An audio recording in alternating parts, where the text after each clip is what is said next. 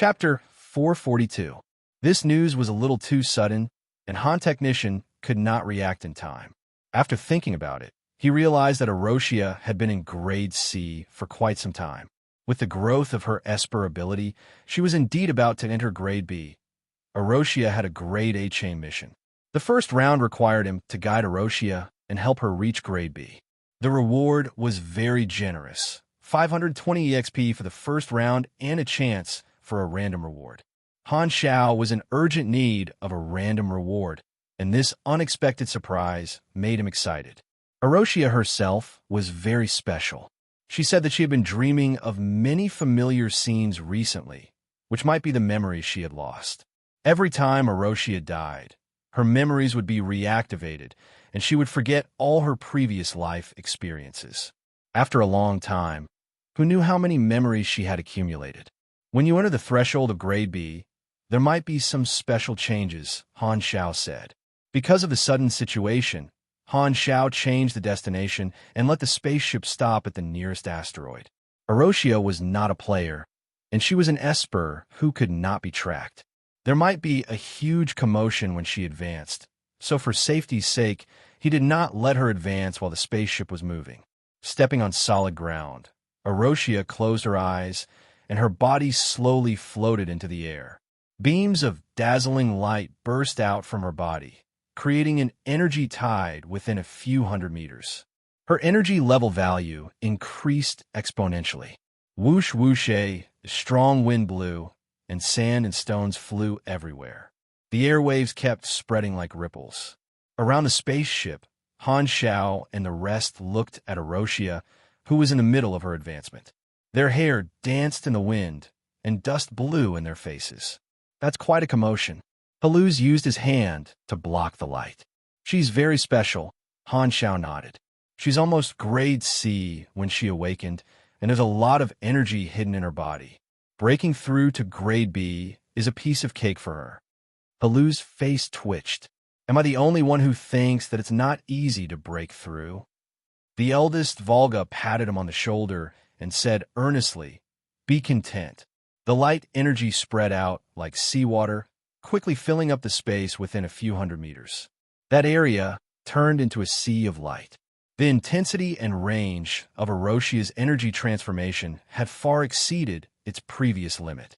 Buzz, buzz, all of a sudden, the radiance stopped spreading and suddenly surged toward the center at a speed several times faster than before. Countless radiance energy surged into the center, producing a rumbling sound that sounded like the whistling of a wind cave.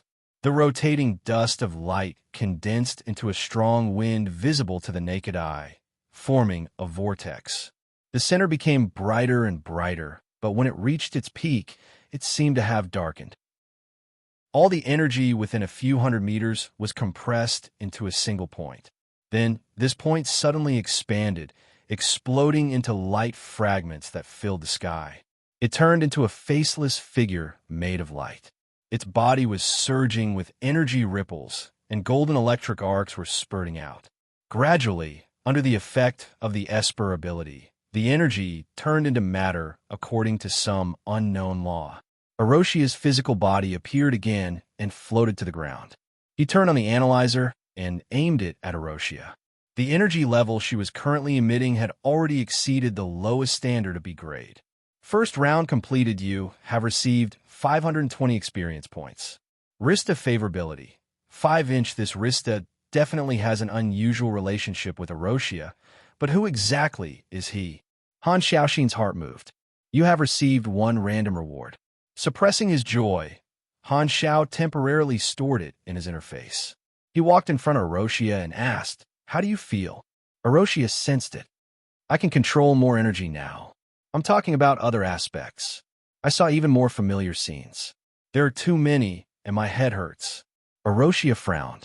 Han Xiao lowered his head and stretched out his hands, rubbing her temples. His fingers gently brushed past her eyebrows, easing her frown and soothing the pain. He asked, "What other feelings do you have?" "I'm not sure.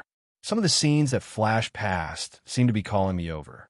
I have a feeling that I should be able to remember some things if I go to those places." Arosia gestured in the air with her fingers. The light energy outlined the scenes in her memories, one after another. Han Zhao's brows twitched. Originally, Arosia was not the least bit curious about losing her memories. However, after reaching B grade, she seemed to have awakened a more human side. A new desire was born, and her emotions were much richer than before. Could it be that as Aroshia's strength increased, her secrets would gradually be revealed? At this moment, a new notification appeared on his interface. Second round mission. According to Aroshia's description, head to the various locations in her memories and help her search for memory fragments. Current progress, 0 reward, 1,030 experience points, 10 Rista favorability. Failure condition, Aroshia's death. The second round is to help her recover a part of her memories. Han Zhao's eyes flashed. Arosia was so special, and her background was definitely not ordinary. If she recovered her memories, it was unknown whether it would be a blessing or a curse. He felt that the current Arosia was already very good. If she recovered her memories, her personality would definitely change, and it would be very difficult to maintain her current state. For a moment, Han Zhao was somewhat hesitant. Perhaps not doing this mission and maintaining the status quo would be the best choice. No matter what, Arosia was a very good companion. Now that she had become the mercenary group's second B-grade officer, she would grow stronger and be of greater use. Including Han Zhao himself, there were a total of 3 B-grade officers. The mercenary group's evaluation in the alliance would increase, and they would have one more powerful helper. However, this should be Aroshia's personal story.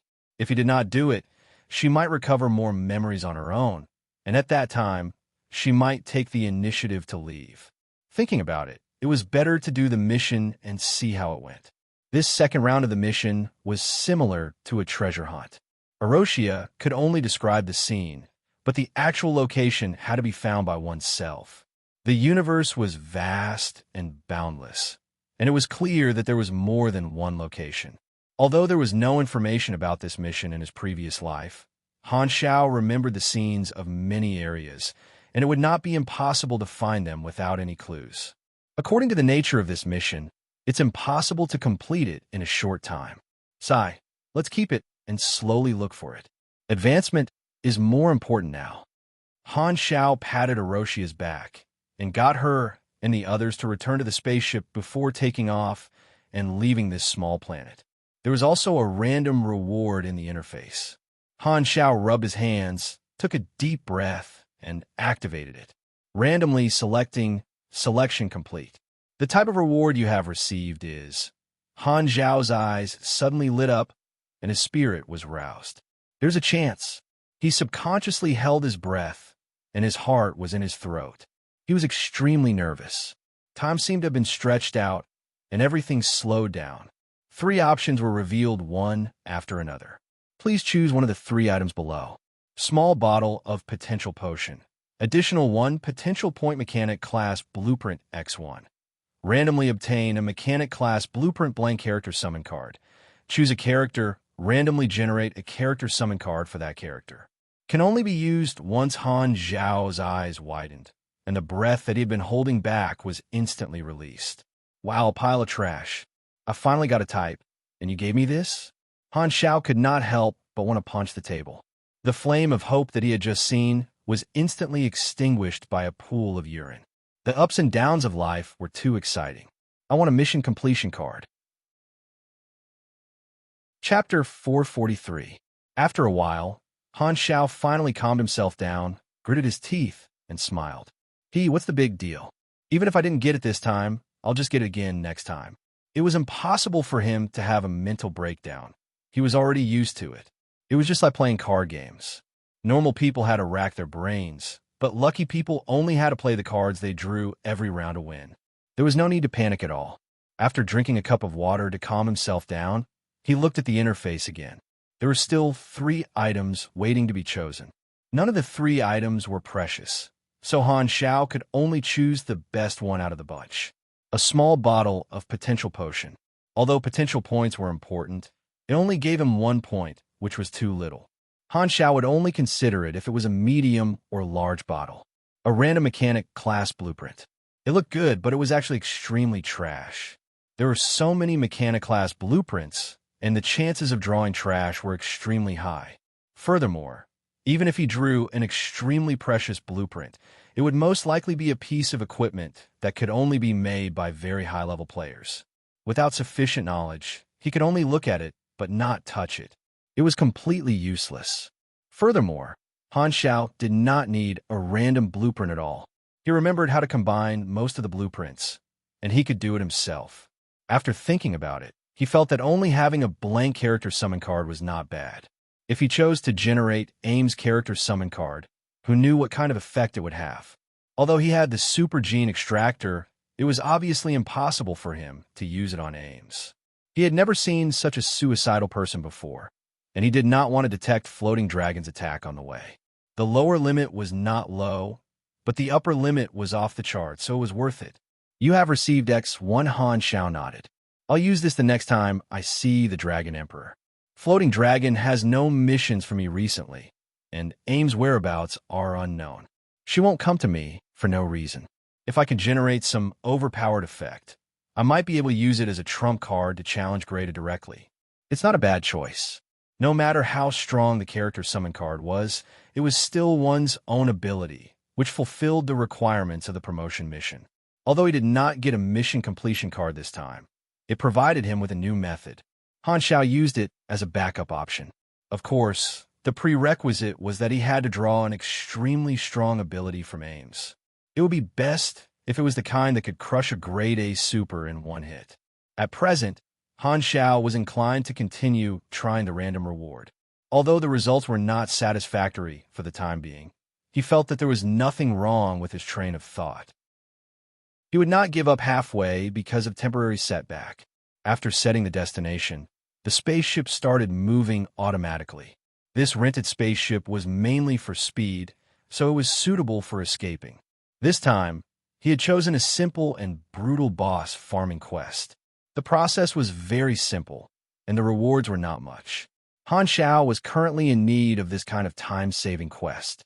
Furthermore, with Aroshia's promotion to B-class, the strength of the party would increase significantly. Fighting a boss of similar level would definitely be much easier. At the same time, in a star field extremely far away from the Shattered Star Ring, a pitch-black spaceship was quietly floating in the universe. The outer shell of this spaceship was extremely smooth and dense, like a black mirror that reflected the scenery of the galaxy. The exterior of the spaceship was fan-shaped from top to bottom, and from the front, it was in the shape of a rhombus. The Prowler-class reconnaissance spaceship was commonly known as the Blacklight Stealth. It was a technological creation of the Radiant Federation, and its stealth, detection, speed, and other equipment were all top-notch. Its technology far exceeded that of most civilizations, and it was extremely expensive to build. In the spaceship black market of the various star fields, the spaceships of the three universal civilizations were the most popular. A second-hand Blacklight Stealth could be sold for tens of millions of anas, and it was a hero in the world of reconnaissance spaceships. In other words, this thing was equivalent to a super high-end luxury sports car. 1/1,000,000th of a millisecond ago, a special wave frequency traveled through quantum entanglement and instantly crossed the distance of countless light years to reach this place. In the spaceship's cockpit, a finger-sized oval transparent glass cover was hanging on the top of the cockpit.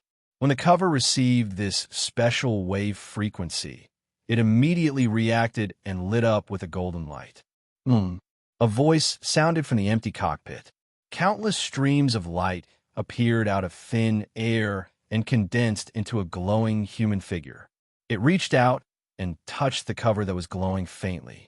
Your energy signature has finally recovered to the level where the sensor can locate you. It turns out that you were thrown into the Shattered Star Ring by the wormhole. I'll find you very soon. Wait for me. In the blink of an eye, this Blacklight Stealth turned into a stream of light and disappeared. It only needed a few microseconds of warming up before it could warp instantly. It was extremely agile and almost impossible to capture. After Fu Ding left with the Black Star Mercenary, it caused quite a stir in the entertainment industry. The news of Morningstar giving up his singing career at the height of his career caused an uproar. Although the reporters and media did not know the inside story from Phaidon, they were still imagining things. The news of revealing the inside story spread quickly, shocking Morningstar's fans and causing a heated discussion. However, these entertainment news and the mercenary industry were two completely different worlds, so Han Xiao did not care.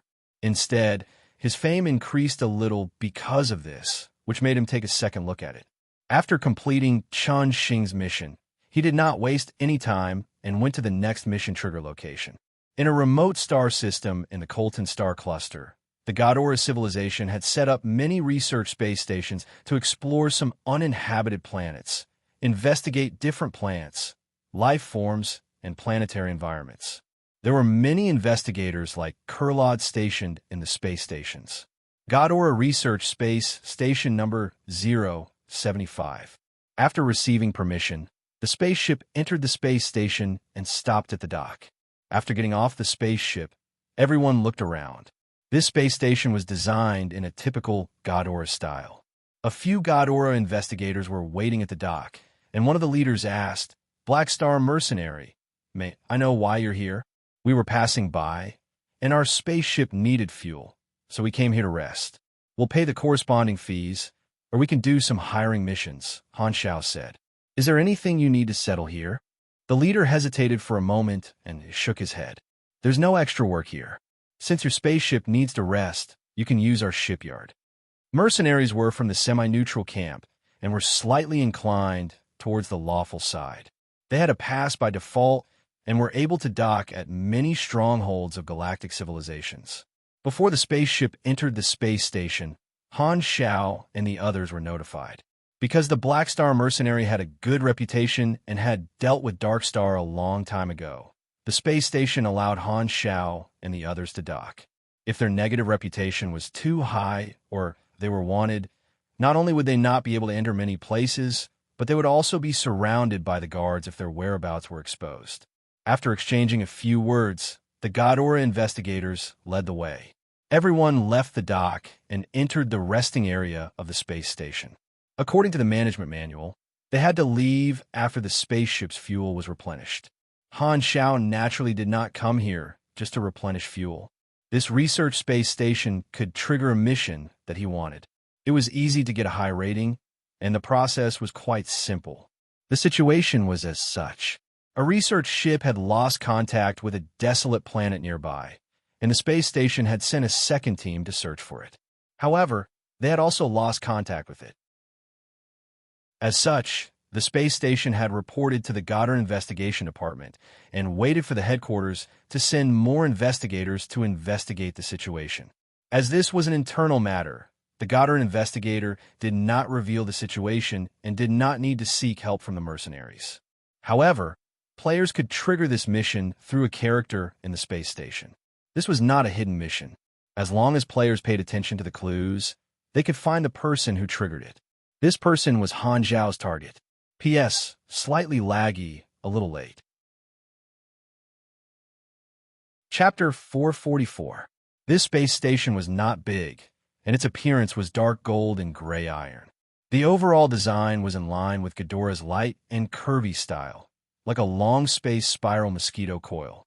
Of course, there was also an indescribable sense of déjà vu. In short, it was curved. Unlike most technological civilizations that paid attention to precision and simplicity, the internal structure of the space station was more complicated. If one did not check the map on the equipment in the corridor, they might even get lost.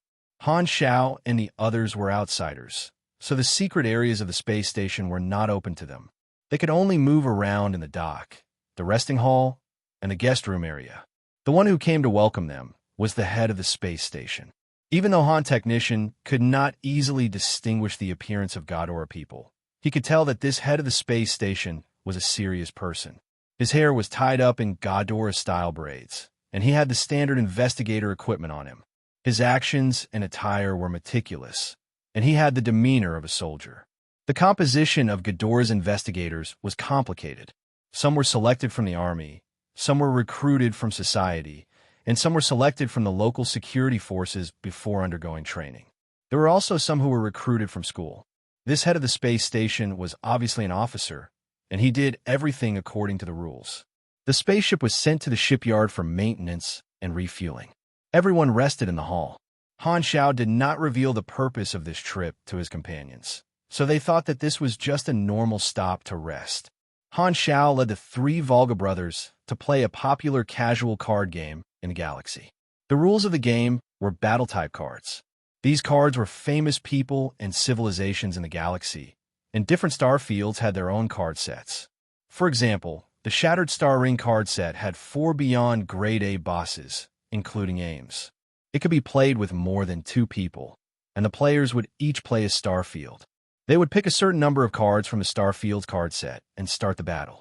These cards were also divided into different functions: civilization card, expert card, exploration card, power card, ability card, history card, mercenary card, wealth card, treasure card, spaceship card, monster card, and so on. It was very popular in the galaxy, and its position in the hearts of the galactic residents was similar to poker cards. Apart from a standard gameplay of playing a star region, there were many other variations. In his previous life, there were many casual players who liked to play these cards. They could even understand the power structure of different star fields from these cards. This set of cards was created by an interstellar business chain. Every once in a while, the cards would be updated, adding some new famous people as cards, or some dead people would be moved into the discarded card deck. It could almost be used as a list of famous people in various regions. Recently, Haluz and the others have been obsessed with this card. In the previous update, a few cards have been added to the Shattered Star Ring card deck, and the Black Star Mercenary Group had been added as a new card for the Mercenary card. The Mercenary card was a neutral troop type.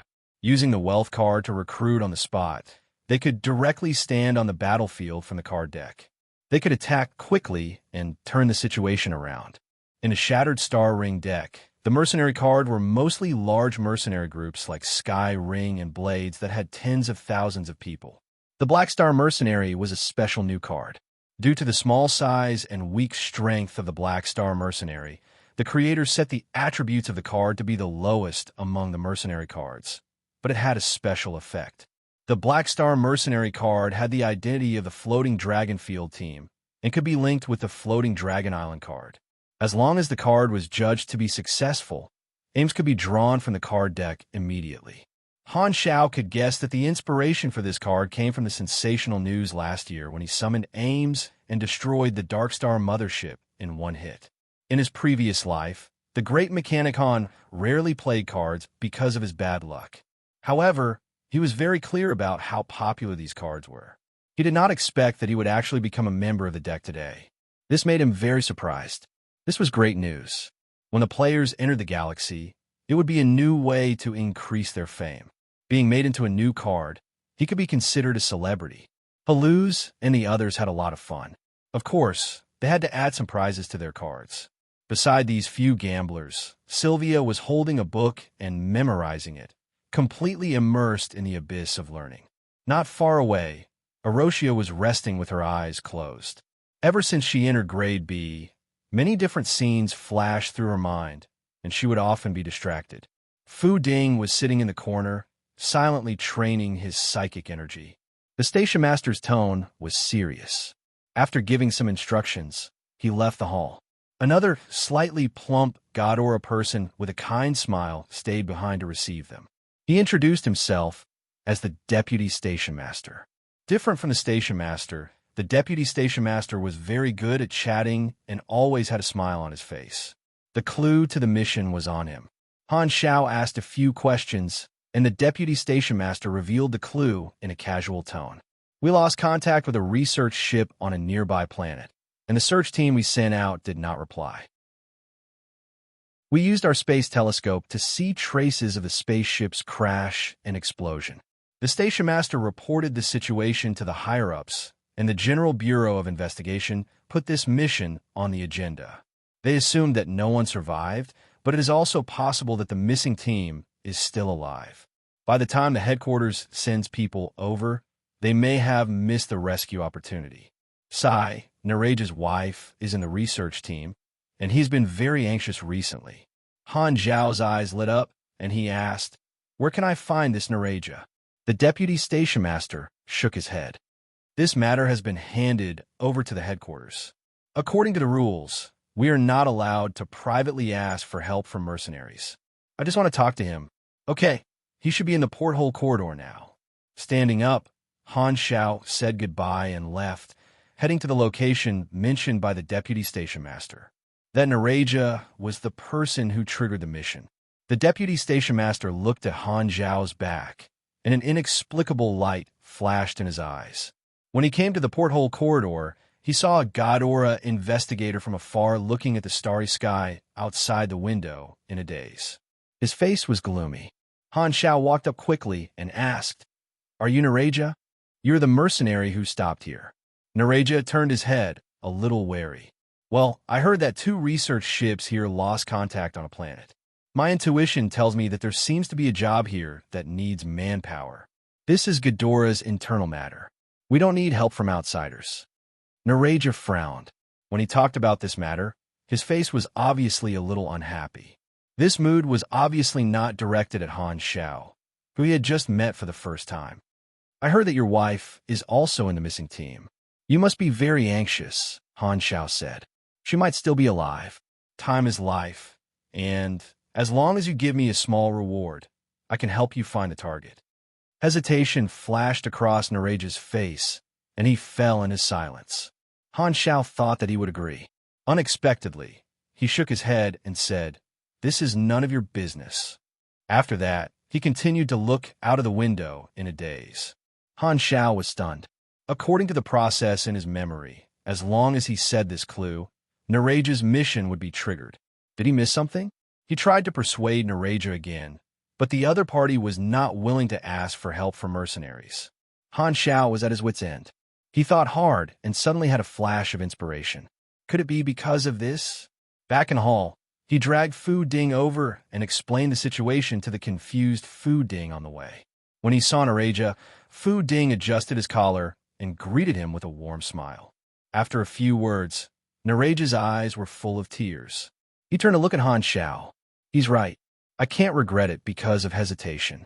Mercenary, I want to entrust you to find my wife.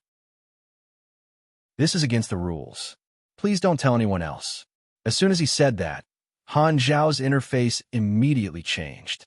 "You have triggered a mission. Mission introduction. You have accepted Nareja's request and are prepared to go to a desolate planet to find the missing investigation team. Mission requirements. Go to the target planet to investigate the reason for the disappearance of the spaceship and find the missing investigation team. Note, your investigation results will affect the final mission evaluation.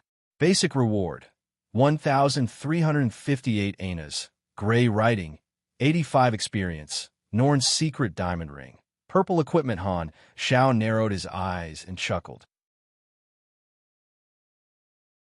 Chapter 445. Han Technician had evolved his race once and optimized his genes. Naturally, he had good looks. Sometimes, when he looked in the mirror, he would be amazed by his handsomeness. However, charm was more like affinity. It affected the initial favorability and hidden options when interacting with other characters. The effects of some skills also depended on charm, such as summoning and beast-taming skills. If one did not have enough affinity, others might refuse to communicate with them. In his previous life, the players in this mission definitely had enough charm, so they did not encounter any obstacles. With Han Zhao's rich experience, if the mission in his memory could not be triggered according to the process, it was most likely that the hidden prerequisites were not met. Charm was a more common requirement. However, Han Xiao would not go for charm. He was not lacking in missions, and what was the use of being friendly? He had to be strong. Fu Ding was indeed the main character. He managed to convince Nareja as soon as he appeared. This mission was not difficult. He only needed to go to the target planet to investigate.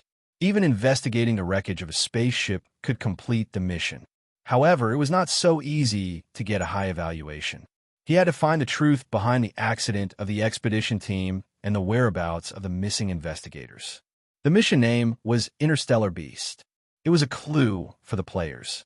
Finding Naraja's wife was naturally one of the ways to increase his evaluation. If she was alive, he had to see her. If she was dead, he had to see her corpse. In the mission reward, the monetary reward was written in gray. It was locked by default. This meant that no matter how high the evaluation was, there would not be any additional monetary reward. Naraja only had that much money. I triggered this mission a few years earlier than in my previous life. There should be some differences in the process. There are many uncertainties, but the key point should not have changed. Han Xiao thought to himself. In his previous life, when the players accepted the mission, the background was different. At that time, Ghidorah's headquarters had already sent an investigation team. More than once, but all of them went missing. However, before they went missing, they sent back some new information. It said that the planet was shrouded in a strange magnetic field that could disrupt most conventional communications. Therefore, all the investigation teams that landed lost contact. Only the space telescope and the space station could see traces of the spaceship crash. From this, it could be inferred that the investigation team must have met with other accidents before they landed. Due to natural factors, this incident did not attract much attention from the General Bureau of Investigation. The headquarters was responsible for investigating an entire system and had a backlog of countless tasks. They were very busy, and only the most important cases would be handed over to the real person through the AI system. The incident handling AI system at the headquarters arranged the order according to the importance of the mission, so this mission was placed on a regular itinerary. After another investigation team was lost, they assumed that all the investigators were dead and stopped the field exploration of the planet. Instead, they let the astronomical observatory study the planet's environment first. Thus, the investigation was temporarily put on hold. When the players arrived, this problem was solved. No one was more suitable for exploration than the players who could not die. It was worth mentioning that the deputy station chief that Han Xiao met at this time had already been promoted to station chief at that time, and he was still the one who revealed the clues of the mission. Until now, these clues that should have been known had not been revealed yet. Fortunately, Han Xiao remembered, otherwise he would have been in danger. He guessed that if these clues were brought back, they would be counted into the mission evaluation. Naraja took out his communicator and sent a lot of documents. His face was solemn. These are the coordinates of that planet and the crash site of the spaceship. My wife is called Lenny. This is her picture. Please find her. Got it. Han Xiao nodded and pulled Fu Ding back to the hall. The spaceship was refueled, and the station chief appeared again. This time, he expressed his intention to send the guests off. Han Xiao received the mission he wanted and did not stay for long. He brought everyone onto the spaceship and told them about the mission. You actually accepted a private mission. This is Ghidorah's internal affairs. We interfered without permission. Won't Ghidorah have any objections? Haluz hesitated. That planet doesn't belong to Ghidorah. Who said we can't go? Han Xiao shrugged and entered the coordinates of the planet. It showed that it was a nameless planet. This planet had not been fully investigated, so there was no official name in the database. This was also one of the differences from his previous life. The universe was vast. To this day, there were still many planets that had not been discovered. Those numbered resource planets were all recorded in the database after field investigations. This planet was obviously a mysterious one that had not been explored. In the dark universe, the tail of the spaceship spat out blue flames as it headed toward its destination. It accelerated to the maximum before turning into a stream of light and disappearing among the stars. A few days later, the porthole showed a small, gray planet. There was no vegetation, and it was barren. There were no stars nearby, so the sun could not be seen on this planet. The surface temperature was extremely cold, but there were some traces of volcanic activity, so it should not have reached absolute zero. The environment of this planet was obviously not suitable for most life forms to survive. Put on the protective suit. Once exposed to the air, your body will be damaged. As he said that, Han Xiao put on the Void Dragon mechanical suit and adjusted the internal temperature to maintain a constant temperature. This bit of energy consumption was not worth mentioning for the portable nuclear fission reactor. Although it was powered by nuclear energy, the radiation was blocked by the special shell of the reactor. Of course, even if it leaked out, with Han Zhao's current endurance, he would definitely pass the test. The nuclear radiation would not hurt him. At most, he would receive a temporary debuff that lowered some of his attributes. Haluz took out a spare amphiptera that Han Zhao had lent him and stuffed himself inside. He sighed. Sigh. If only the commander-class armor my brother gave me was still here. Han Zhao extended his hand and said expressionlessly, "Return it to me if you're not wearing it. Don't be so stingy." Haluz laughed and hurriedly put on the mechanical suit. Arosia did not need the mechanical suit to protect her. As long as she turned into energy, she would be able to ignore the harsh natural conditions. For this mission, Han Zhao only called Haluz and Arosia. The rest of them stayed on the spaceship. They were not strong enough, so they would be a burden. Because the magnetic field of the planet could block communication, Han Zhao made the spaceship stop outside the atmosphere and agreed on a time to pick them up. The three of them then used the small aircraft on the spaceship to land on the planet. The spaceship entered the edge of the atmosphere.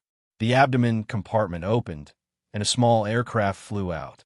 This was the Dragon Butterfly reconnaissance aircraft, the model used by the Dragon Guards. Han Zhao had learned this blueprint a long time ago. After the aircraft was released, the spaceship immediately rose and left the atmosphere. Inside the aircraft, Han Zhao sat in the pilot seat and operated the control panel with ease. The other two sat in the passenger seat behind him. Let's go. The area where the Ghidorah expedition team fell is right below. The magnetic field affected the radar, but Han Zhao had already calibrated the location when he was on the spaceship. Their destination was right below. As soon as he pulled the control lever, the anti-gravity nozzle at the bottom of the aircraft lit up and quickly descended. The surroundings were pitch black, and it was difficult to see anything. This kind of planet that was not illuminated by the light of a star existed in every corner of the universe like a ghost. Han Zhao switched to the optical spectrum of the aircraft, and his vision finally lit up. He was able to see the environment around him. At the same time, everything in this optical spectrum was covered in a layer of light red.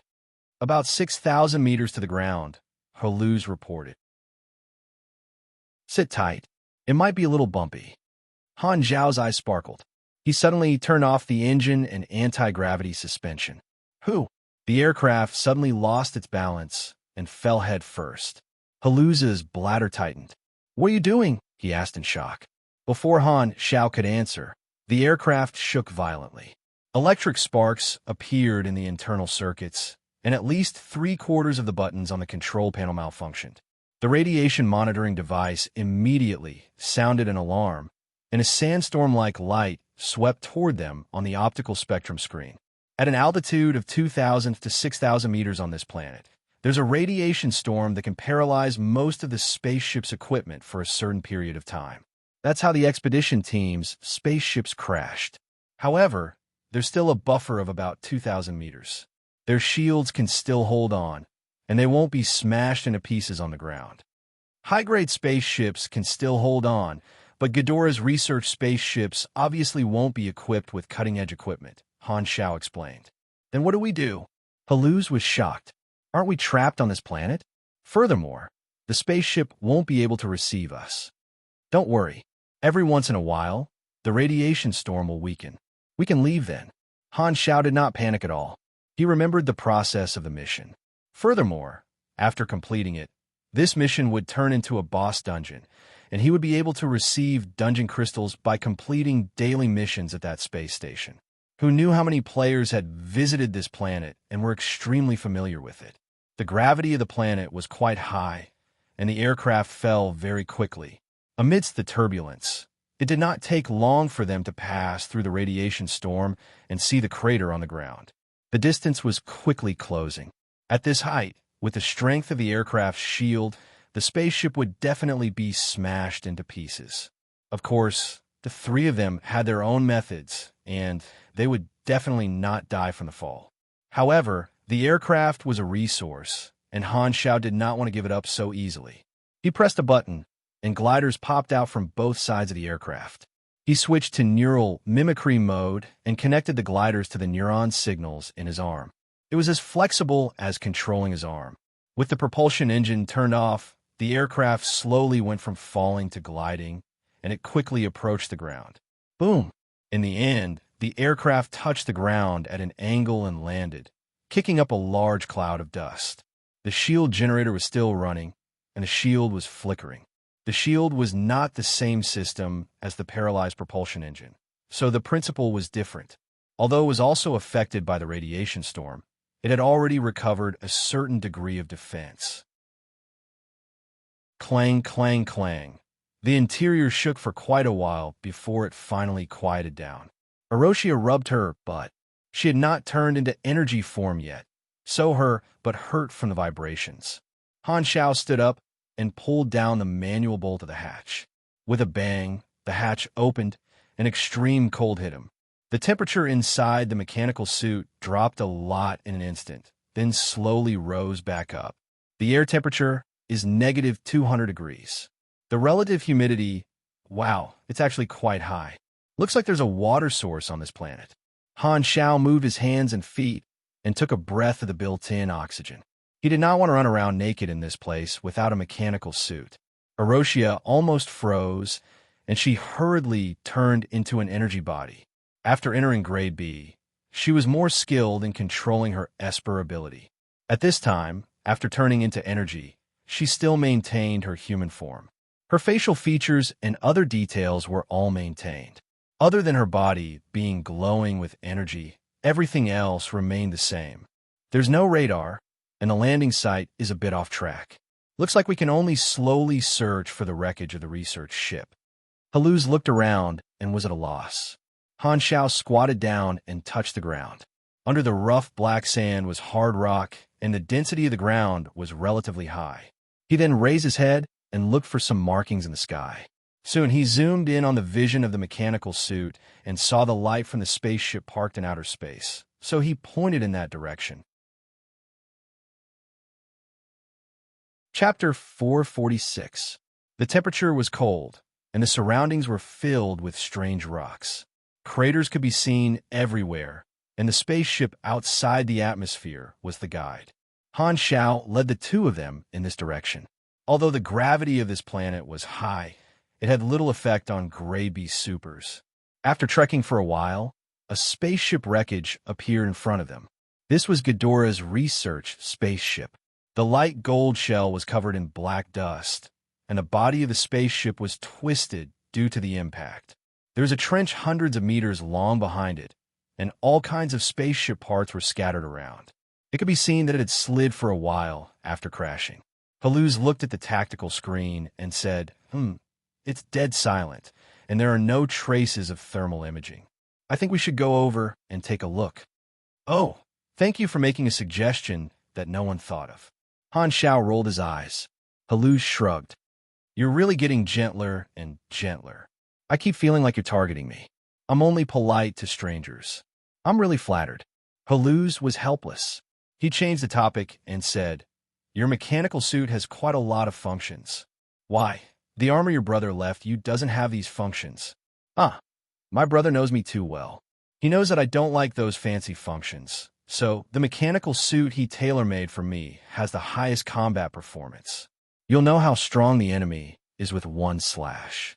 There's nothing to analyze, Haluz said. Speaking of which, those people at home took my armor and studied it for a year. I even gave them my brother's notebook, so they should have some results. How about we find time to go back and get the armor? Han Xiao sounded surprised. You can actually come up with a reliable suggestion. I didn't expect that. Haluz was speechless. He really wanted to draw his sword, but he had to maintain his smile. The three of them came to the wreckage. This was a small research spaceship that was divided into several levels of cabins. It was more than 10 meters tall, and more details were revealed in front of them. There was a large hole on the side of the ship, and the cabin door was still closed. Han Xiao looked around the cabin. It was pitch black inside, and there was no light. It seemed like the system was basically paralyzed. Let's go in and see if there are any survivors or corpses, Haluz said. Han Xiao said. Although he remembered the situation of the mission, it was not the right time. He did not know if there were any subtle changes. After walking around the cabin, there was no one. Han Xiao switched to the tracking interface and found some messy footprints. Extracting the latest traces, he found that these people had not left the spaceship. There were also traces of human bodies being dragged on the floor of some rooms. Well, it's obvious that the shield didn't protect them completely.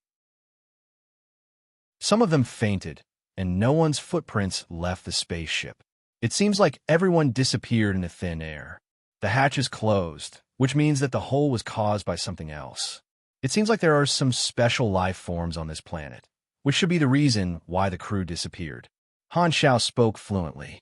He walked around the scene and did a simple investigation. The situation was not much different from the mission in his previous life. He immediately felt relieved. Ever since his intelligence attribute increased, he found that his memory had also increased. Some of the originally blurry memories had become clearer. The evaluation of the mission depended on the results of the investigation. So although Han Xiao knew where the boss was, he was not in a hurry to go there. He went to the main control room of the spaceship, found the AI system, and manually rebooted the spaceship system. The spaceship shook violently, and all the rooms inside lit up. Reboot complete. Self-check in progress. Damage rate 72%. Most of the equipment is paralyzed. Fuel leaked. Energy remaining at 3%. Activating advanced energy-saving mode. Han Xiao pressed a few buttons.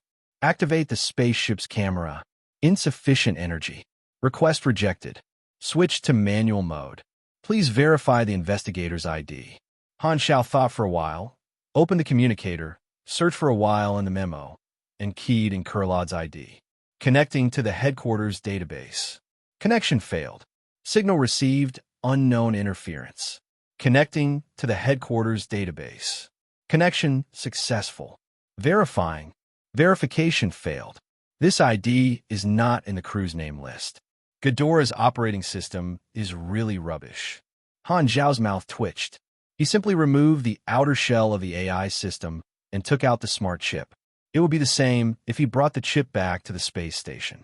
Removing the various cores of the spaceship could improve his evaluation if he brought them back. Then, the three of them walked out of the cabin. There were no more valuable clues inside. Haluz hesitated. If the crew was captured by some kind of creature, but there are no traces of any creature walking outside, so that unknown creature can fly, right? How are we going to find it? Han Xiao touched the edge of the hole. There was a layer of ice here. He said, the rest of the spaceship is not frozen, only here. The water vapor is from that creature. The temperature here is so low. If there's a water source, it should be a geothermal hot spring. It might be underground. This creature probably used it as its nest. Haluz's eyes lit up. Those investigators might still be alive? I don't know, Han Xiao said perfunctorily. There's another spaceship wreckage nearby. Let's go take a look. Soon, they found the wreckage of the second research spaceship. It was also empty, but the traces this time were different. There were messy footprints outside the spaceship, and there were even traces of a battle. This spaceship belonged to the second batch of investigators. They were stronger, so they still had the strength to resist after falling. However, the result was obvious. They were all defeated. There are more traces of ice on the ground, but there is no blood. No one should have died. There are very few traces of a battle. Obviously, this group of investigators did not have the strength to fight back. After looking at the clues, Han Xiao removed all the cores of the spaceship with ease. He then said, "Let's go. I think I know where that creature is." Following the route in his memory, Han Xiao led the two of them forward quickly without stopping. The normal way was to collect more traces nearby to find the boss's nest, but there was also the possibility that they could not find it. If that was the case, the mission rating would not be high. In his previous life, there were more spaceship wreckages, which meant that there were more clues. Now, the number of clues was several times less, which was more disadvantageous. However, he did not need to go through so much trouble and directly went to the location in his memory. Soon, they found a hidden cave at the bottom of a crater. There were traces of excavation. The cave was about 4 to 5 meters wide and was not too narrow. The passage slanted downward. The three of them slid down the passage for a while and finally stepped on the ground.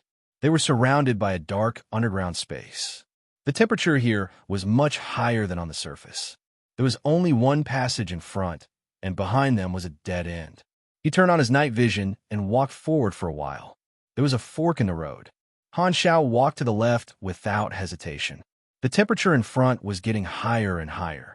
Peluz tentatively took off his helmet and felt it. He said, "This temperature is quite comfortable. We're almost there. Get ready for battle," Han Xiao said. The three of them walked to the end of the passageway. There was an underground lake here. The lake water was boiling and bubbling, and a thick mist filled the lake. This lake was like a hot spring. There should be a geothermal area below to form this hot spring. At this moment, there was a scream from the hot spring. "Who are you?" A naked god or a person popped her head out of the hot spring with a surprised expression. Water flowed down her curvy body. This was a woman. Peluz looked down, then up, back, and forth a few times. Suddenly, he realized something. "You're Lenny. You know me?" The female Godora was shocked. She was Narage's wife. "We're mercenaries. We accepted your husband's request to come and rescue you. Where are the others?" Peluz asked. "That's great. Finally, someone came to rescue us. The others are..." Lenny's face was filled with joy, but her expression suddenly changed. She said in a hurried tone, "Don't just stand there. It's coming out." As soon as she said that, a small whirlpool formed in the middle of the hot spring lake. Something big was floating on the surface.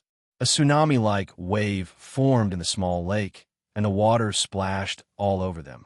Boom! The waves flipped, and a strange creature jumped out of the lake. It floated in the air and turned toward the three of them on the shore. "What is this?" Peluz's eyes widened. Interstellar beast, a cosmic creature born among the stars. It can fly in the universe with its physical body and use the gravity of the planet to increase its speed to the standard of a spaceship. Although it can't warp and often has to fly alone for thousands of years, the lifespan of an interstellar beast is almost infinite. They can continuously transform and renew the cells in their body. It's very rare.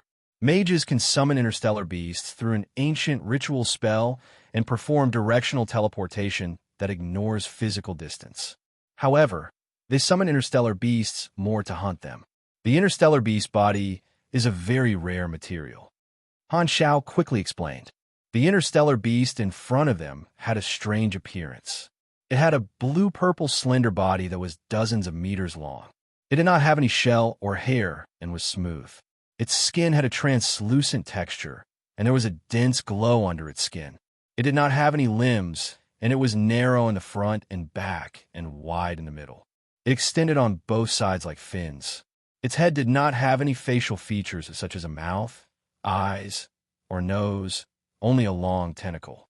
At the tip of the tentacle was a crystal. Its appearance was somewhat similar to an aquatic creature.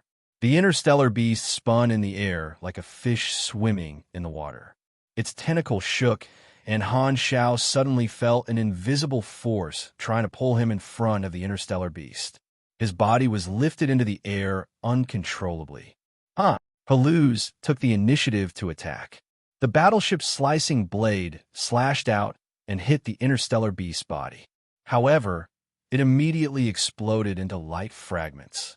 The interstellar beast was not injured at all. It was not even pushed back at all. An interstellar creature that can travel through the universe with its physical body. Don't expect to be able to hurt it easily. Han Xiao took out his electromagnetic gun and fired. The bullet bounced off the interstellar beast's body, and the lowest damage one appeared. The interface immediately showed the interstellar beast's attributes.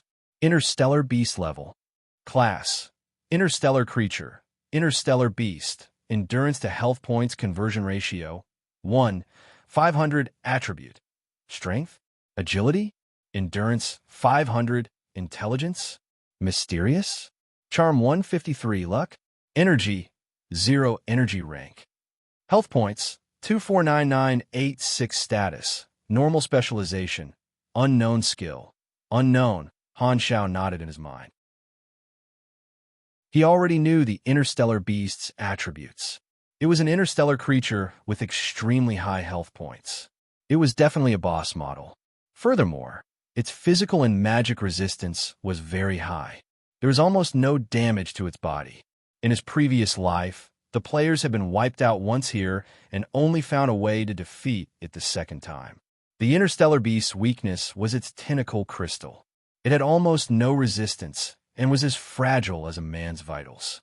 Basically, every hit could cause real damage.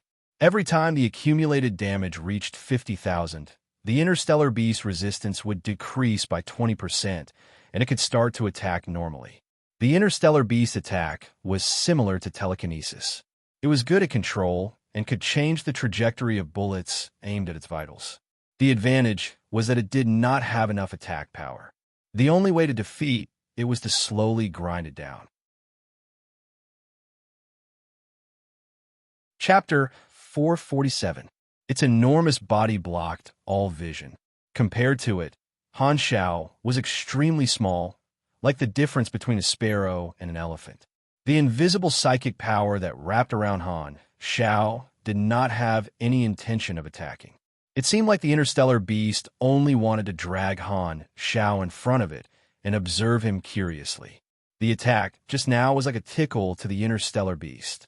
In midair, 2 rows of propulsion nozzles appeared on the back of Han Xiao's mechanical suit.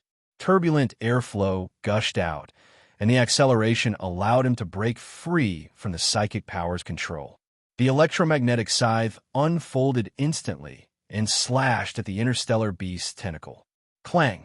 The scythe slashed on the crystal and created dazzling sparks. The interstellar beast's tentacle suddenly shrunk and its body wrinkled. Its vital part was hit, and its posture was distorted. This slash dealt almost 1,000 points of damage. Compared to its tough body, the tentacle had almost no resistance. Suddenly, the light on the interstellar beast's tentacle suddenly increased by dozens of times, like a flash bomb that exploded out of nowhere. It was extremely dazzling and filled the entire underground cave. Han Xiao and Herlu's mechanical suit's vision turned white. Before they could adjust, a huge force suddenly hit them. The 2 of them were pushed away, and their backs slammed into the cave wall. Boom! The shockwave caused by the psychic power explosion reverberated in the cave. The lake and the cave shook. Countless rocks fell into the overturned underground hot spring, creating splashes. Look, it's angry. Han Xiao twisted his neck and chuckled. The wrist armor revealed tubes that were flashing with blue light. Compressed orbs shot out and quickly turned into cannons. Bang!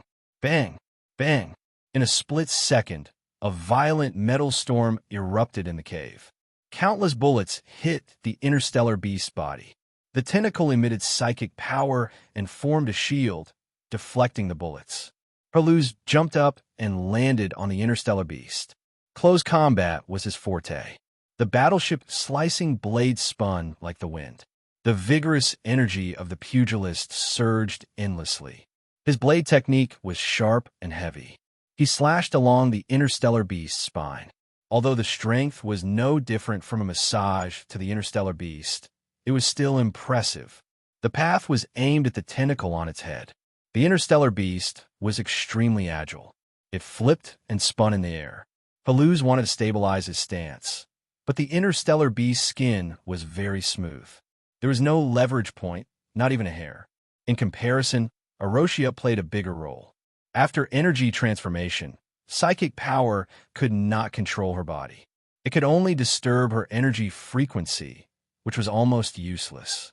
She easily flew to the top of the interstellar beast's head and gently held the interstellar beast's tentacle. But in the next moment, the highly compressed energy in her palm exploded with a dazzling light. Boom! Boom! The explosions did not stop. The interstellar beast was convulsing from the explosions. Just think about it. When your vitals were hit by a boxer like a sandbag, the feeling was indescribable. Han Xiao felt pain just looking at it. If it were not for the fact that the interstellar beast did not have any organs to make sounds, he was sure that this interstellar beast cries would be very ecstatic. You're practically breaking my dick. After Erosia entered Grade B, the strength of her Esper ability skyrocketed. Now that she was the #1 damage dealer, she was very useful. The three of them surrounded the interstellar beast and fought passionately. Psychic power kept exploding. Bullets rained down, sabers slashed, and energy blasts chased after the enormous interstellar beast and exploded into balls of light. Walala!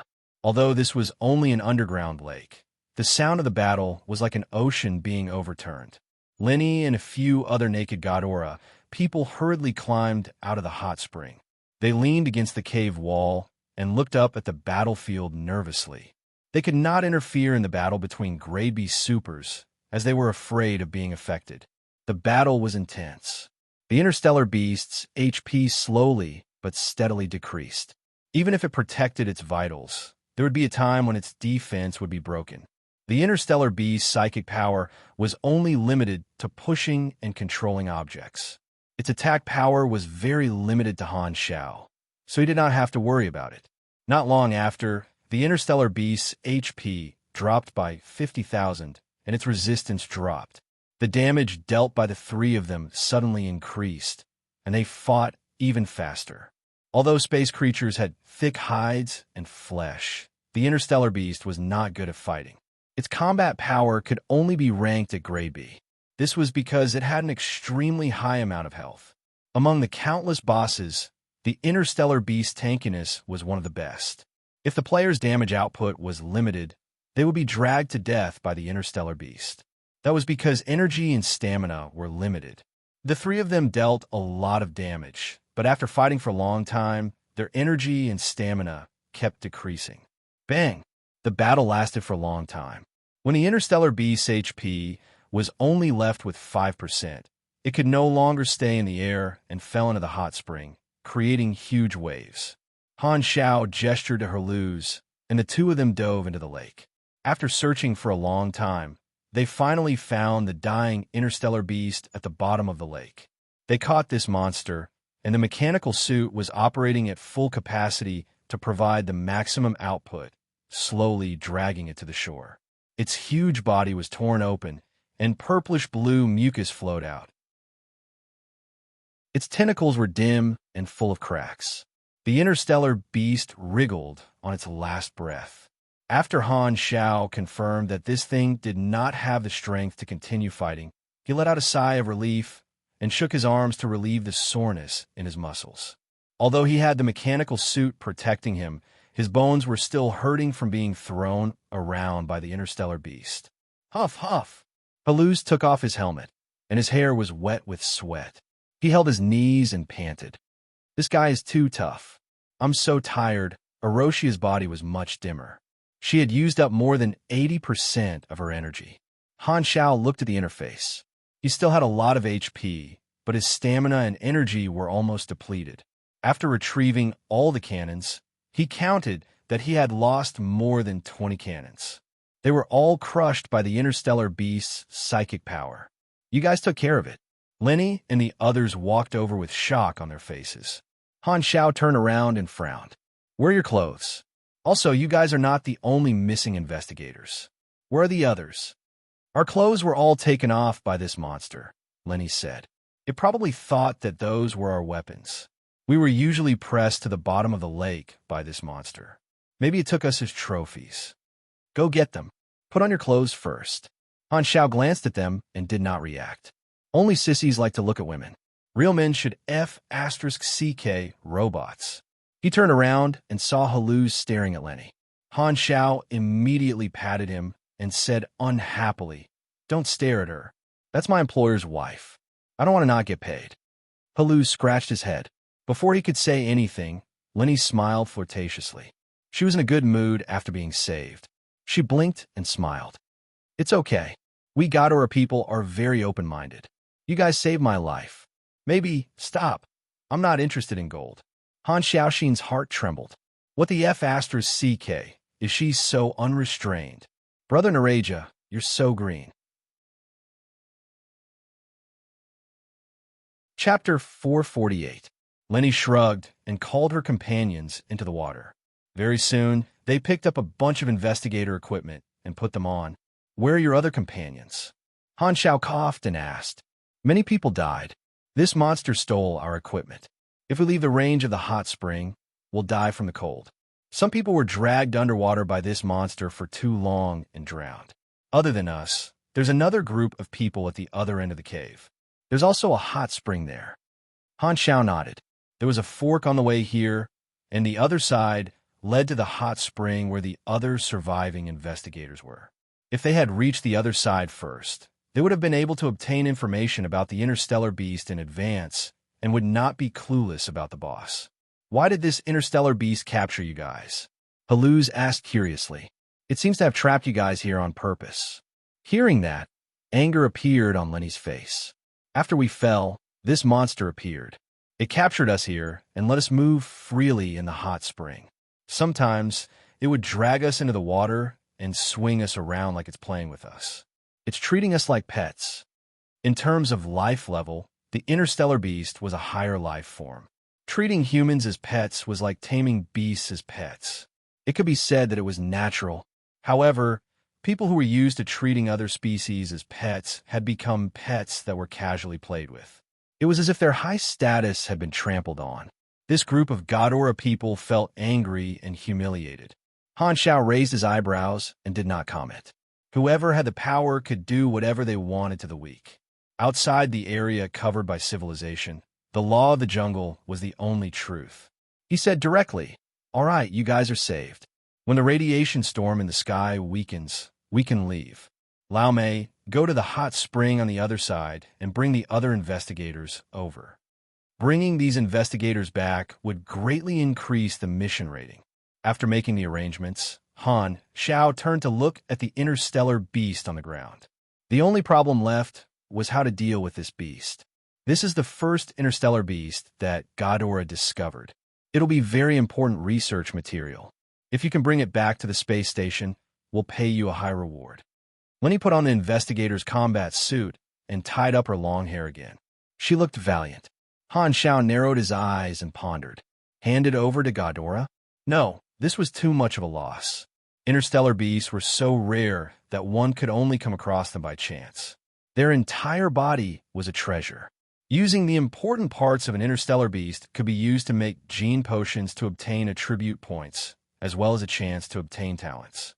Furthermore, killing them could also trigger a legendary level milestone. Most importantly, crushing the interstellar beast's crystal into powder could create a special potion. The effect was useless to players, but it was extremely precious. It could even be used as a hard currency to exchange for any resources from NPCs. This kind of medicine only had one effect, and that was to obtain a part of the interstellar beast's ability to adjust its metabolism. In short, this thing can increase one's lifespan. Han Xiao had always been worried about this. The first few versions of Galaxy were still fine, but the later versions took longer and longer, easily reaching hundreds or even thousands of years. The lifespan of a super was many times that of an ordinary person, but in the thousands of years of history of a civilization, it was still like a blooming epiphyllum.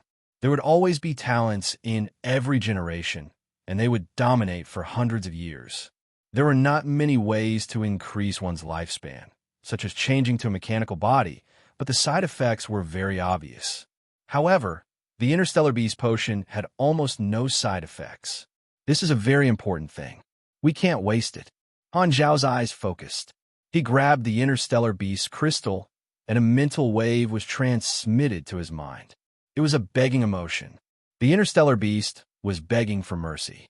Han Xiao ignored it. The surging gray light of void impact extended along his arm and exploded in his palm. Boom! The heavily damaged crystal shattered into pieces and fell into Han Zhao's hand. The purplish-blue color under the interstellar beast's skin quickly dimmed, and life disappeared from the body of this interstellar beast. This crystal was the life core of the interstellar beast, and it was also the most important material. You have killed an interstellar beast. Legendary Hunter, milestone activated. Current progress, 1/5 killed 5 special creatures. This was a legendary milestone. After completing it, one would obtain the corresponding legendary points. The special creatures here referred to all kinds of special and rare creatures, including interstellar beasts. Also, they had to be at the level of a boss template of a certain level and had to be unique. Bosses that appeared in dungeons did not count, which meant that one had to complete the first kill. Luckily, there were many kinds of monsters in Galaxy. Even the version that Han Xiao was in his previous life. Countless players had explored for many years, but there were still occasional first kills. Of course, every time, it was a fierce competition. After all, new species were always born in the universe. Some special legendary points could unlock some corresponding plots. Legendary Hunter was such a legendary point, similar to a title. Han Xiao put away the crystal, took out his scythe, and cut the interstellar beast body. He quickly collected all the important parts. The interstellar beast body did not rot easily and could be preserved for a long time. Very soon, this interstellar beast body was left with its stomach cut open. Sigh. Lenny's face was filled with pity, but he did not have any objections. This beast was Han Zhao's trophy anyway, so he could do whatever he wanted with it. At this time, Haluz finally arrived with the other investigators. These Ghidorah people were all pleasantly surprised. They were singing in the hot spring when they were suddenly rescued by mercenaries. It was like a dream. Looking at the interstellar beast's body, the new investigators looked at Han Xiao with surprise. They had suffered a lot in the hands of this monster and knew how powerful it was. Everyone's here. Let's go, Han Xiao said. Back on the surface, Han Xiao used the device to measure the radiation density. After waiting for a few days, the temporary weakening period of the radiation storm finally arrived. He hurriedly called everyone to board the aircraft and flew into the sky. The aircraft itself could only carry about 10 people, but there were more than 10 investigators. They were all squeezed together in the cabin. They successfully passed through the storm area, and the spaceship came to pick them up. Both parties docked, and everyone returned to the spaceship. All the investigators hugged each other warmly and were overjoyed to have escaped death. Han Xiao was concerned about the mission, so he did not waste any time. He set the return route and set off immediately. A few days later, the spaceship returned to the space station again. This time, it applied to dock, indicating that the missing investigators had been rescued. Everyone in the space station was shocked. The space station immediately opened the port. Unlike the cold treatment last time, the attitude of the space station changed drastically this time. Everyone was warmly welcomed. The spaceship stopped at the port. As soon as the cabin opened, Han Xiao saw a crowd gathered at the dock. Almost all the members of the space station were there, and the station master was right at the front. This meticulous officer had surprise and joy on his face. Chapter 449. My dear. Naraja squeezed out of the crowd and opened his arms excitedly. When Lenny saw her husband, she smiled and jumped into Naraja's arms. She kissed him on the forehead and kissed him passionately. She hung around Naraja's neck like a koala bear. She was so passionate that it looked like she was going to grow up in the next second. Han Zhao's eyes hurt. He recalled the time when he had caught Kurlad and stripped him naked. He had a strong back, a bear's waist, and a small bird. No wonder Ghidorah had so many mixed bloods. The other surviving investigators jumped off the spaceship and hugged their friends, talking and laughing. Han Xiao walked down the gangway and was greeted by the station chief. He was surprised. Blackstar, you guys are... Obviously, the station chief did not know that Naraja had hired mercenaries in private. Transferring internal affairs to mercenaries without permission was a violation of Ghidorah's regulations. Depending on the severity of the case, punishment would be given. It would be recorded in the work record and affect one's promotion and future.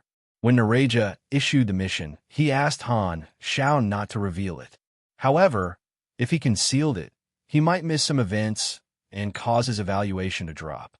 Therefore, Han Xiao did not follow his instructions and told Lenny and the others. The rescued Ghidorah investigators naturally understood this regulation. After discussing it in private on the spaceship, they decided to conceal the identity of their employer. After all, Naraja had risked his life to hire someone to save them.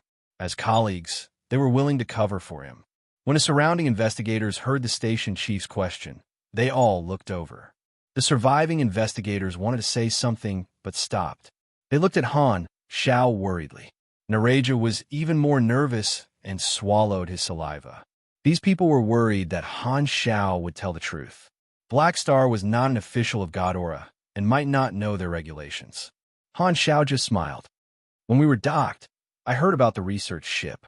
I am a mercenary and will not let go of any opportunity to make money. Mr. Station Chief, my services are not free. Maybe you should pay a reasonable price for my labor. Hearing that, Naraja heaved a sigh of relief. The other investigators were also relieved. They looked at Han Xiao gratefully.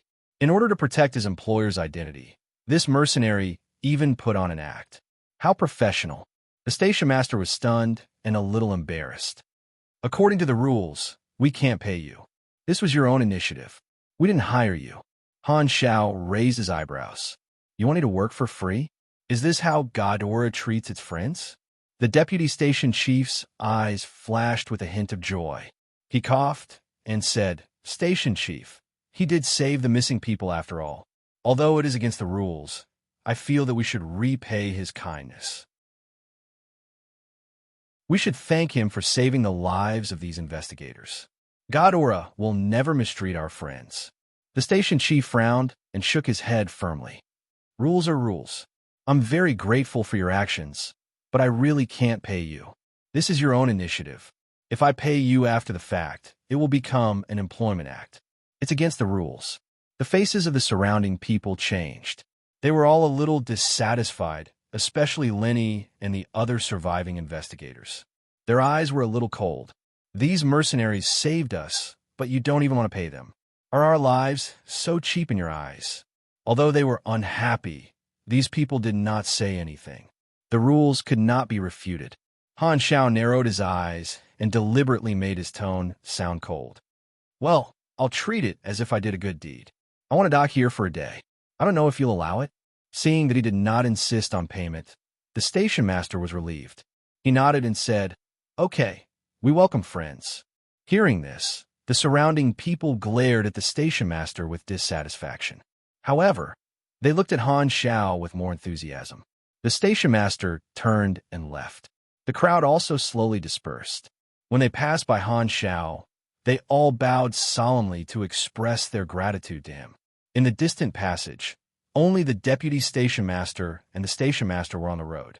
The deputy station master took a few steps forward and stood side by side with the station master. He complained, You're too stubborn. The station master shook his head with a serious expression. This is not stubbornness, but principle. Since I've been assigned to this space station by the higher-ups, my duty is to supervise all the work here and make everyone do things according to the rules. Sigh, you're right. The deputy station master pretended to sigh. Very few mercenaries will do things first and then negotiate. Their behavior was not accidental. They must have been secretly hired by the space station's staff. The station master suddenly stopped in his tracks, and his eyes narrowed. You're right. That group of mercenaries deliberately hid the truth. They wanted to earn more money. Mercenaries are indeed a group of greedy people. Investigate. I want to know who hired those mercenaries. The deputy station master hurriedly dissuaded him. It's enough that we know this in our hearts. Don't take it so seriously. No matter what, it's a good thing that all the missing investigators have returned. Pretend that you don't know about this. As long as you don't pursue it, the violation doesn't exist. If you report this to the higher-ups, you can write the investigator's survival into your own merit. This will be very good for your future. They will think that you are very capable. The station master stopped in his tracks and frowned. He said righteously, Merit? I won't hide the truth for such a thing. Find out who hired the Black Star mercenary. A violation is a violation. There is no tolerance. Back in the hall, Naraja found Han Xiao. The two of them walked to the side. He held Han Xiao's hand with a grateful expression. Thank you so much for your help. Lenny and I don't know how to repay you. Looking at Naraja, Han Xiao felt that there was a layer of green light above his head. He pulled his hand back, shrugged, and said, Of course you know how to repay me. We agreed on the reward. Yes, yes, yes. I was just too excited. Nareja took out his communicator and quickly transferred the money. Interstellar Beast completed. Mission calculation complete. Mission rating, excellent. You have received, excellent, additional reward. Additional 50% EXP, 425,000. Random reward x 1 inch, it's only an excellent rating. Han Xiaoxin's mind moved. The chance of getting a random reward with an excellent rating is 30%. Luckily, I got it. Plus 35 Nareja favorability, plus 20 Lenny favorability. This favorability. Han Zhao's mouth twitched. Why do I feel like it's a green color? The people of Godora were really not to be messed with. No wonder they could create so many hybrids. They could shoot. Suppressing these thoughts, Han Xiao activated the random reward on the interface. Randomization complete. The type of reward you receive this time is attribute points. Great. Han Xiao was expressionless, and his tone did not fluctuate. At this point, he was already very calm, or at least, he appeared to be very calm. Don't panic at all. Please choose one of the 3 rewards below.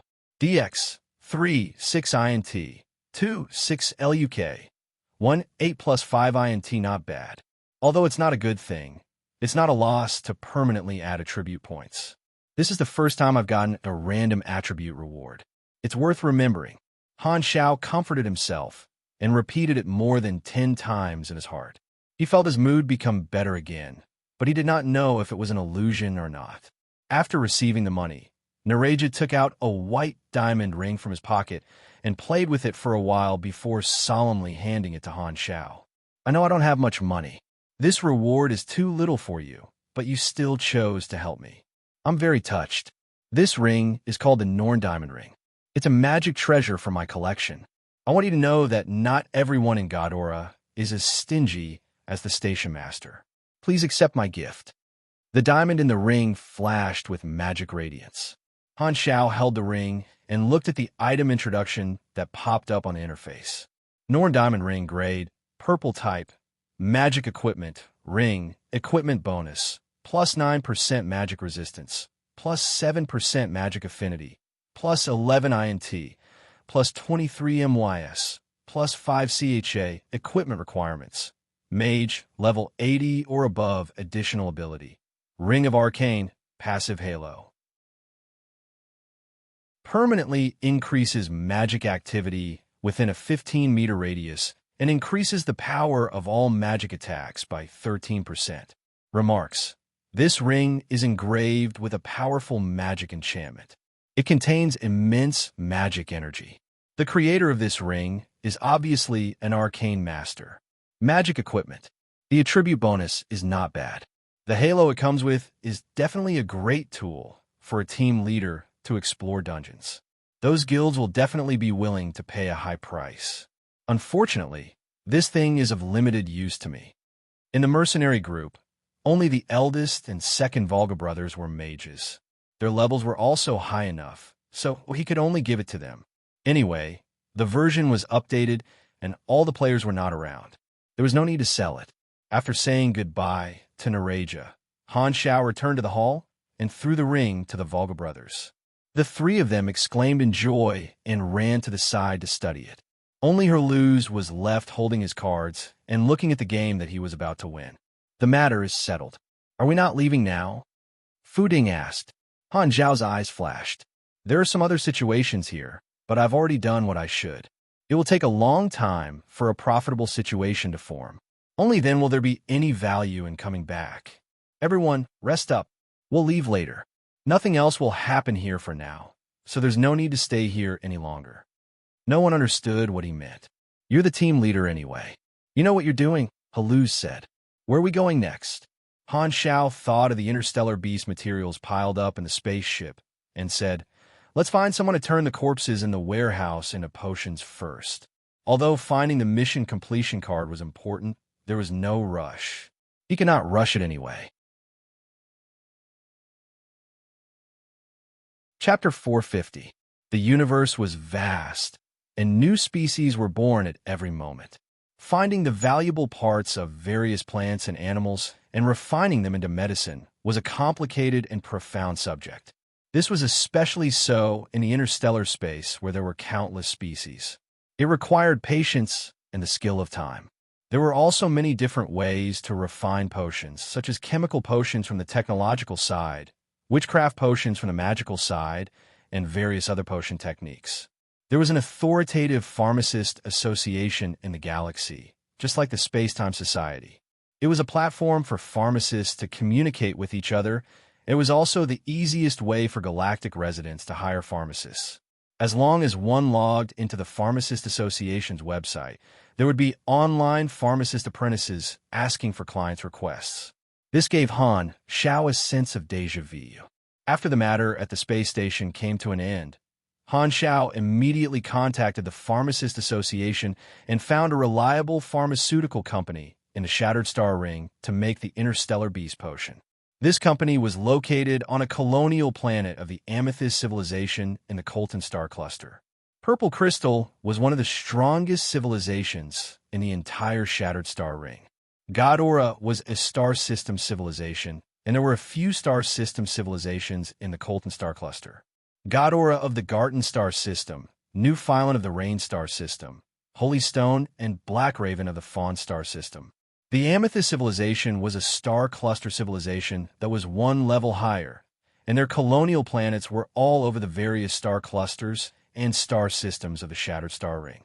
The stable stargates near Uberly Hub that connected the different star systems of the Colton Star Cluster were jointly funded by the various star systems of the Colton Star Cluster and built by the Amethyst civilization.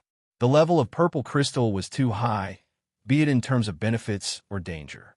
Han Xiao did not plan to have any deep contact with them, as the risks would only far exceed the benefits.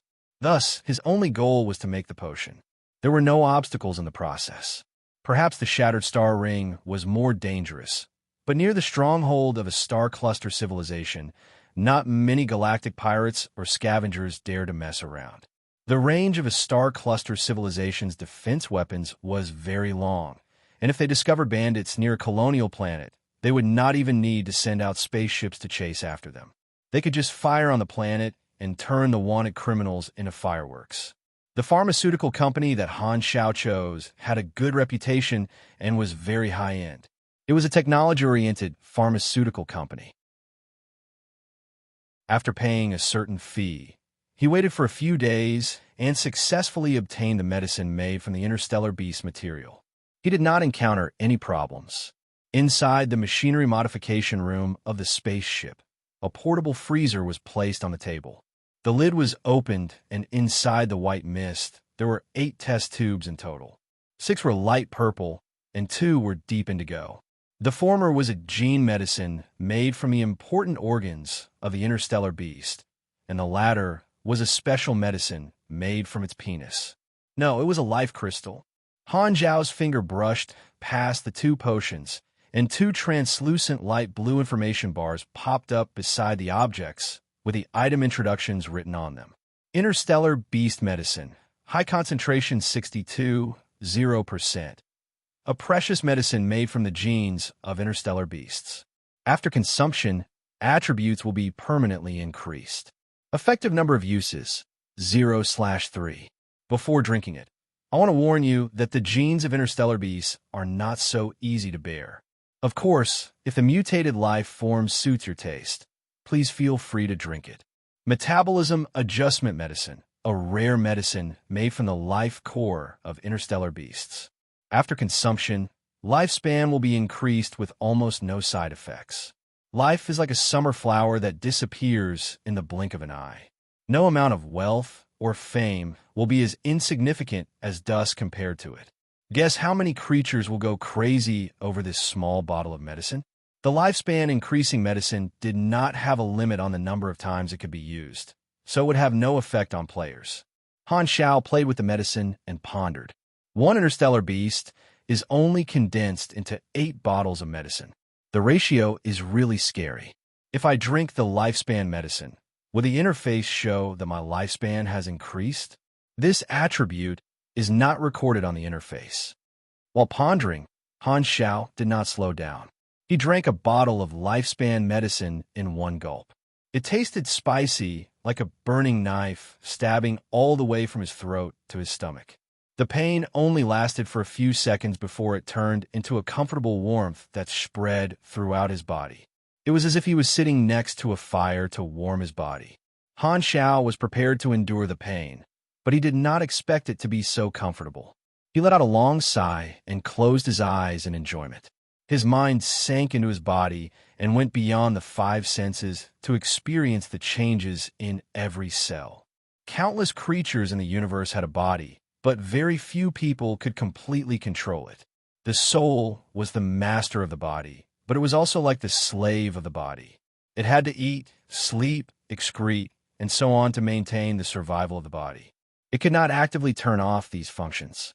However, Han Xiao had a different feeling at this time. It was as if he could control every part of his body, not just the parts where the nerves were connected. As his thoughts turned, he realized that his cells were responding to his thoughts.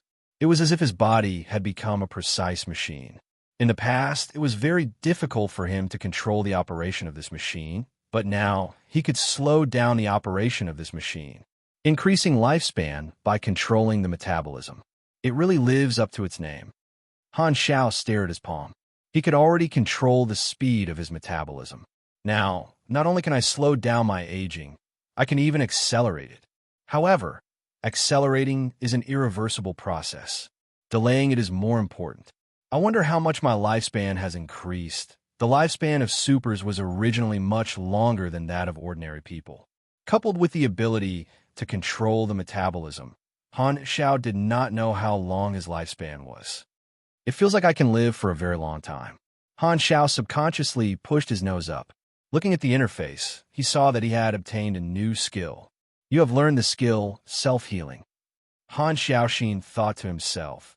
The interface says that it's a self-healing skill, but the ability that the life potion gives me is far more than what the interface shows. Looks like the lifespan is a hidden bonus, where the interface only calculates the basic attributes. The self-healing ability was not bad, and it gave him another layer of protection. However, Aurora's character summon card was not used up yet, so Han Xiao probably would not use this skill in the short term. There was only one life potion left, so Han Xiao stored it away. He could not guarantee that he would not use it in the future. He picked up another type of gene potion and injected 3 of them. He was already very familiar with gene potions. After the pain, he looked at the information on the interface. It gave him +2 INT, +6 END, and +3 CHA. The bonus effect is not as high as the Void Dragon Marrow. After all, the Void Dragon is more than 1,000 times stronger than the interstellar beasts. One is a dragon, while the other is a mayfly. Han Xiao looked at his intermediate strengthening life talent. After using the Void Dragon Marrow the last time, this talent had leveled up. This time, he had taken a rare creature's gene potion. According to his deduction, this talent should be strengthened again. However, after a while, there were no other changes on the interface. Han Xiao was sure that the molding talent had not leveled up. Looks like one type of gene potion is not enough. Maybe the interstellar beast species level has not reached the standard. If I want to level up from intermediate to advanced, I will need to use more gene potions. But I can't abuse them. He walked in front of the mirror. His appearance had not changed. The interstellar beast potion did not cause any mutation. After using the Void Dragon Marrow the last time, he had become even more handsome than before. He stored the rest of the potions. After putting away the box, Han Xiao sat in front of the table, took out a mission list, and fell into deep thought. There's still dozens of missions on the list, and these are only the missions that are suitable after my initial selection. I will not lack random rewards. The faster I complete the advancement, the earlier I can prepare for the main storyline of version 2.0. Han Xiao touched his chin and thought of the past. He missed the feeling of running around everywhere just to get what he wanted. He thought about the mission itinerary again and confirmed that there were no mistakes. Hopefully, there will be enough time left for the version update after I successfully advance. The sound of Haluz and the others playing cards could be heard outside the door. Fu Ding's singing could be vaguely heard from the other room. He was learning Chen Xing's techniques and training his psychic power through singing. However, Fu Ding was not Chen Xing after all. His high notes sounded like a pig being slaughtered. Han Xiao shook his head, put on his earplugs, and took out a stack of papers that Sylvia was punishing to copy basic mechanical theory from the pile of books on the table. He quickly corrected them. Chapter 4:51. Anner stood in front of the thick silver alloy door without saying a word. Behind him was a straight corridor. There was a mini red indicator light every 10 meters on both sides of the wall. Other than that, there was no other source of light. This door was the end of the corridor. Looking back from here, one could only see two red lines extending into the darkness. At the end of one's line of sight, the two red lines were infinitely close to each other, almost connecting. This scene easily made one think of words like secret and forbidden. He had been standing there for 10 minutes. Chi! The door slowly opened, breaking the silence. Light spilled out from within, illuminating Anner's wrinkled but still stern face. A figure slowly walked out of the room. His back was facing the light, and his face was pitch black. He stopped in front of Anner. One of his faces was in the light, and the other was in the dark. The light behind him elongated this person's shadow, covering Anner's body and turning into a black line that extended along the corridor. Only with my permission can you contribute to Darkstar again. And now is the time, Ashes. Anner's stern face revealed a smile. He stretched out his hand and suspended it in front of him. Welcome to the domain of the calamity. The figure reached out and shook Anner's hand. He lowered his head, and the face became clearer. It was indeed Ashes. Today was the day that Ashes was released from confinement and regained his freedom. To him, confinement was equivalent to training in seclusion. He did not need to rush around for missions and missions. He only needed to do one thing every day, and that was to dig out his own potential. Day after day, he finally crossed the threshold that countless supers could not cross in their lifetime and entered the domain of Grade A. All his senses were refreshed, as if he had been reborn. The increase in power was not independent. His life-level worldview and thoughts also changed. The problems that he once found difficult to solve were now very simple. The enemies that he once could not let go of were no longer important. During his confinement, Ashes had been thinking about Black Star, who could restrain his superpower. The reason he worked so hard to break through to A-Class was because he wanted to meet Han Xiao again and wash away the shame of his failure. However, after truly reaching the Calamity grade, this deep-rooted thought suddenly faded. Ashes no longer bothered about Han Xiao from the bottom of his heart. He realized that Anner was right. He was already on a different level from Grade B. This feeling was like a person being offended by a mosquito bite. It was laughable and absurd. Ashes no longer regarded Han Xiao as an equal opponent. Even if this person could restrain his ability to a certain extent, he was still confident that he could turn him into ashes within 10 seconds. The gap between level A and level B was an insurmountable gap. Teacher, thank you for your guidance.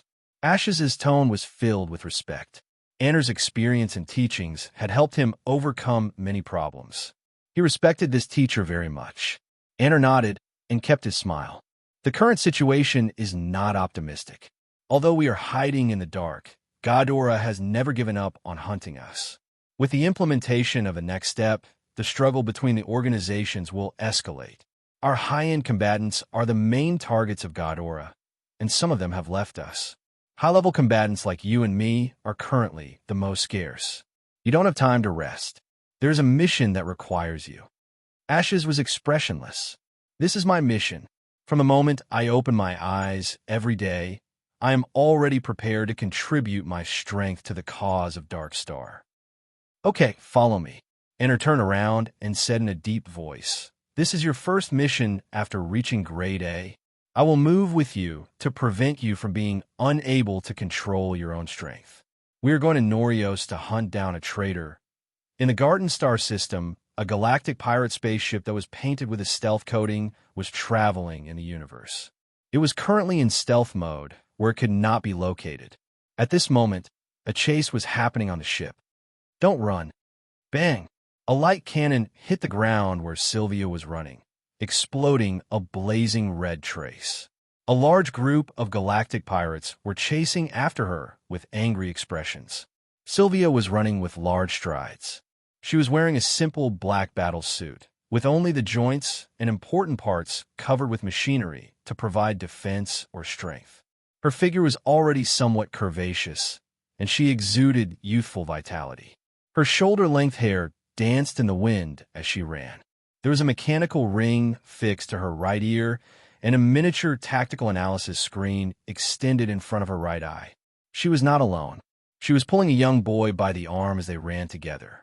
This boy was a pure-blood Ghidorah, and his age was similar to Sylvia. He was wearing a prisoner's uniform, and although he was half a head taller than Sylvia, he was panting heavily. He was an ordinary person. Who are you? Why did you save me?" the boy asked while panting. Sylvia glanced at him and said in a low voice, "I'm a mercenary. Someone paid me to save you. Stop talking nonsense and save your energy. Run faster." The boy was dragged along as he ran, and the sound of laser explosions chased after them. In such a dangerous situation, this Ghidorah boy stared blankly at Sylvia's delicate and lively side profile. He was in a daze, and his body followed her mechanically. He was a hostage of this group of galactic pirates. He came from a wealthy family, and his father was the head of a Ghidorah financial group.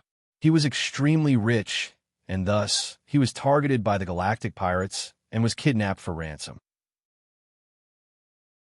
Other than him, this group of galactic pirates also kidnapped other hostages and locked them up together.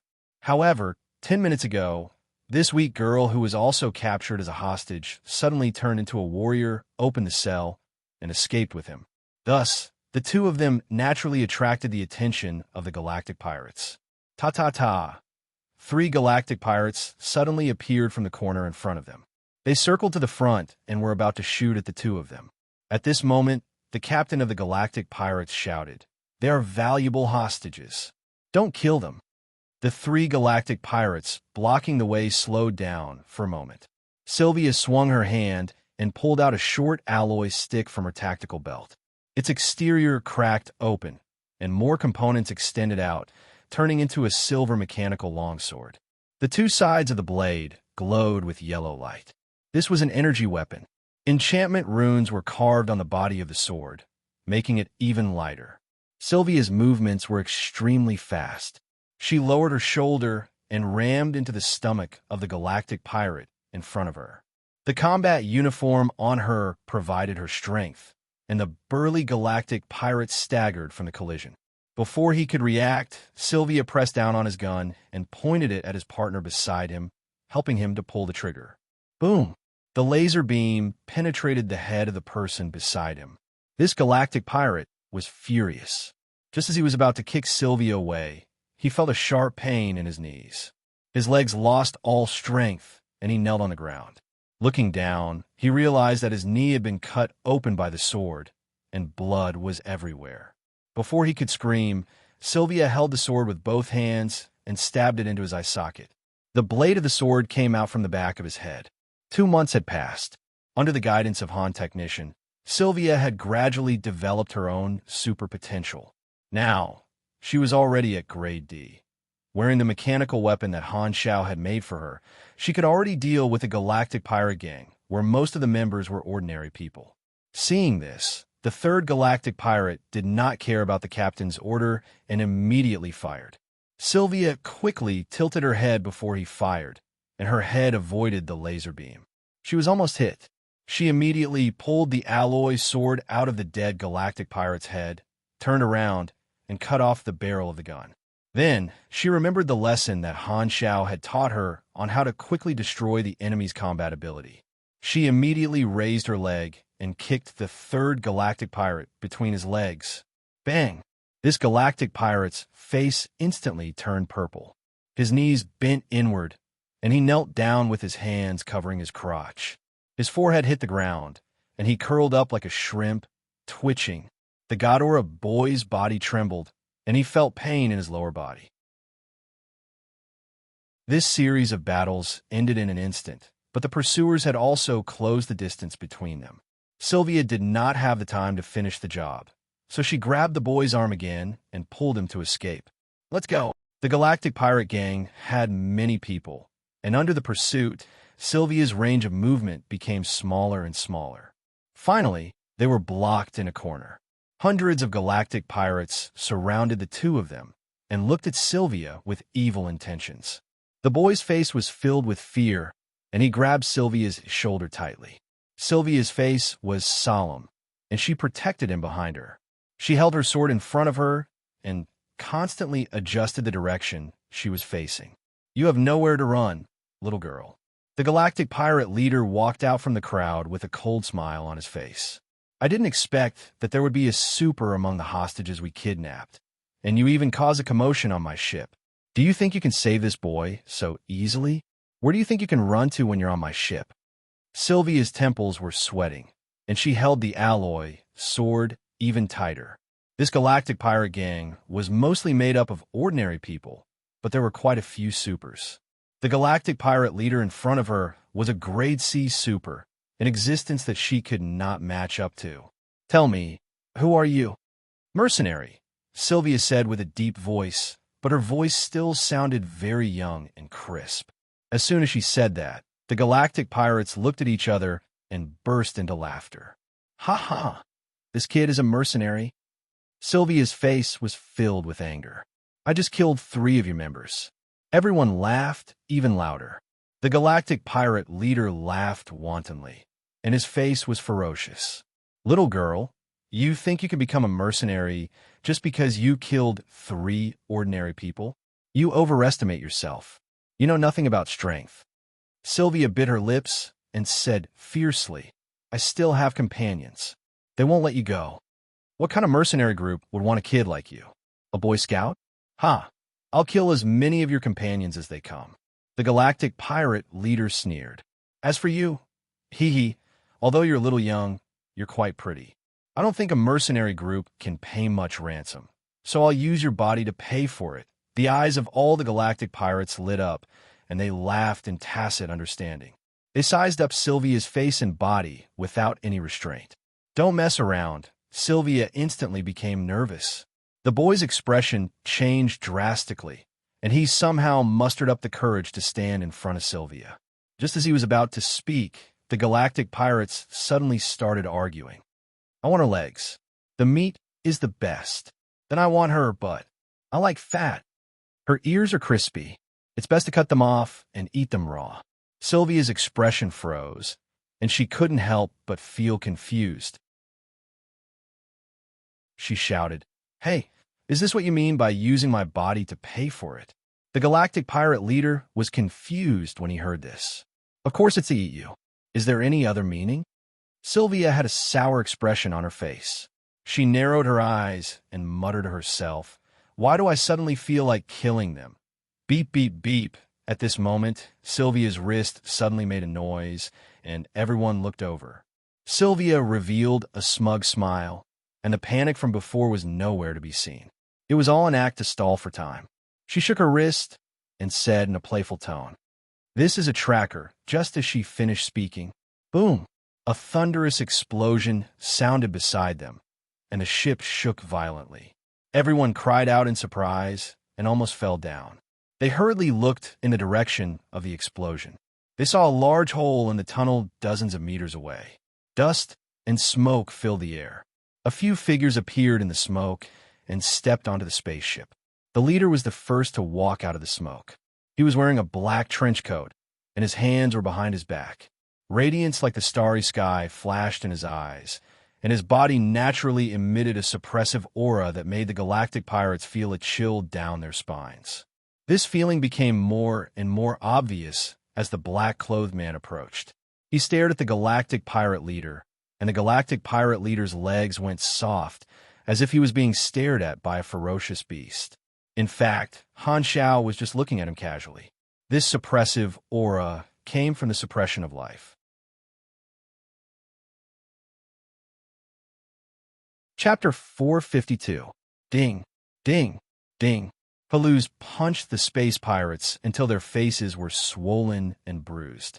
He tied them together and formed a human mountain, all of them moaning weakly. Dealing with these weak space pirates was a piece of cake for Haluz. The main difficulty in rescuing the hostages was to locate the hidden space pirate spaceship. Therefore, Han Xiao got Sylvia to pretend to be a hostage and be captured on the spaceship with a locator on her. This way, they could track the location of the spaceship and land on it. At this time, Han Xiao had borrowed one of his employer's battleships and was inserting himself into the tail of the space pirate spaceship in a shameful manner. At the same time, this was also the first time Sylvia participated in an operation. It was a test, and Han Xiao gave her a full schedule of lessons every day. After she awakened her super genes, other than learning knowledge, there was also all kinds of combat training. Although Sylvia had only trained for 2 months, she had a lot of potential. She improved rapidly after she started, and she was very talented in actual combat. Not only was she not nervous during battle, she would become calmer and calmer. This surprised Sylvia. She never knew that she had the ability to remain calm in the face of danger.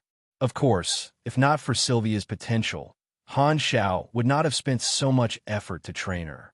You guys release the hostages. I'll go set up the route for this space pirate spaceship to return and hand in the mission, Han Xiao ordered. This time, Sylvia jogged to Han Xiao and asked with an expectant expression, "How was my performance?" Han Xiao stroked his chin and said, "Not bad. You pass." "Why? Do you think there's anything worth praising?" Sylvia curled her lips and said, "Oh, Black Star, be more tolerant of young people." Haluz interrupted. He smiled at Sylvia and said, "You did well. When I was your age, I wasn't as strong as you."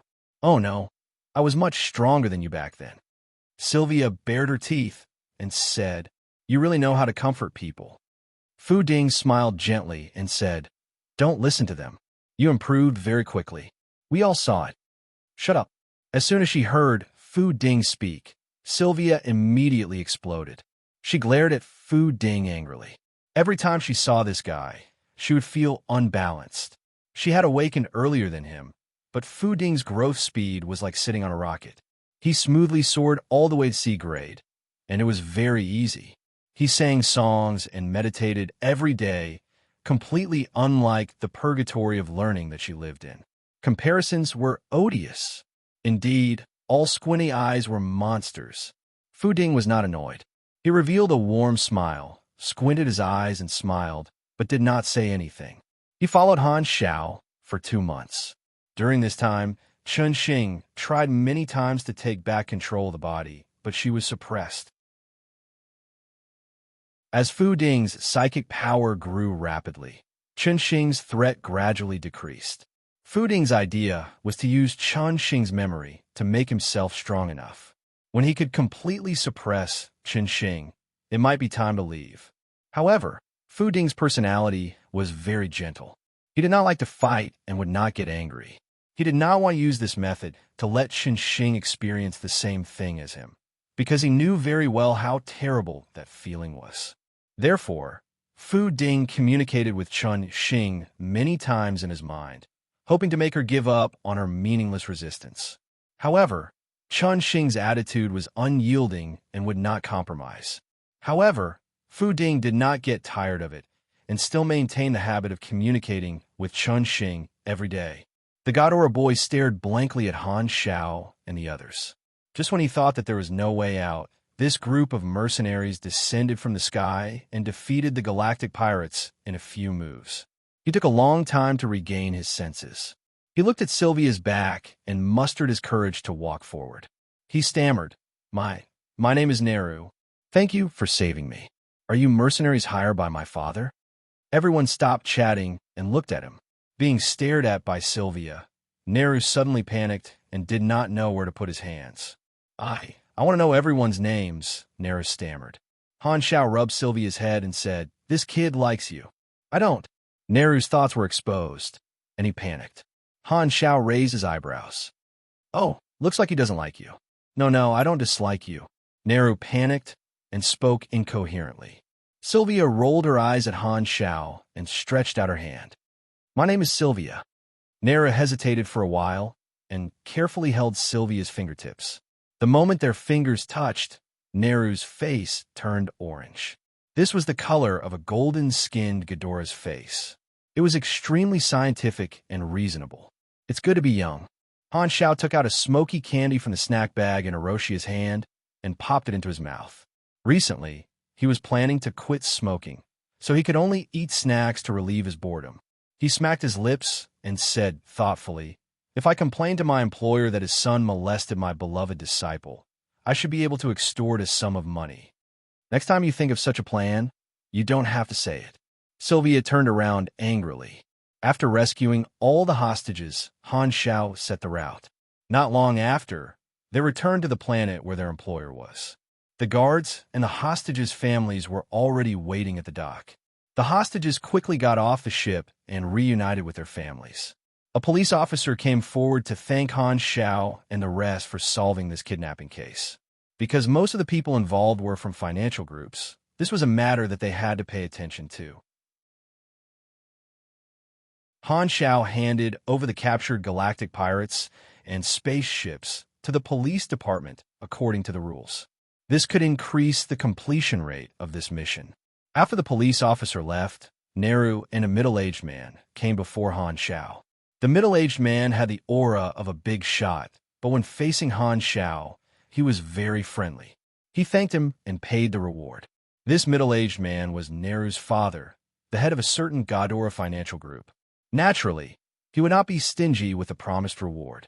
At the same time, he was also the mission issuer. After receiving 85,000 anas, the interface notified that the mission was completed. Deal with all the hostages, capture the galactic pirates, and hand over the spaceship. Completion rate is 100%. I'll definitely get the random reward.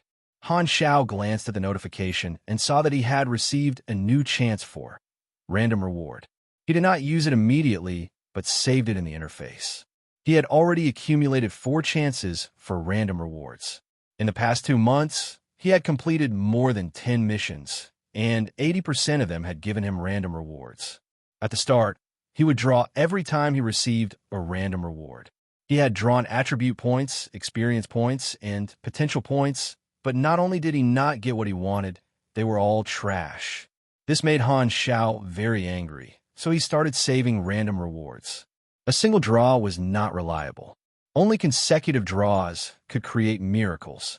After handing in the mission, Han Xiao did not stay for long. He brought everyone back to the spaceship. The thrusters flashed, and the spaceship disappeared into the horizon. Neru raised his head and looked in the direction where the spaceship left. He shook his father's arm and said, "Dad, I have something to ask of you." "What is it?" I want to hire this mercenary group to be the private guards of our family," Neru said bravely. He could not forget Sylvia. "Impossible." Neru was anxious. "Then give them more money. Being our guards is safer than being mercenaries. As long as the pay is high enough, they will definitely agree." The middle-aged man shook his head with a bitter smile. "It's not about money. Although Blackstar is a mercenary, compared to his background, our family's business is too small. There's no way we can poach Dragon Emperor Ames."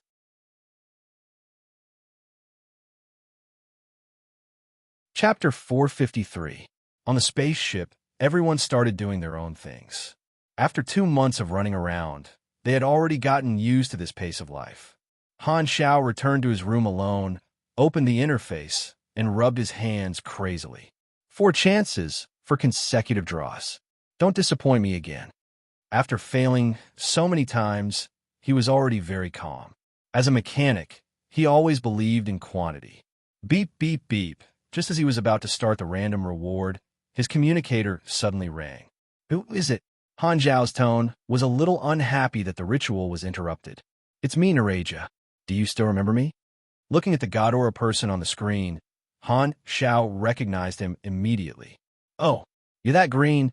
Cough, cough. Nice to meet you. This seems to be the first time you've contacted me after what happened last time. Why are you looking for me? Do you want to hire me again?" "No, I'm here to pass on a message." Naraja laughed heartily. "Do you know someone called Kurlad? He's my classmate in the investigator training class.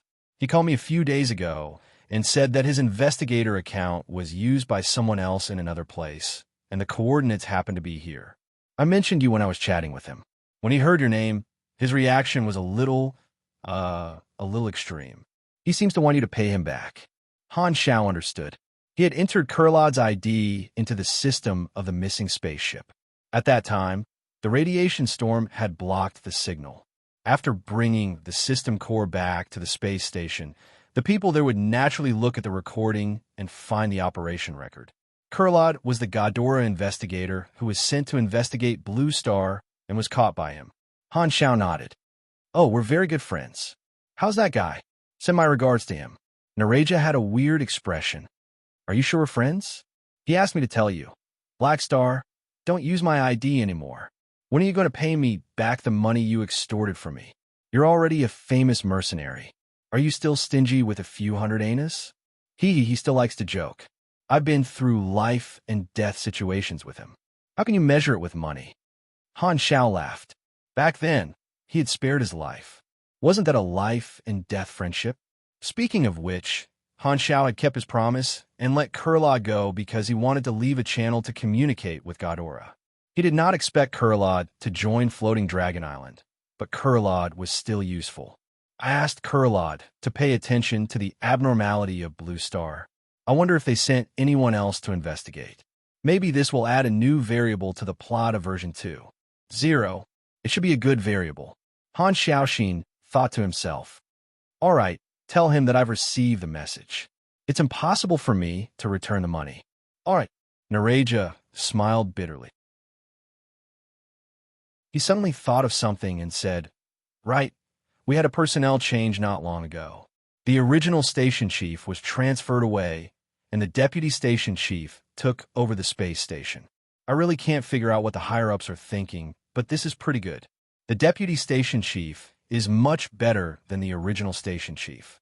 The station chief found out that I hired you, and he gave me a demerit. Han Xiao raised his eyebrows. Station chief? I don't have anything against him. He's a good guy, but the deputy station chief is a slippery guy. If he didn't have an ulterior motive, why would he suddenly mention an unresolved internal matter to a mercenary he met for the first time? Plus, the rescued investigators are all covering for you. Who do you think will tell on you after this? Your opinion of the station chief now represents the effect of the deputy station chief overthrowing him. However, a good guy might not be useful.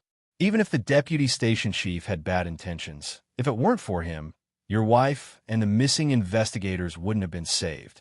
From the results, maybe you don't regret being used once. In fact, the person who gave out the daily missions to reward the interstellar beast Dungeon Crystal was the deputy station chief. He ordered the players to complete some internal matters and quickly accumulated results.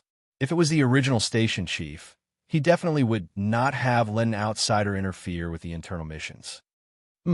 What you said makes sense.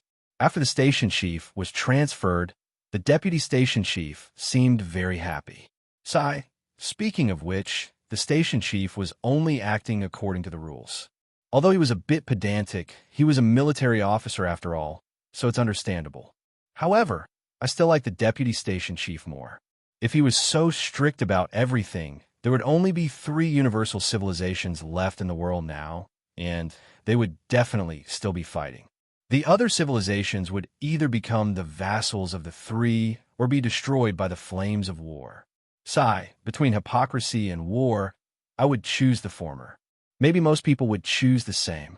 Although I don't know much about it, I can guess that the Dark Forest period of the exploration era was hell. The peaceful galaxy era, now, is not easy to come by. Okay, you can slowly sigh. I still have something to do. I'm hanging up. Han Xiao decisively turned off the communication, opened the interface again, and exhaled. Let's begin, beep. At this time, the communicator rang again. Being interrupted again, Han Xiao was instantly annoyed. Can't you just let me have a few more draws in peace? The luck that I spent so much effort to gather is about to scatter. Who the F***CK is it again? Oh, Ames, hello. Have you eaten? Why are you looking for me? The Dragon Emperor's sexy figure appeared on the screen. Han Xiao was a little surprised. Ames had never taken the initiative to contact him before. Why was she suddenly looking for him? Black Star, I need you. Aim's expression was a little strange. Han Zhao's mouth twitched. Pardon me for asking, but what kind of need are you talking about? I received my teacher's whereabouts. He's come to the Shattered Star Ring. Black Star, you've seen him with your own eyes. Come with me to find him. Aim's tone was firm. Okay. Han Zhao face-bombed. When? As soon as possible. When I return to the Shattered Star Ring, I'll inform you immediately. You're not on Floating Dragon Island now. I'm traveling to the mother planet of the Radiant Federation, Ames said. Very good, very strong. Han Technician was speechless. Okay. Han Zhao was helpless. Where's your teacher? Someone said that he appeared in Norios a while ago. Before I come back, you should go there and take a look. Han Zhao nodded. Although it was a lie that he had seen the Dragon Emperor's teacher before, he did know who the Dragon Emperor's teacher was, so he was not afraid of not recognizing him. After hanging up, Han Zhao rubbed his temples and opened the interface for the third time. Let's draw quickly. I feel like I'm going to lose again. There won't be anyone looking for me this time, right? Drawing in progress.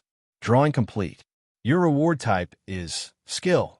After taking a look, he chose the most useful option out of the 3 options. It was a gunner skill, lock-on shot. Its effect was that the next shot would definitely hit the target, and there was a 10 to 18% chance of hitting the target's weak point. Drawing in progress. Drawing complete. The reward type you obtain this time is item. Han Zhao's eyes sparkled. Here it comes, here it comes. Chance. Please choose one from the 3 options below. Esper Ability Awakening Fluid. Deluxe version, if you have not obtained any main class, there's a chance that you will become an Esper. Double EXP card. Double EXP from killing monsters and completing missions. Lasts for 6 days.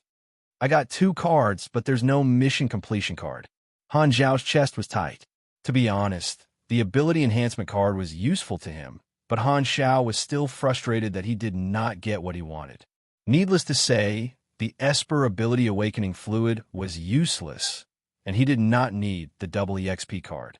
Instead, he chose the Ability Enhancement card. My luck is here. Third time, Han Zhao's hope was ignited, and he activated a new random reward. Drawing in progress. Drawing complete. The type of reward you have received this time is EXP. Good, very good. I lack EXP. Just in time. Han Zhao clapped, then slammed his head on the table and gritted his teeth. As if he had always thought that EXP was the most useless reward among all the options. Drawing in progress. Drawing complete. The reward type you obtain this time is item. Medium EXP crystal.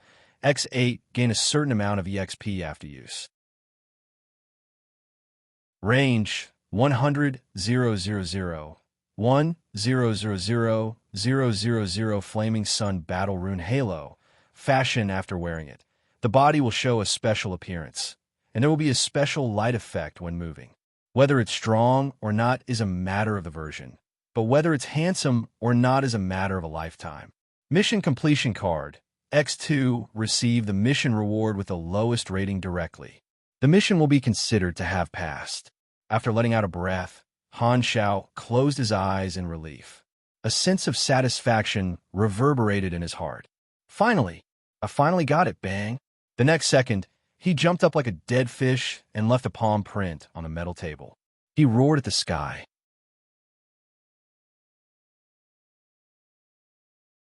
Chapter 454. After being excited for a while, his mood quickly calmed down.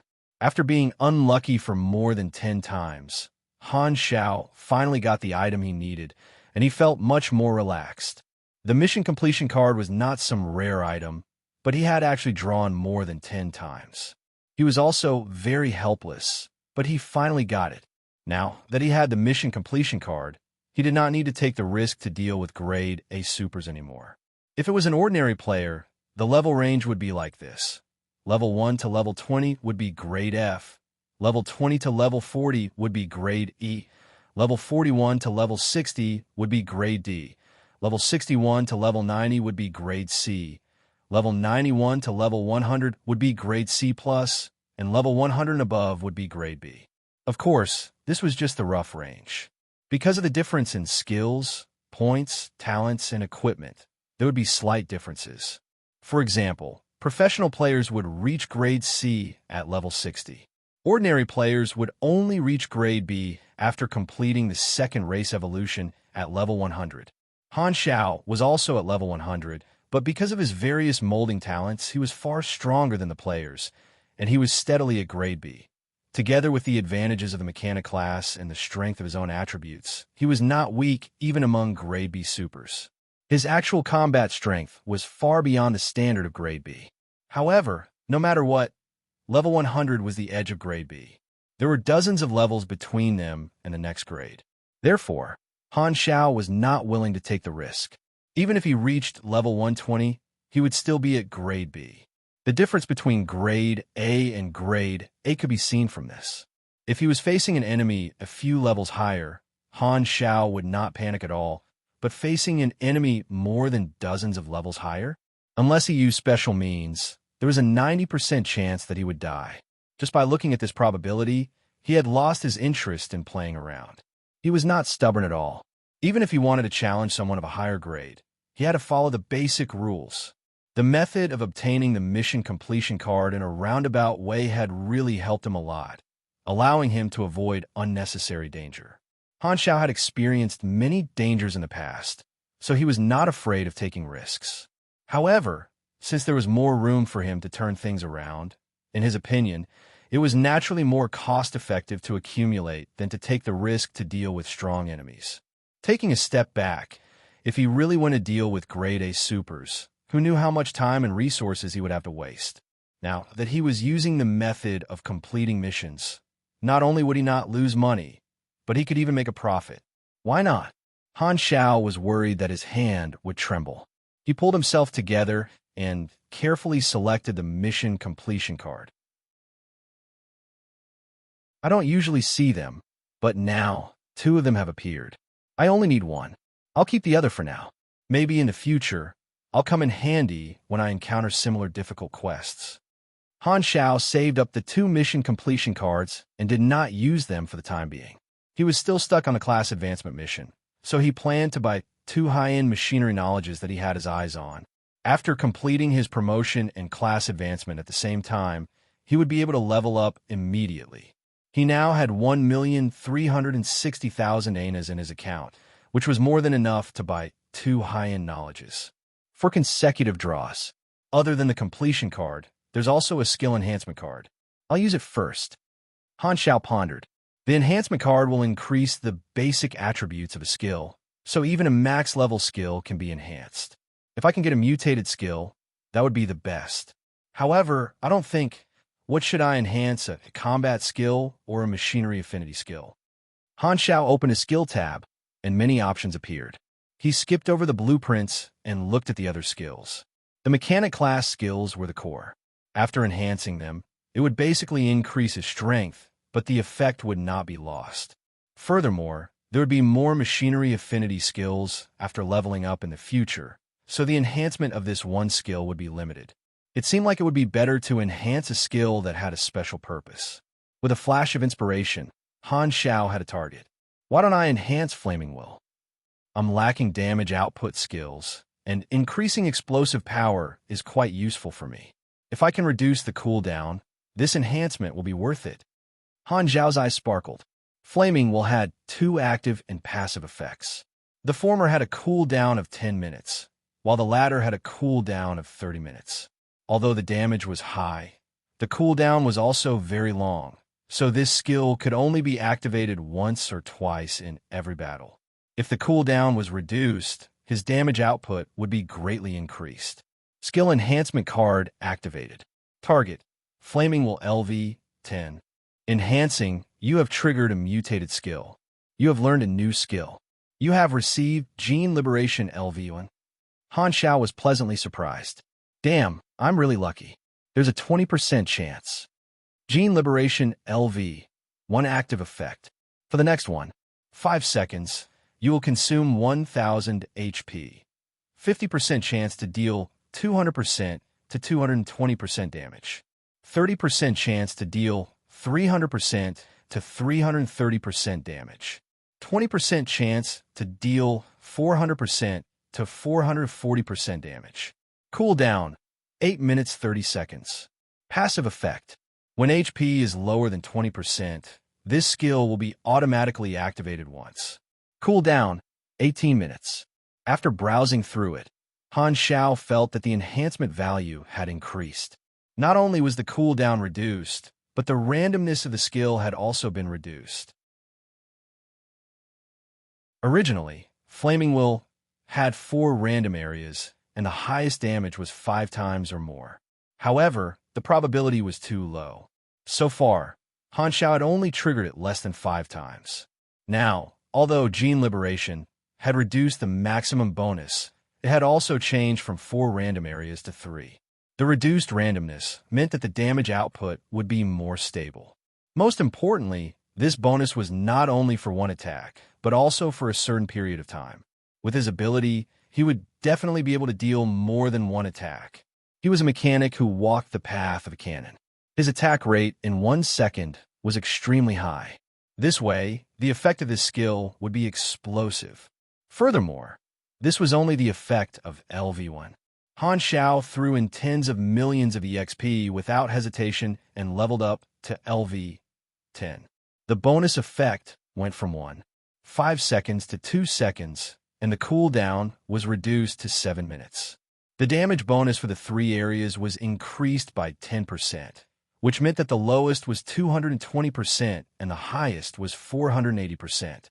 The cost was also reduced to 800 HP.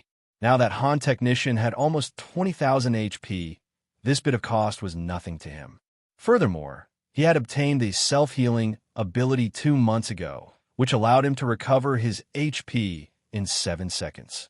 This skill is quite powerful. Han Xiao clicked his tongue in wonder. After tidying up his things, Han Xiao pushed open the door feeling refreshed. In the spaceship hall, Haluz was playing cards with the Volga brothers again with a smug look on his face. On the other hand, the Volga brothers looked dispirited. "I'm not playing anymore. How do you always get the cards you want?" The Volga brothers were indignant. Haluz shrugged, chuckled, and said, "Because I'm good. Don't just stand there. Pay up now." The 3 brothers transferred the money gloomily. No matter how Haluz tried to tempt them, they would not play this time. They had already lost 4 times in a row. The 3 of them often played cards with Haluz, and they always lost more than they won. It was as if Haluz had the help of the heavens. He could always draw the most suitable cards, making the 3 brothers' gaming experience extremely poor. Seeing that the 3 of them were determined, Haluz had no choice. He turned around, looked at Han Xiao, and called out, "Black Star, come and play cards." Han Xiao said in annoyance, "Do I look like I have a lot of free time?" At this time, Fu Ding walked out of the room. Just as he was about to go to the battle simulation room, Haluz's eyes suddenly lit up. He hurriedly shouted, "Fu Ding, let's play a round." Fu Ding stopped in his tracks, turned around, and shrugged. "I don't know how to play." "Aya, it's very simple. I'll teach you. If you don't even know how to play cards, how are you any different from the natives?" Haluz stood up and dragged the helpless Fu Ding to sit opposite him. "All right, how do I play these cards?" Fu Ding shook his head, picked up a stack of cards, and started looking at them. The official name of these cards is Galaxy War. Normally, we call them Wayne cards. This is the common language of the Radiant Federation, meaning dazzling cards. Look, there's even our mercenary group in there. Interesting, right? Let me tell you the rules. Haluz explained the rules excitedly. "All right, that's the rules. You're psychic, so I don't have to repeat myself. Let's play a round. You'll know how to play after the battle starts. Just use the 3 brothers cards. They're also using the Shattered Star Ring deck." Haluz knocked on the table, and the deck shuffled automatically. These cards had simple industrial enchantments, and many of the special effects could be completed automatically. He raised his hand, signaled Fu Ding to play his cards, smiled, and said, "This time, we won't play those normal modes. We'll play free-for-all mode. The way to win is to clear the opponent's health to 0. Since it's your first time playing, I'll let you play first." Fu Ding nodded. "All right, you'll have to go easy on me." 3 minutes later, Haluz stared at the field, dumbfounded. "Did I win?" Fu Ding blinked. "Seems pretty easy." Haluz wiped his sweat. "You're just lucky this round. I'm stuck. Let's do it again. Not long after, Haluz lay limply on the sofa. He looked like he had nothing left to live for, and he was weak. Are you lying to me? You actually know how to play from the start, right? Fu Ding smiled bitterly. This is really my first time playing. Your luck is too bad. In this short period of time, Haluz had already lost 5 rounds in a row. He was beaten to the point of doubting life. For some reason, his luck, which had always been good, suddenly turned black. He would never be able to draw the card he wanted. On the other hand, Fiden was having a smooth time and could play whatever he drew. The 3 Volga brothers watched the whole process and could not stop laughing. This is the feeling. Han Xiao shook his head. This was the reason why he did not like to play cards with this group of people. As long as there was any element of luck in the battle mode they played, Fu Ding could basically draw the best cards every time. Haluz's luck could crush the 3 Volga brothers, but he could only be beaten up by Fu Ding's advanced halo. How could a human beat a dog? Stop playing. We have a new mission. Ames wants us to go to Norios with her to find someone, so we won't accept any more missions from outsiders for now. Han Xiao interrupted them and said, She's not in the Shattered Star Ring now. Before she comes back, I need to go to another star system to buy some things. I've already set the route. Everyone nodded, indicating that they understood. Han Xiao was naturally going to buy high-end knowledges. The Dragon Emperor had not arrived yet, so he planned to put everything aside and advance first. This was an opportunity that he had been looking forward to for a long time. It would allow his strength to increase to another level. The stronger he was, the freer his movements would be. In order to complete his plan, powerful strength was necessary. In fact, his plan was to obtain more strength. A few months ago, Han Xiao had already done some scouting. He went to a few star systems and successfully bought the 2 high-end knowledges that he had his eyes on. Because he did not take the path of gaining faction favorability, and high-end knowledges that were sold privately were very expensive, his savings plummeted to 500,000 anas. The 2 high-end knowledges cost him more than 800,000 anas in total. However, it was worth it. Money could be earned again, but the increase in his strength was permanent. The 2 high-end knowledges were high energy control from the energy branch and advanced virtual intelligence technology from the control branch. High energy control was very crucial. It allowed one to control a higher level of energy and belong to the core level of knowledge. With it, one could combine more stable shields and energy weapons. Energy weapons were more powerful conventional weapons than electromagnetic weapons. Because only a portion of the knowledges were sold, Han Xiao could only choose the more useful knowledges. Thus, he chose advanced virtual intelligence technology as the second one to create artificial intelligence. The high-end knowledges of the mechanic class were even more useful. Every one of them could play a role that could not be ignored. Ordinary players could only choose because the cost of high-end knowledges increased by 1 point. 3 points were needed to learn them, and 3 points are needed every time they leveled up. After some calculations, it was clear that the 3 branches had a total of 15 high-end knowledges. Learning all of them to level 5 would cost a total of 225 potential points. If he wanted to learn all of the advanced knowledges and basic knowledges to the max level, he would need a total of 450 potential points. Above high-end knowledges, there were higher-level knowledges. The mechanic class was an abyss that consumed potential points. It was basically impossible for the players to gather so many potential points. Thus, Han Xiao had been saving potential points from start. These things would only become more and more difficult to spend. After completing all these preparations, Han Xiao happened to be in the Garden Star system, so he drove the spaceship back to Uberly Hub.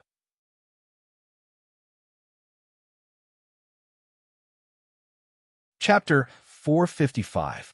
You have used Mission Completion Card. Trial of the Strong in progress. Current progress 1/1 level 100 promotion mission completed. Yeni bonus increased. 1 Yeni equals 50 HP equals 60 constitution done. After the dust settled, Han Xiao heaved a sigh of relief. Level 60 was the first race evolution, and level 100 was the second race evolution. I once used the Void Dragon Marrow to obtain the Void Genes talent. This can increase the options for race evolution and add a new evolution path. The race evolution options were randomly selected according to the evolution tree. A few options with higher compatibility would be selected, and there would also be an option with lower compatibility that would provide the player with a completely different path. You have taken another step forward on the path of evolution. You have received a life evolution upgrade. Detected race. Type 1 space human. Randomly selecting 6 compatible evolution paths. Selection complete. Please select one of the 6 options below to be your race evolution. Warning: the evolution process is irreversible. Please choose carefully. Appendix. Evolution path characteristics. Type 2 space human, minus 94% compatibility. Type 3 space human, minus 92% compatibility. North Wind God, minus 75% compatibility. Void Prowler human form, minus 81% compatibility. Half-Dragon Hybrid, minus 64% compatibility. Intermediate Mechanical Life, minus 22% compatibility. Selection complete. Evolving race. Evolution complete. Race changed to Void Prowler, human form. Molecular structure improved. Organ structure strengthened. Metabolism changed. Adaptability increased. Your potential has increased. You have received bonus stats. Plus 28 STR, plus 45 DX, plus 15 END, plus 24 INT, plus 36 MYS, plus 22 CHA, plus 570 energy. Energy level bonus stats have changed. Your race characteristic, adaptability group, has changed. You have received racial trait Void Travel. You have received the racial trait Void Mirror Image. You have received racial trait Void Shadow. The excruciating pain of being skinned and torn apart came like a tsunami, but Han Xiao was already mentally prepared. Every time a race evolved, one's genes and cells would undergo a huge change. The players could ignore the pain, but he could not. Gritting his teeth, dense green veins appeared on his face, wriggling crazily like green snakes. His eyes were blood red, and the capillaries in his eyeballs were all exploding. The rhombus-shaped skin between his brows that was modified by the Void gene let out a blurry gray light. Gray lines extended out from his face and rapidly covered his entire body, changing the cells in his body. Z. The boundless energy in his body was out of control. The wild electric light was like dozens of lightning whips, crazily lashing out. The air was filled with a burnt smell, and the ground was scorched black. Pooh! Han Xiao suddenly opened his mouth and spat out a mouthful of blood. The bright red blood seemed to be boiling and bubbling, turning into a bluish-purple color at a speed visible to the naked eye. This time, the pain lasted longer than any of the previous times. The Void Prowler could be considered a completely different life form, and it was an earth-shattering change. This was the special evolution path that the Void gene had given him. Regardless of future potential or race characteristics, he was one of the best out of the 6 options. Type 2 and Type 3 Universe Human Race were the conventional evolution paths. They had different inclinations and were generally more moderate. The advantage was that they were very versatile, which meant that they could take many different paths. Han Xiao had chosen this path at level 60 because he wanted to find a strong evolution path. Now he had found it. The Void race was like the Demon race and the Energy Life race. This was an entire species evolution path. It was rare, powerful, and had great potential. As for the other options, the Northern Wind God race was a special race. Their bodies were innately strong, their vitality was tenacious, and their reproduction ability was explosive. They called themselves the God race. The half-dragon, half-blood was also a representation of a strong body. These two were suitable for pugilists. As for the intermediate mechanical life, it was a complete change of species, turning into a mechanical life form. It no longer had energy, and its compatibility was too low, so he definitely would not choose it.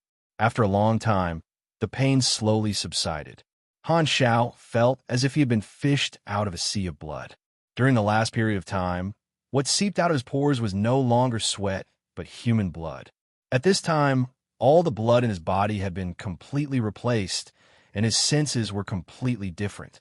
Other than the five senses of a human, he had a few new senses. He could feel the flow of free energy and see the void vision. It was as if he had opened the door to a new world. Taking out a mirror, Han Xiao looked at his current appearance. His whole body had grown another 10 centimeters. Luckily, his 5 limbs were still that of a human, and there was no additional tail or arms. However, inside his body, the structure of his bones, muscles, and organs had completely changed. The degree of complexity was several times higher than that of a human. His appearance was not much different from before, and he was still as handsome as before. The diamond-shaped skin between his eyebrows had turned into an indigo crystal. This was a new organ that could be controlled and used to feel the void vision. His skin was even fairer than before, and his whole body exuded a mysterious aura. Not bad. He still has the appearance of a human. This is the human form of a void prowler. Originally, what kind of race was it? After becoming a void prowler, it could still maintain its original appearance. Only when it was contaminated with the void gene, most species would be able to mutate into a void prowler. Han Xiao was very knowledgeable. The 3 race characteristics were all talents of the void prowler, and among them, void travel was the core ability. Let's see what it feels like. The world in front of him suddenly changed, and everything turned into a foggy state. It was as if he was looking at the real world through a layer of medium. This was the void vision, and he had entered a mirror dimension that reflected reality. The flow of time was different. When Han Xiao moved, the real world was basically still. However, he could not actually affect reality, and he could only pass through material objects. The 2 dimensions were like a mirror, and they could not interfere with each other. It was equivalent to moving freely in stealth mode. Void travel did not have a time limit, but it continuously consumed a large amount of stamina while using the skill. The cooldown was 5 minutes. Han Xiao walked from one corner of the room to the other and counted silently for a few seconds before deactivating the skill. When he returned to reality again, he looked at his watch. This movement had not consumed any time at all. So, the performance of this ability in reality is similar to blink, teleport, or short-range warp. Han Xiao nodded to himself. According to his senses, this talent was like a weakened version of the time deceleration ability. The only difference was that it could not affect things in reality. At this time, he looked at himself in the mirror and noticed the changes in his body. When he used the race characteristic of the Void Prowler, he would leave his usual human form and enter the Void form. This was because only then could he come into contact with the Void dimension. The skin of his whole body turned into a crystalline gray, and there was a glimmer of starlight flowing through his skin. The originally white skin would converge into lines that looked like battle runes, spreading along the bone structure all over his body. The end of the white lines would gather at the crystal between his eyebrows. Han Xiao waited for a while, and his body automatically returned to its original state. The white lines spread out again, covering his skin as he returned to his human form. The gray skin in the void form was like a river flowing into the sea, and it was sucked back into the crystal. What a magical life form. I don't want to be human anymore. Han Xiao kept switching between the 2 forms, familiarizing himself with them for a while. As for the other 2 race characteristics, one was to form a mirror image that did not have any combat ability and could only confuse the enemy. The other was to summon a void shadow that would exist for 30 minutes. It would not be injured, had no offensive ability, and had extremely fast movement speed. It could be used to scout the way or interfere with the enemy's vision. These 2 race characteristics also consumed a lot of stamina. Most races only had 1 or 2 talents, and 3 talents were already a lot. The talents of the Void Prowler mainly focused on interference, confusion, and evasion. Among them, Void Travel was the most important and could be considered a super powerful evasion ability. It had an extremely strong life-saving effect, and the cooldown was only 5 minutes. On the interface, the class advancement requirements for his main class had already been completed, and it notified him that he had obtained the next class. You have received a new class, War Mechanic LV, plus 120 energy, plus 3 DX, plus 3 END, plus 5 INT. You have received 6 free attribute points and 1 potential point. You have learned the ability Applied Machinery Affinity. You have learned the ability Waste Modification. You have learned the ability Mechanical Overload. You have learned the ability Mechanical Force Combat Technique, Lock. You have learned the talent Battlefield Rationality. War Mechanic was the 6th stage of the Mechanic class, and it had already reached the middle stage of Stability. This was the time when the Mechanic class began to show its power. The level limit of this class was LV20. As the name suggested, at this stage, the Mechanic class finally began to lean toward actual combat. Other than the new Machinery Affinity, the other skills were all combat skills. He invested his experience into his main class and leveled it up again and again. War Mechanic leveled up to LV16, plus 120 energy, plus 3 DX, plus 3 END, plus 5 INT. You have received 6 free attribute points and 1 potential point. After reaching LV 100, the EXP required to level up increased with each level. Han Xiao currently had about 1,600,000,000 EXP, and he spent 1,300,000,000 EXP to level up more than 10 times. He was only 4 levels away from the LV20 upper limit of War Mechanic, and he did not have enough EXP left. The experience that he had gained from the players in version 1.0 was finally going to be used up. I still have close to 300,000,000 experience left. I can level up again, but it's not as cost-effective as leveling up my skills. Also, I need to synthesize the 2 high-end knowledges into new blueprints. It's more useful to keep them. I'm finally going to use up this huge pile of experience. Han Xiao smiled in satisfaction. He had not felt the lack of experience for a long time. Not only did he not feel uncomfortable, but he also felt very happy and missed it. He had calculated long ago that he would definitely use up all this experience after his promotion at LV 100. This was a great thing. The experience that was stored on the interface was just a number. It was no different from earning money and not spending it. Only by turning it into combat power would it be useful. When he was playing in the game in his previous life, the most satisfying moment was when he used up all his experience. How could earning money be better than spending it? Spending it, squandering it, creating it. Now that he had finally digested all the experience that he had accumulated in version 1.0, he felt a strong sense of fulfillment. During the version update, the players were not around, so there was no way to quickly harvest experience. When the next version started, it would be time for him to harvest experience crazily again. After spending all this experience, I'm now at LV 116. Very good. When the players appear again, it will be time for my strength to increase explosively.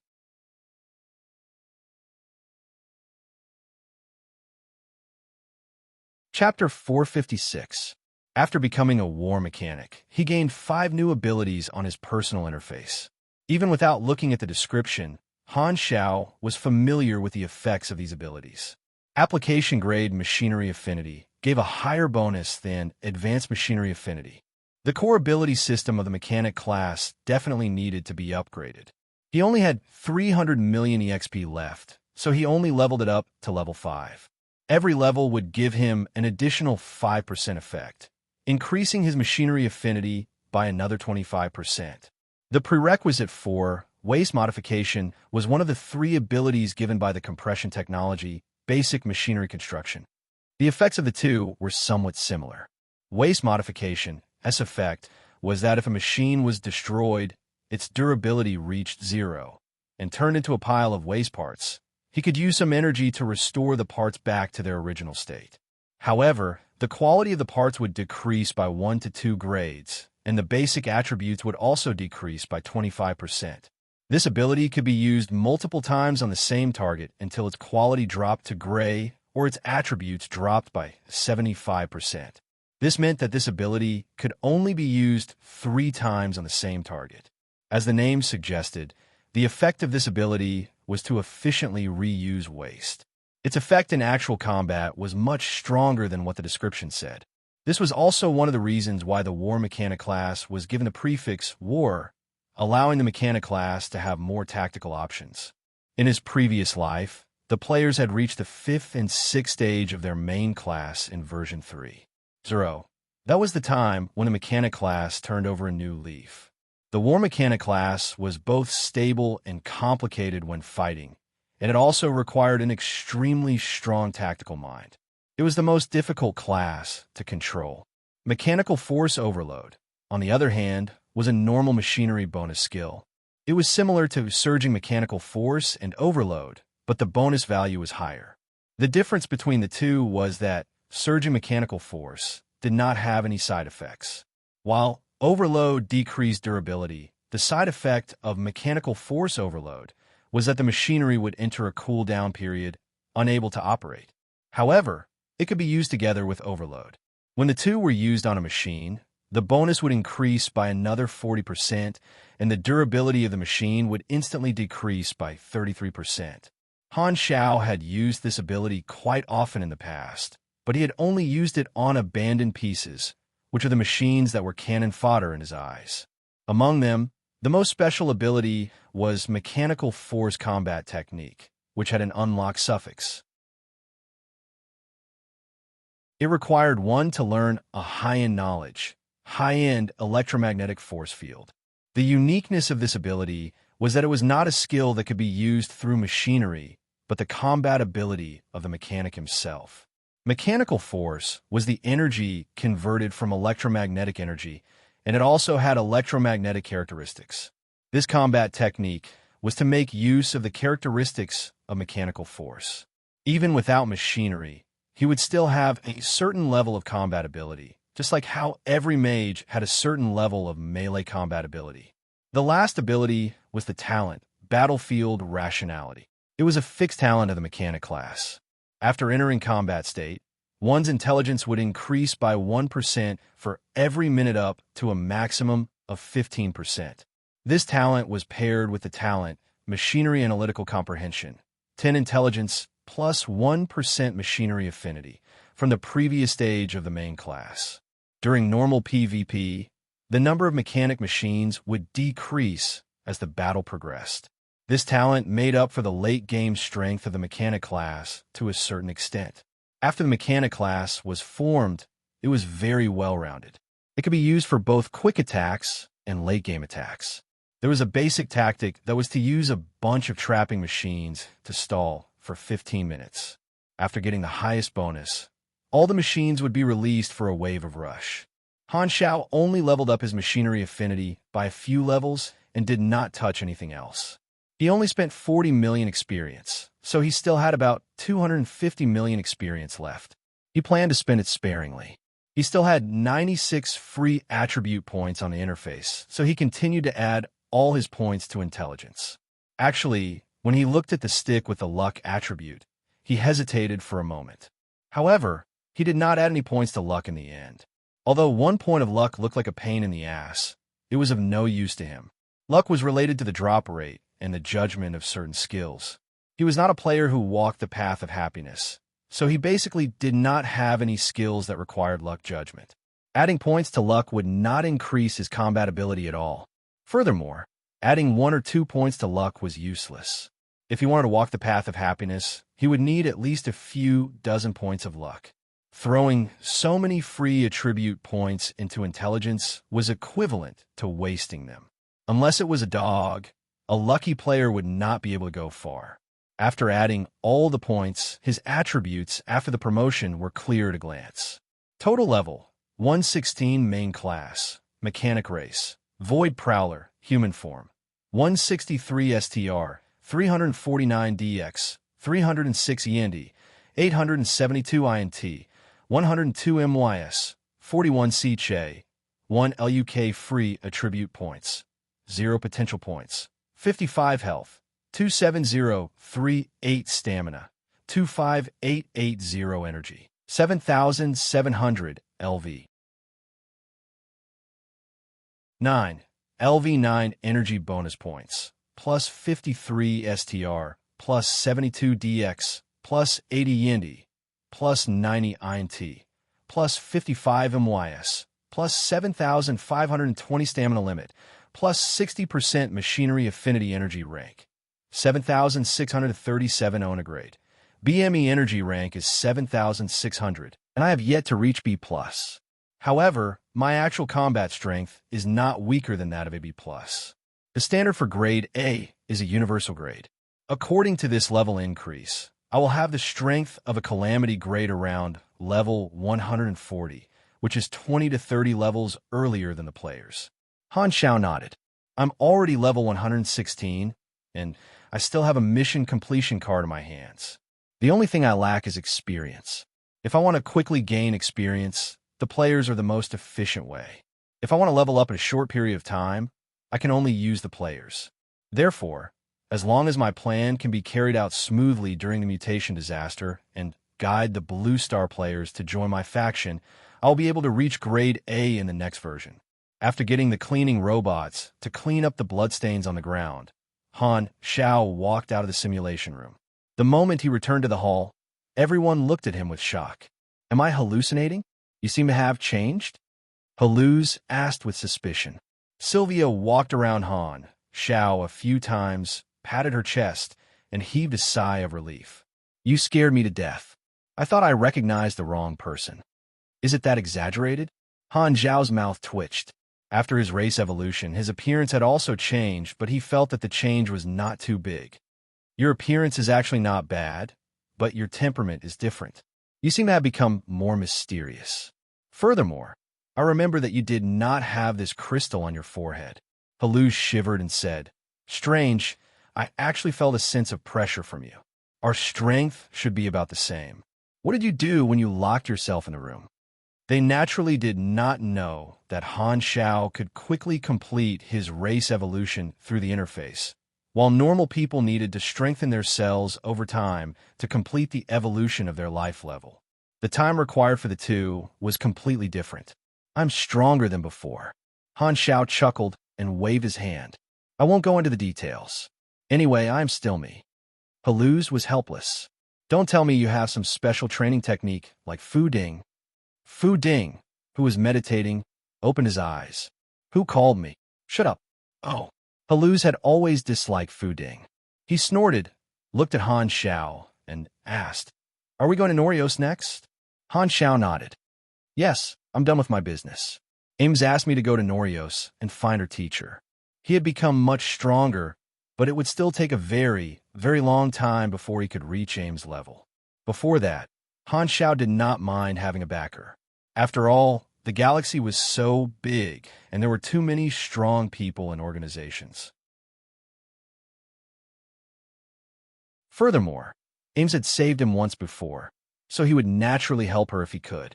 There was no harm in building a good relationship with a beyond grade A super. He was still under the Dragon Emperor's command and name. This time, Haluz interrupted. Before going to Norios, I want to go back to Planet Sunil and get my armor, Shattering Light. Planet Sunil is nearby anyway, so it won't take long. Han Zhao's eyes sparkled. He had been drooling over the commander-class armor for a long time. In the past, he did not have enough knowledge to study it, but now he had fulfilled the requirements. No problem, let's go back together. The spaceship slowly landed on the plains outside Forest City. This used to be the battlefield against the catastrophe, and blood flowed like a river. Now, it had been cleaned up, and it was a barren, scorched land. The 6 lines of defense of Forest City had been repaired. Pairs of armored guards patrolled, and tanks drove out from time to hunt beasts deep in the forest.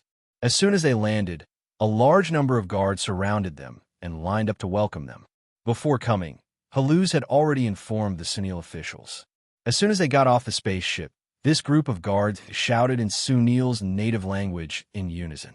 They were basically expressing their respect for Haluz. Let's go back. I've already contacted the government. We'll go straight to the research center to get the armor, Haluz said with a smile. They followed the guards all the way into Forest City. It had not changed much compared to a year ago, but there were fewer people on the streets. It was probably because more young people had joined the army. You're Haluz? Oh my God, hero! This time, The passers-by noticed Haluz and surrounded him with surprise. Han Xiao and the others were pushed to the side. Haluz quickly put on a friendly smile and chatted for a while. As more and more people surrounded him, he could not stand the enthusiasm of the residents and hurriedly squeezed his way out. The few of them turned a few rounds and got rid of the crowd. "You're very popular." Han Xiao laughed. Haluz had an awkward expression. "The government needs a role model to boost the confidence of the residents, so they promote my deeds and broadcast them on TV and radio every day. There's no one in this city who doesn't know me." "National hero, so impressive." Sylvia's eyes sparkled. "Impressive my ass. The end of a hero is to sacrifice himself," Haluz said in annoyance. He still remembered Han Xiao's prophecy. The group sneaked to the entrance of the government in the center of the city. Only then did they not see the residents. Haluz went forward to report, and very soon, a few officers came out to chat with him.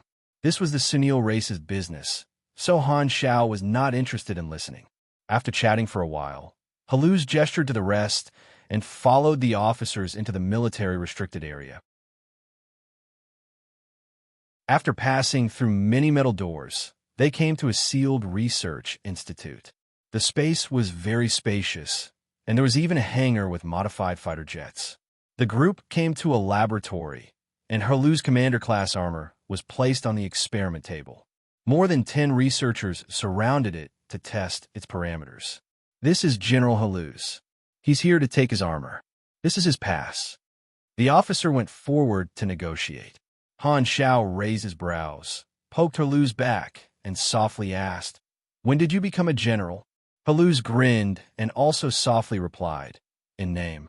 The person in charge of the research was excitedly conducting experiments. Hearing that, he turned around, looked at the group, and showed an impatient expression. He came to the door and unhappily said, "Didn't you say that you would let me study it? Why are you suddenly taking it away?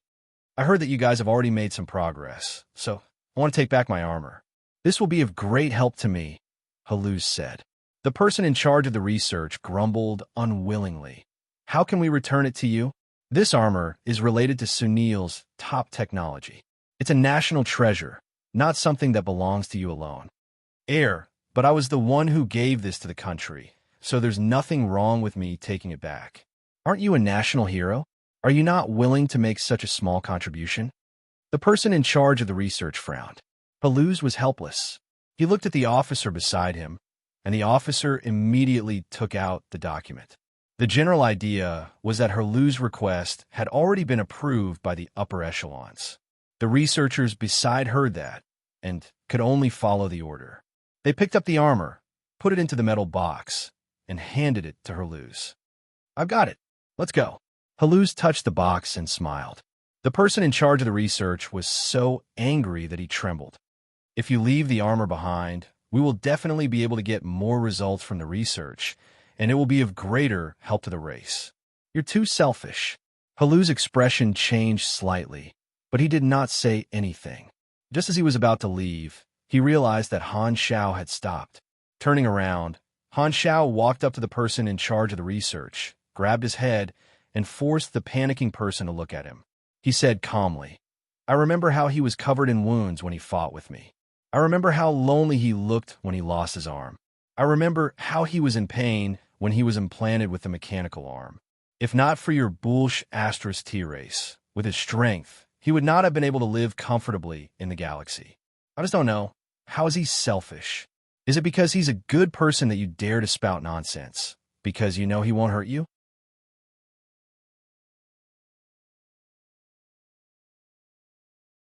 Chapter 457.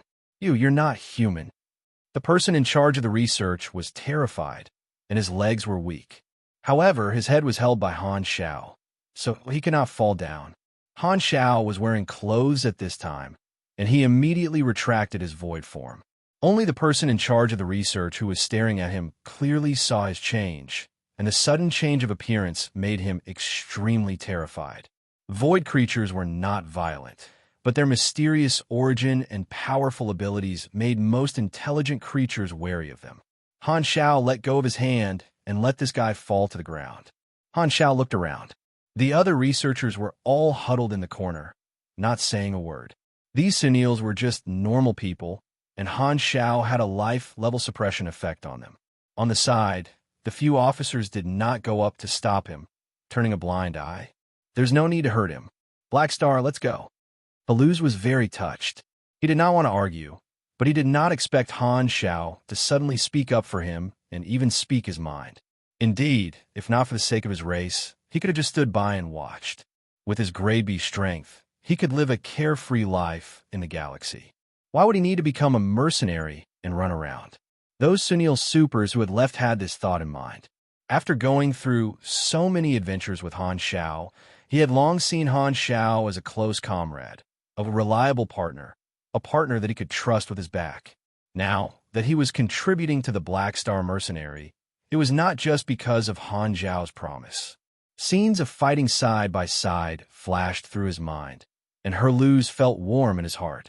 At dusk, they left the forbidden military area, all the way out of the city, and returned to the spaceship.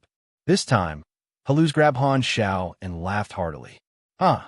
Actually, I don't really care about what others say. When I was running the bar, I heard this a lot, but thanks anyway. It's just scaring people, no big deal. People like you deserve more respect. Han Xiao shrugged. If he wanted his officers to work for him, he had to pay attention to his image. If he wanted to form the image of a reliable leader, protecting his comrades was the most basic prerequisite. These main characters all had their own ideas. If his actions went against their creed, his backyard would be on fire. Han Xiao's attitude had always been very neutral. Whether it was obeying the law or committing crimes, he only looked at the benefits and his mood. Obviously, he could gain a good impression just by showing his attitude. Such a good opportunity to win people's hearts. He wouldn't miss it no matter what. Haluz raised the armor box in his hand and smiled. Speaking of which, you haven't experienced my combat power in my complete form, right? How about a round? Now, are you sure? Han Xiao raised his eyebrows.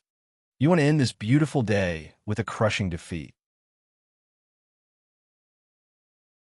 You are very arrogant. Haluz was full of confidence. Shattered Light is a custom-made commander-class armor that my brother made for me. It can increase my strength by almost half. Normally, he would often spar with Han Xiao, but most of the time, he would be beaten up. He could only play the role of a practice partner. He had always been depressed and had long wanted to wash away his shame. At this moment, he felt that his chance had finally come. With Han Xiao's strength, it would be very difficult to win against him after he got his armor back. Then, I'll try to be gentle. I'll still be the one to fix your armor if I break it. Han Xiao smiled. He could use this opportunity to reverse engineer the commander-class armor's blueprint. Under the setting sun on the plains, the two of them were 200 meters apart. This distance was just a sprint for both of them. Haluz put on Shattered Light, and his face was covered by a helmet.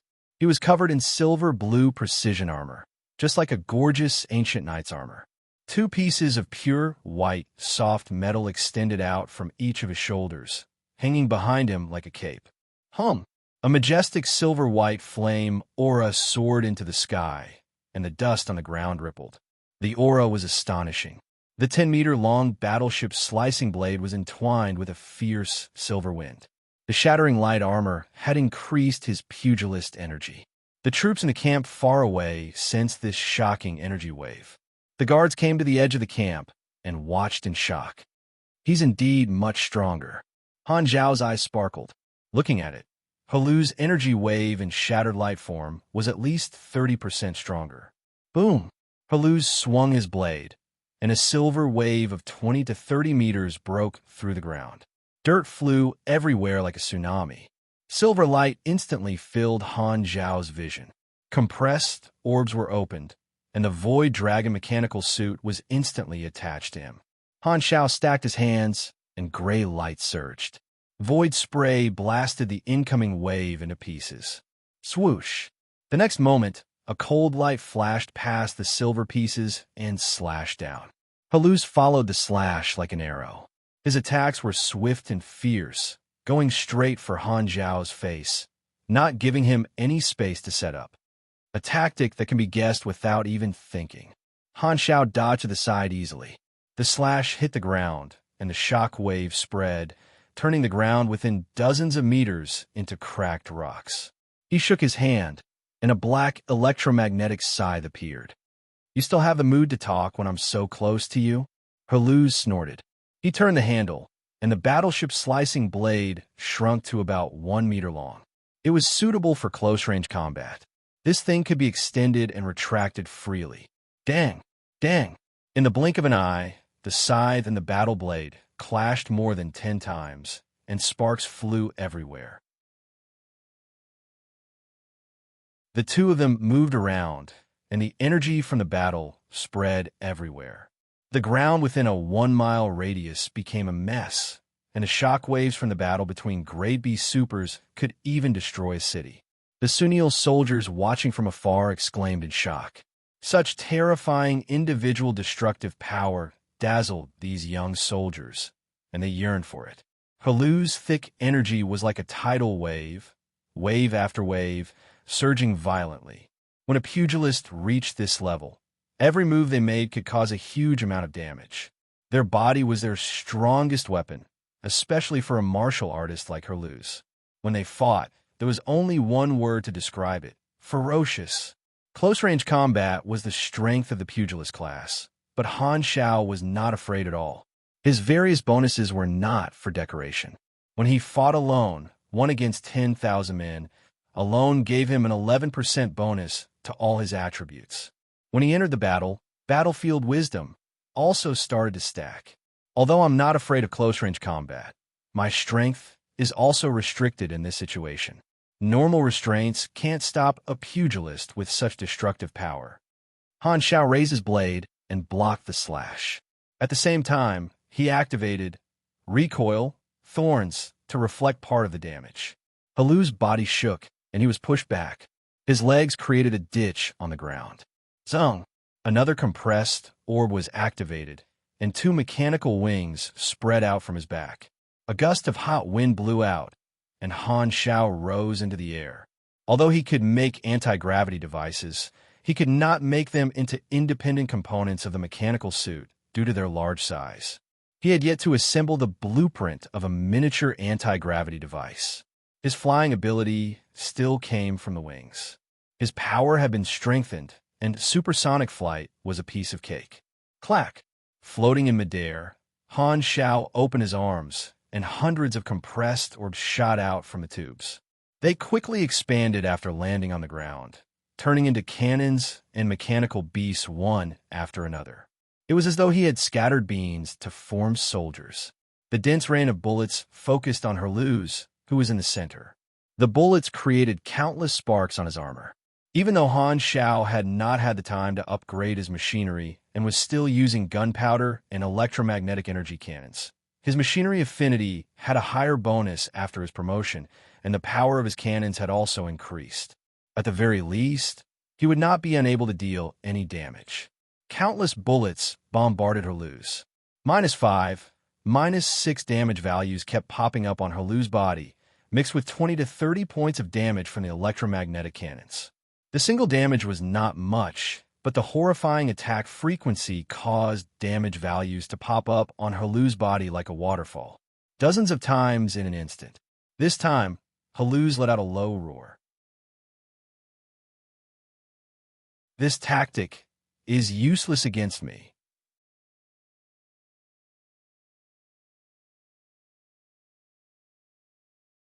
Chapter 458. Bang! Before the mechanical beast could attack, Haluz suddenly jumped up, and the ground cracked as he flew into the sky. The white cloak on his shoulders suddenly fluttered, and his energy turned into power. Using some special principle, these 2 pieces of flexible alloy had the effect of levitating in the air. Haluz also flew up and jumped in the air.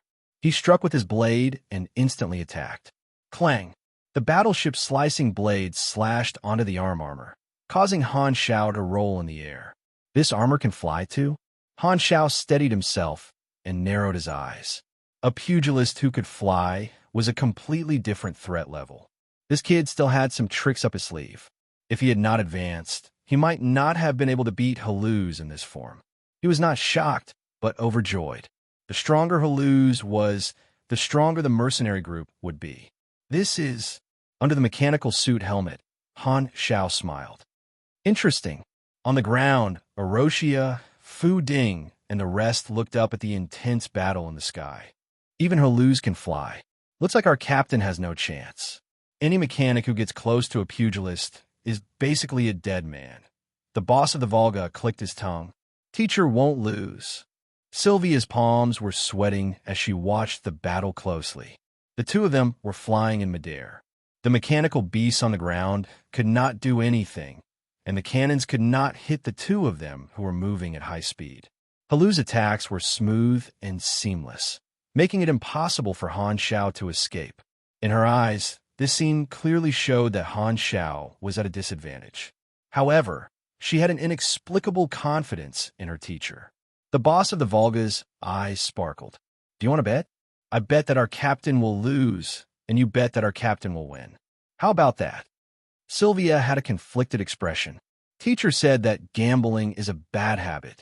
Bullsh asterisk T. He only said that because he can't win. The boss of the Volgas said. 300 anus. Do you have so little confidence in our captain? Okay, I accept. Sylvia clenched her teeth. Suddenly, a ring of invisible interference electromagnetic field burst forth from Han Zhao's helmet and spread out. Haluz's mechanical suit's vision suddenly turned black, and he lost his vision for a moment. Haluz hurriedly opened his helmet and observed with his eyes. Seeing that Han Xiao had not flown far away, he immediately slashed horizontally and chased after Han Xiao. You want to run? Have you asked for my blade's permission? Haluz laughed. However, this slash cut Han Xiao in half without any resistance. Haluz was shocked. The next moment, the two halves of Han Xiao trembled like water ripples and disappeared without a trace. Void mirror image. What kind of ability is this? Why haven't I seen it before? Haluz suddenly had a bad feeling.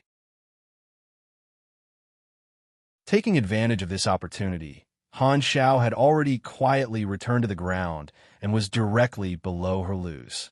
A new machine had already appeared beneath his feet. It was a huge metal disc that was placed flat on the ground. In the center were 3 equilateral triangular holes that emitted a faint blue light. They formed an even larger triangle that faced Haluz in midair. Before Haluz could move, a thick translucent blue light beam shot out of the triangular hole and enveloped him. His body was out of control, and he quickly fell. With a loud bang, he was firmly stuck to this machine and could not break free for the time being. This was a trap-type machine. It was originally an object tractor used by spaceships and was not used for combat at all.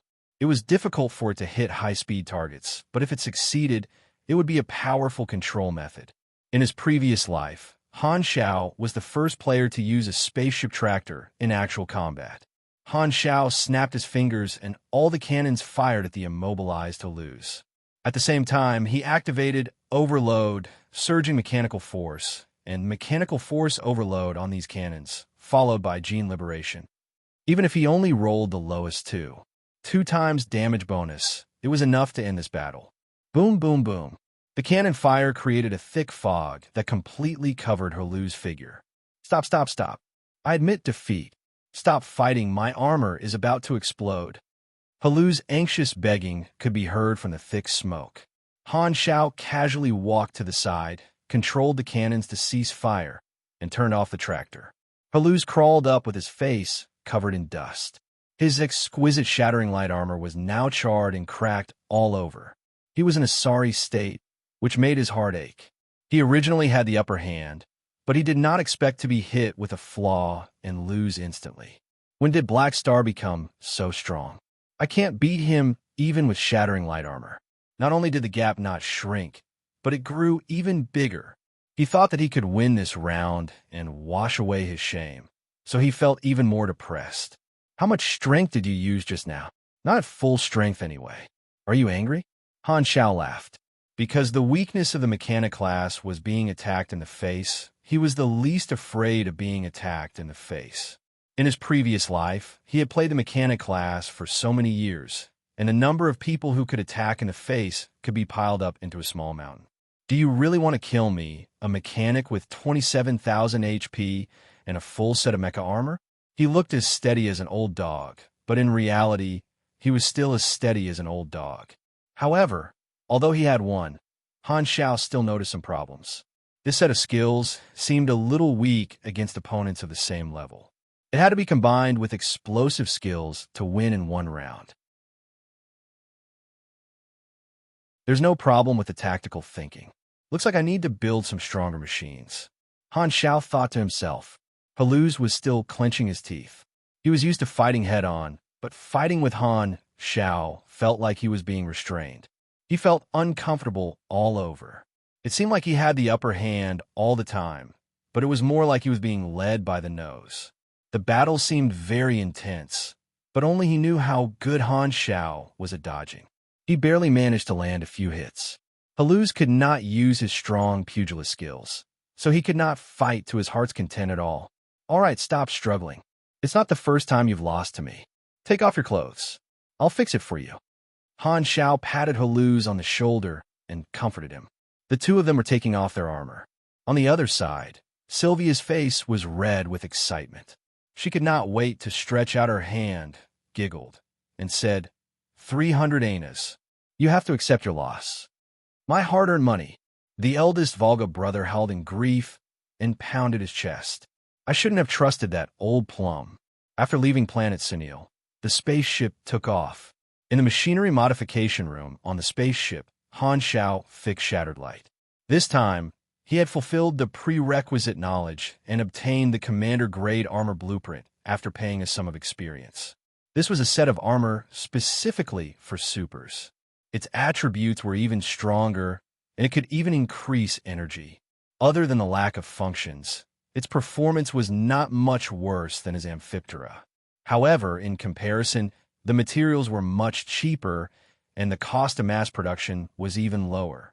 Han Xiao had already gathered the 3 sets of armor of the Sunil system, Misty, NCO, and Commander Grade. This set could be sold to the players step by step. It could basically be considered the first set of faction specialties. After all, Sunil would not sell their top-grade armor. They had to complete missions to gain faction favorability, unlike him, who could directly exchange for it with money. The other party wanted liver, while he wanted money. The difference between them was obvious. Spending money could save time, and time was priceless. This way, was it not using sinful money to exchange for priceless time? What a huge profit! Norios was very far away, located at the edge of the Shattered Star Ring. It was like one of the gates into the Shattered Star Ring. Even with all kinds of stargates, spaceships would still need to travel for many days to reach it. This ample time was enough for him to build stronger new machinery and strengthen his combat system. Furthermore, he also had time to think about what he should prepare for the upcoming version 2.0 during the version update period. Now, the problem of promotion had been perfectly solved. This made Han Xiao heave a huge sigh of relief. It was much earlier than he had expected, which meant that he had saved a lot of time. After completing this mission with Ames, it was time for him to officially start the early stages of the plan.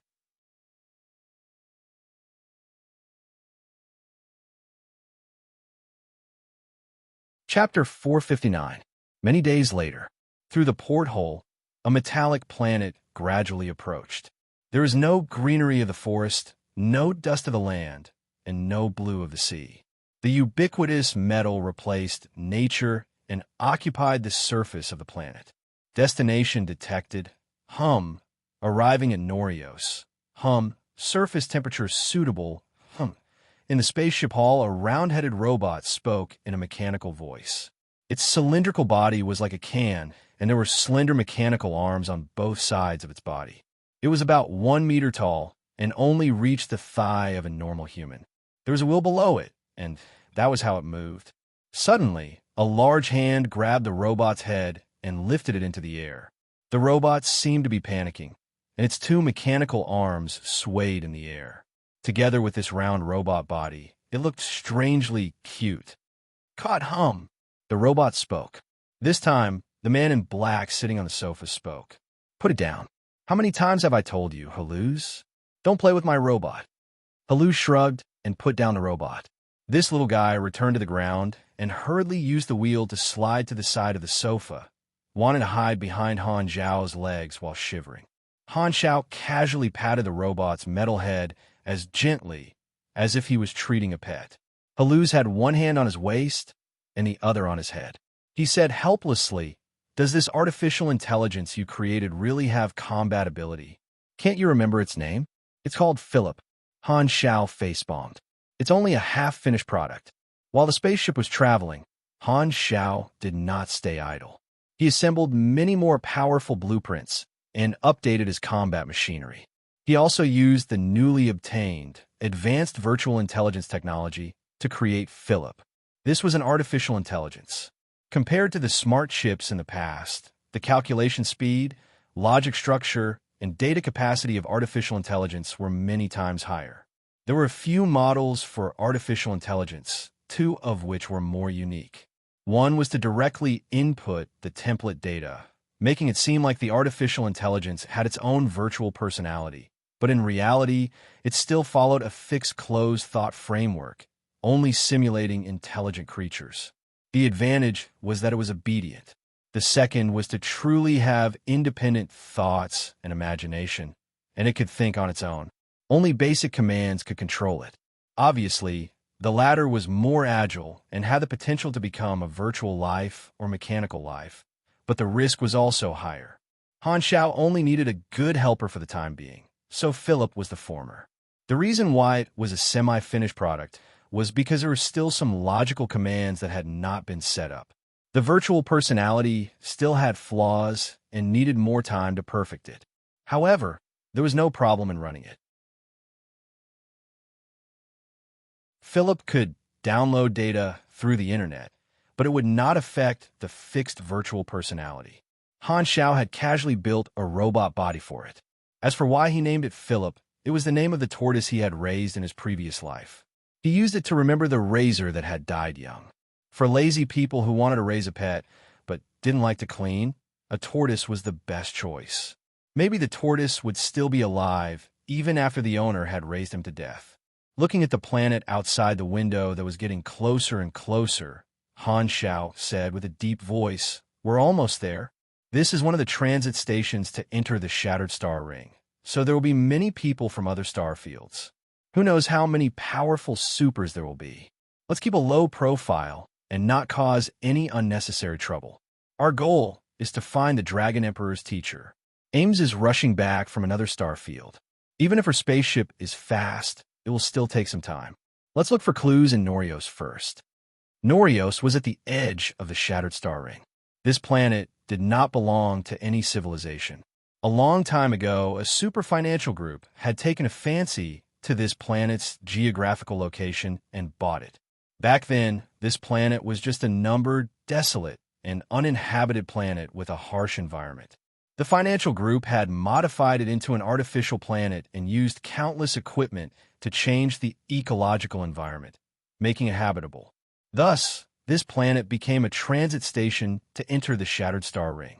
Because there were no planets near Norios for a long time, and the nearest Stargate required at least 3 days to jump, many travelers would choose to settle down there to replenish fuel and resources, repair their spaceships, and have some fun.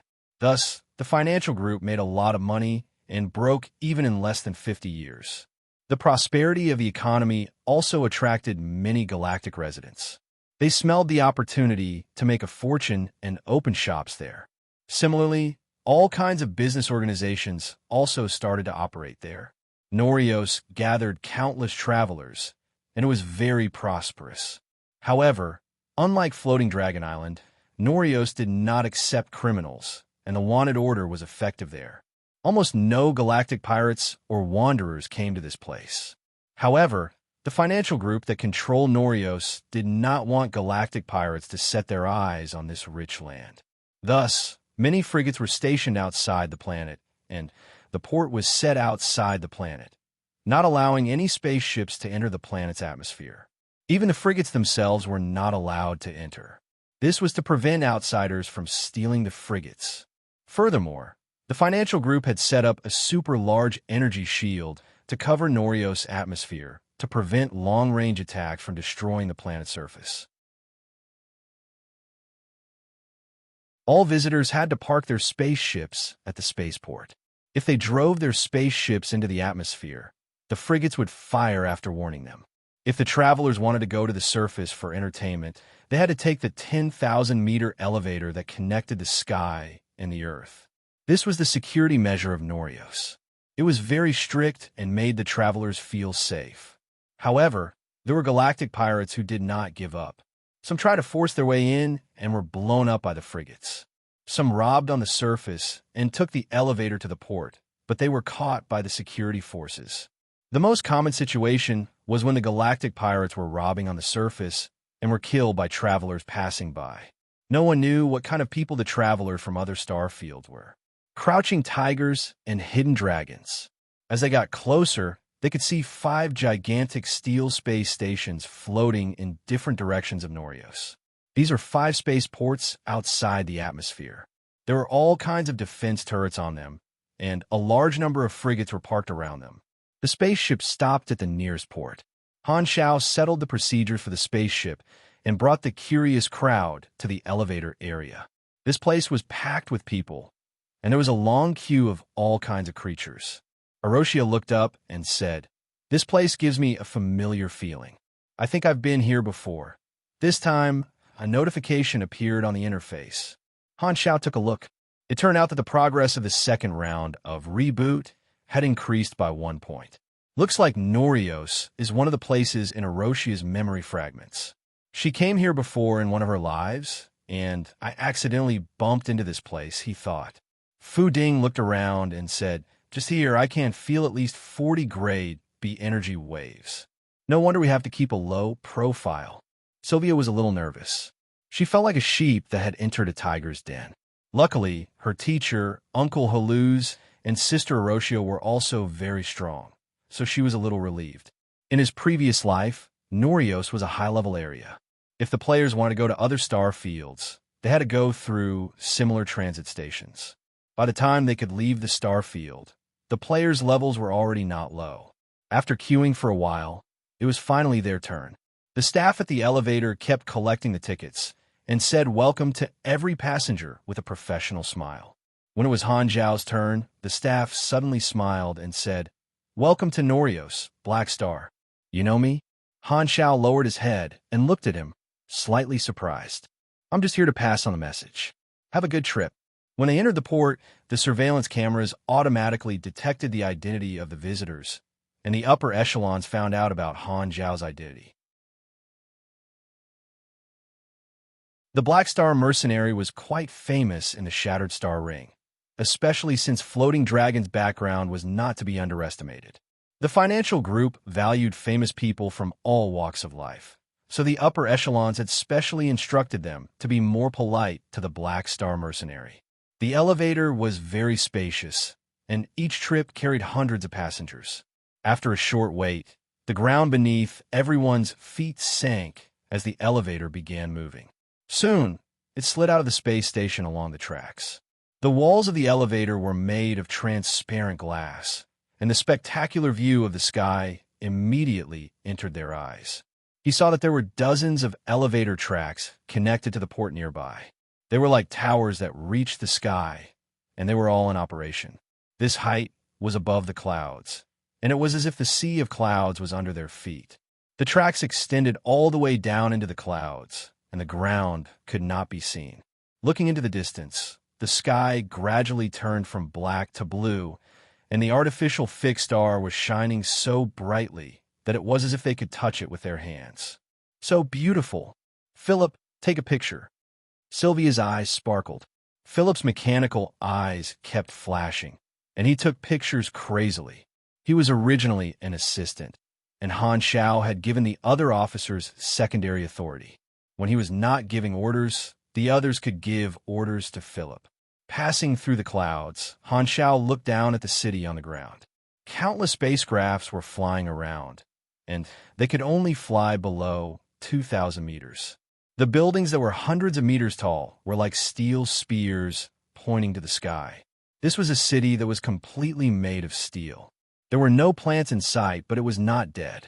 Instead, it was filled with colorful neon lights, and it was extremely prosperous.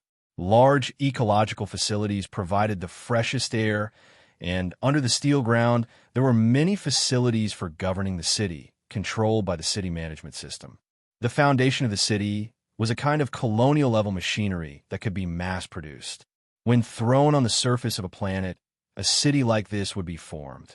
The Norios Consortium had bought this kind of idiot's automatic city expansion pack from the Red Empire and easily transformed this planet. With money, one could really do whatever they wanted. Norios had more than a dozen cities on the surface, and they were connected to each other by electromagnetic tracks and high-speed trains. Han Xiao and the others were heading to city number 4. Looking at the surface getting closer and closer, Han Xiao suddenly frowned, and his heart skipped a beat. There's a feeling of unease in my heart. I keep feeling that something is going to happen. When the elevator reached the surface, they followed the flow of people out of the station. The noisy atmosphere hit them in the face, and the streets were crowded with people of all kinds. Bang! Philip was knocked into by a passerby and spun around a few times. Seeing this, Sylvia bent down and hugged the robot to prevent it from being kicked away. There are too many people here. How are we going to find the person? Perluz asked loudly as he pushed away an insect creature that seemed to be selling its body. Han Xiao already had a plan. Because Norios is a major transportation route, many intelligence organizations have set up branches here to record the information of all travelers. I know what the target looks like. As long as we ask the intelligence organization, we will definitely get some clues. Perluz was enlightened. You really know everything. How reliable. They walked through the crowd. About 20 minutes later, Han Xiao stopped at the entrance of a tall building. This is the place. The 97th floor is the office of an official intelligence organization. Han Xiao looked up. It was easy to find the location of an official intelligence organization. The group took the elevator up to the 97th floor. It was very dark here, and the floor-to-ceiling windows were covered with black cloth, as if deliberately creating a mysterious atmosphere. After walking in, there was only one receptionist at the door. Beside them was a long and narrow corridor. The space here was very spacious, but the other places were all black walls, so it was impossible to pass through. To ensure the privacy of the customers, this floor was divided into opaque cubicles by the walls for detailed discussions. The corridors between these cubicles were like a maze, and this corridor was the only entrance. There were countless forks inside, so the customers would not meet each other. I'm here to buy intelligence. Han Xiao expressed his intention to the receptionist. Wait a moment. The receptionist pressed a button on the table. After a while, a human trader in a black suit walked out of the corridor and said in a deep voice, "Please follow me." Han Xiao and the rest followed the human trader into the corridor, turned into a fork, and walked toward a cubicle. Just a few seconds after they walked into the fork, another Birdman trader walked out from another fork with the customer who had just bought the information and headed toward the door, missing Han Xiao and the others by a hair's breadth. Thank you for your patronage. At the door, the Birdman trader said goodbye to his customer. This customer was wearing a hood, and his entire body was shrouded in a black robe, hiding his appearance. He did not say anything, walked out, and pressed the elevator button.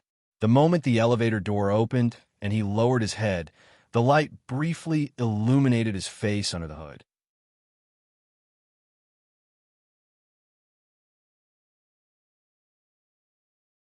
Chapter 460. Han Xiao naturally did not know that the people of Dark Star were tracking the trader in Norios and had bought a piece of intel from the intelligence organization. Coincidentally, he had brushed past ashes, and neither of them had noticed the other. At this time, the trader brought them to a cubicle, and they all sat down. What kind of intel do you want to buy? Our organization has a very strong intelligence network. Be it current affairs or secret information, we have it all, the trader boasted. I want to find someone. Give me a pen and paper, and I'll draw his face. The higher the intelligence attribute, the clearer the memory. Han Xiao quickly drew a portrait of a human on the paper. According to the lifespan of a normal human, This person looked to be around 50 years old. He had a full beard, a chiseled face, and many wrinkles. From the outside, he looked like an ordinary middle-aged man who had been through a lot. This person should have been to Norios before. I want to know when and where he appeared, Han Xiao said. The trader nodded, took out an internal device, and searched for a while before saying, "We have the right information. This is an ordinary person. Our spies have recorded all the travelers who came to Norios. Recently, we've been holding a discount to find people. This intel only costs 100 anus." Sylvia was speechless.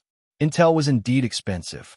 Just finding someone marked as an ordinary person cost 100 anus, which was enough to travel a few star systems on a galactic travel group. She had also spent a lot of money to buy information on Han Zhao's whereabouts in the past. If she had been cowardly back then and not taken revenge, she would not have known the truth about her father and would have lived in a false hatred. How sad would her life have been? She would not have become her teacher's disciple and would never have been able to come into contact with the superdomain. Thinking back, she could not help but feel grateful that Han Xiao did not kill her. Otherwise, she would not be where she was today. For a moment, Sylvia was filled with emotions. After Han Xiao made the payment, the trader passed the information over, and everyone gathered around to take a look. This person came to Norios 38 days ago. He took a cross-star field flight from the ancient star desert, Starfield. He didn't do anything special in Norios. It seems like he's just here for a trip. The last time he appeared was 16 days ago, south of City 8. Detailed address was written on it. This was the last place the target was seen. 16 days ago? Is he still in Norios? Han Xiao asked. The trader nodded. We have internal personnel at the port. Every registered ID has a record. He hasn't left Norios, so he should still be in that place. That's not necessarily the case. Han Xiao was non-committal. Intelligence agencies were not omnipotent. As long as one changed their appearance and used a fake identity ID, it would be easy to fool the eyes of the spies. He could do it easily. Furthermore, the Dragon Emperor's teacher was a prophet. After experiencing the effects of the Destiny's Child character summon card so many times, he understood the ability of prophecies. Prophecies were not omniscient, and the future they saw would not be too far away from the present. If the target did not use prophecies, he would be no different from an ordinary person. Perhaps the target did not know that they were looking for him, but that would be a dream. The target should have known long ago. Prophets were all very difficult to deal with. If they did not want to be found, it was too easy for them to hide with their abilities. Just like how the Germinal organization could not find him back then. Han Xiao could not tell what the target was thinking. If the target wanted to see Ames, he would not have hidden at all. Although he had the Destiny's Child character summon card, he did not intend to use it here because the result would not affect him much. The important thing was to carry out the search. The result was not important. Anyway, as long as he could give Ames some clues, he would have completed his mission. As for whether Ames could see her teacher or not, Han Xiao did not care. After getting the clues he wanted, he led everyone out of the intelligence organization and went straight to the station. They boarded the high-speed maglev train to City 8. There were many carriages on the train. The carriage they were in was a group seat with the seats at a round table. The scenery outside the window flew by. Haluz was playing cards with the three brothers again. Fu Ding was watching how normal people played cards. Aroshia was eating snacks, and Sylvia was playing with Philip, who was spinning in circles. Because they were only in Norios to look for someone, everyone was very relaxed. Blackstar was the best at finding things anyway. With him around, there was nothing to worry about.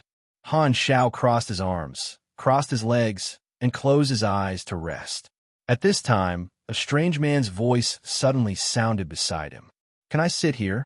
He opened his eyes and saw a man with golden skin standing beside him. He was carrying a bag and had a smile on his face. He was a Godora, but his skin color was very light. He did not seem to be a pure-blood Godora.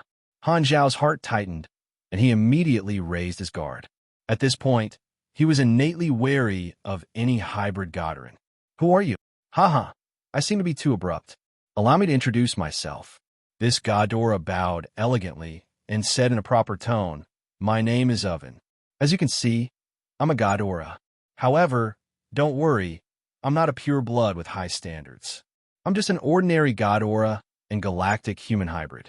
I'm sorry to disturb you, but I hope to be your companion on this short journey. Everyone had a strange expression. A stranger came out of nowhere and wanted to be friends with them. No matter how they thought about it, it was strange. Could it be that someone's charm had attracted this guy? Everyone looked at Fu Ding and then at Han Xiao. Their gazes shifted back and forth. Han Xiao pointed to the side. There are still empty seats there. If you just want to find a place to rest, please don't disturb us. No, please don't misunderstand me. Oven suddenly sat down and squeezed Halu's in. He seemed to be determined to stay there. With a warm smile on his face, he said sincerely, I'm also a traveler in Norios. My companions are at the port, and I'm the only one who came to the surface. It's too lonely to be alone, and I love to make friends. There's a saying in my hometown, when you're out, you have to make friends openly. That's the way of a man. Hey, don't squeeze me. We haven't agreed to let you sit down. Haluz was unhappy. You guys are playing Wayne cards? Oven saw the cards on the table, and his eyes sparkled. He took out a stack of cards from his backpack, slapped it on the table, and said, I'm an expert at Wayne cards. I use the Radiance Domain deck, and no one has ever beaten me. How about it? Do you dare to play around with me? Why are you acting so familiar with us? Who wants to play cards with you? Haluz was speechless. Oven laughed and said confidently, Indeed, it's boring to just play cards. Let's make a bet. 50 anas per round. Do you dare to play around with me? Oh, you want to challenge me? Haluz was furious. He felt that his dignity as the Black Star God of Gamblers was being challenged, although there were not many Black Star mercenary members. At the same time, Haluz secretly turned to look at Han Xiao. Han Xiao made a hand gesture, indicating that he allowed it. He had just checked on Oven. This god aura person was very weak, and his energy wave had only reached grade C. He could kill him in 1 second, so he was not much of a threat. He wanted to see who this god aura person was and what he had up his sleeve, so he allowed him to stay and observe him closely.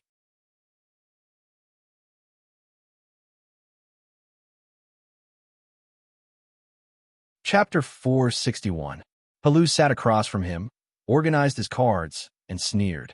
Since you want to give me money, I'll fulfill your wish. Haha, it's not certain who will win yet. Oven laughed. His laughter could be heard throughout the carriage, and the other passengers looked over. The two of them started playing, and soon, it was hard to tell who would win. Oven spoke in a friendly tone. After the initial awkwardness, the atmosphere quickly became harmonious, and he chatted and laughed with everyone. From the beginning to the end, Han Xiao kept an eye on Oven to prevent him from having any ulterior motives. At the same time, he secretly turned on the metal detector and wavelength detector to prevent him from having any equipment on him. However, Oven did not do anything out of the ordinary. Everything on him was normal. He only played cards happily along the way, making a big fuss. He seemed to be very forthright. 2 hours later, the train arrived at the station, and everyone got off. Alvin took in a deep breath of fresh air, turned around, and slightly bowed to the group. He elegantly smiled and said, although the journey was short, it was a very good and leisurely time. It will always be engraved in my mind as part of the beautiful memories. I am very grateful for your company. We're already friends, so I hope we will have a chance to meet again in the future. Then he waved, carried his bag, and left. Weirdo, Sylvia mumbled. What a passionate person, Fu Ding said with a smile. Just a rather forthright passerby, Haluz said. We might be overthinking. Han Xiao glanced at him and did not comment. Although he did not know Oven's intentions, he rarely believed in any coincidental reasons. Even though this Oven guy did not do anything out of the ordinary along the way, he still did not let his guard down. He patted Philip's metal head and asked, Did you take a picture of him? Took 372 pictures, from all angles, Let's not care about him for now. Let's go find him. Han Xiao nodded, walked forward, and asked casually, Right, I didn't notice earlier. Did you guys win any money from playing cards? Haluz scratched his head. That guy is pretty good. He went a few hundred from me. It was such a loss for me, so I got Fu Ding to help me. After winning a few rounds, we reached our destination. After calculating, it's a draw. No one won. His footsteps suddenly paused as he stroked his chin. Oven? I've never heard of this name. Interesting. Unsure of Oven's intentions, Han Xiao temporarily put aside this episode and followed the clues to find the last location of the target. This was a remote street surrounded by tall buildings, which made it seem a little narrow. In the middle of the tall buildings, there was a relatively short villa. The architectural style was in line with human aesthetics. It was flat and symmetrical, and it had a courtyard. It looked like a private mansion. The door was a sealed alloy door. Only a small glass window on the door could see inside. There was no one in the yard at this time. Han Xiao glanced around and saw a button next to the door. It should be the doorbell for visitors. We're here to find someone, not to kill. Ahem, sneak in. It's best to knock. Anyway, the other party has a prophecy. If he wants to meet, he'll walk out himself. After pressing the doorbell, they waited in front of the door. They were used to climbing over walls, so they felt uncomfortable walking through the front door. After waiting for a while, Han Xiao pressed the doorbell a few more times, but no one answered. There might be no one inside, or if they don't want to open the door. How about it? Are we going to barge in? Palu shrugged. Since no one answered, let's go in and take a look. Boom! Before Han Xiao could finish, a loud bang suddenly sounded from above. He was way too familiar with this sound. This was the sound of a cannon being fired. Han Xiao could instantly analyze what type of cannon it was just by the sound. He immediately changed his tone and yelled, "Dodge!" They were all supers, so their reaction was extremely fast. They immediately jumped away from where they were. Rumble. A series of explosions occurred where they were originally standing. Black smoke billowed. This was the sign of a rocket explosion. Looking up from a window on one of the floors of the building opposite the villa, a few creatures were looking down. One of them was even holding a cannon. The next moment, more than 10 creatures jumped out of the window, fell dozens of meters, and landed on the ground with a loud bang. Even the steel floor was dented by the impact. The thick smoke was blown away by the shockwave, revealing the true appearance of these creatures. They were actually a group of rock creatures with 4 arms, 2 legs, and 1 head. They wore simple and crude combat suits and held all kinds of firearms in their hands. Some of them even held mechanical axes, mechanical hammers, and other melee weapons. They gave off the vibe of a group of mercenaries ready to take action. They were only here to find someone and did not expect to be attacked. They were shocked. "Why are you attacking us?" Sylvia asked with surprise. "Someone paid to teach you a lesson," a rock man said in a muffled voice. "Teach us a lesson?" Sylvia still wanted to say something, but her expression suddenly changed. *T, Philip. Han Xiao looked over and saw that beside the feet of the rock mercenaries, the exploded parts were scattered all over the ground. Philip's speed was too slow, and he couldn't avoid the initial bombardment. He was blasted into pieces and turned into a pile of scrap metal. At this time, the rock warriors made their move. They let out a strange roar and charged forward. Han Xiao clicked his tongue. He took off a compressed orb from his necklace and flicked it beside his feet. It quickly expanded and turned into a black Amphiptera mechanical suit. However, the mechanical suit was not worn on his body. Instead, it stood to the side, an empty shell without a pilot. This time, Han Xiao said in a deep voice, "Take care of them." The eyes of the Amphiptera mechanical suit suddenly lit up. The mechanical suit suddenly moved on its own. A swift and violent whip, like a black whip, landed on the chest of the rock warrior at the front. Pa! The powerful kick sent the rock warrior flying. He slammed into the wall and shattered a large piece of rock. No one knew if it came from the wall or the rock warrior's body. Order effective. Battle mode activated. The enemy has been sent flying. The empty Amphiptera mechanical suit automatically went into battle mode. At the same time, Philip's voice came from the helmet. Philip was an artificial intelligence.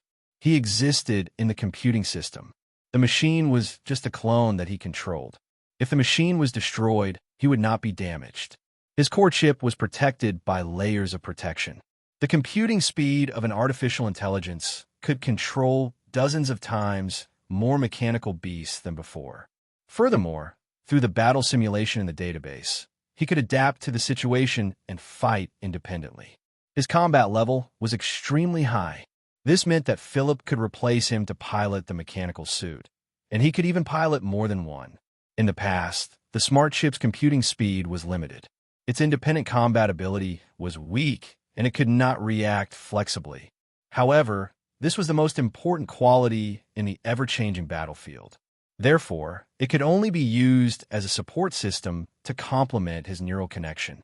However, with a new artificial intelligence system built with advanced virtual intelligence technology, the technological level had increased by a large margin.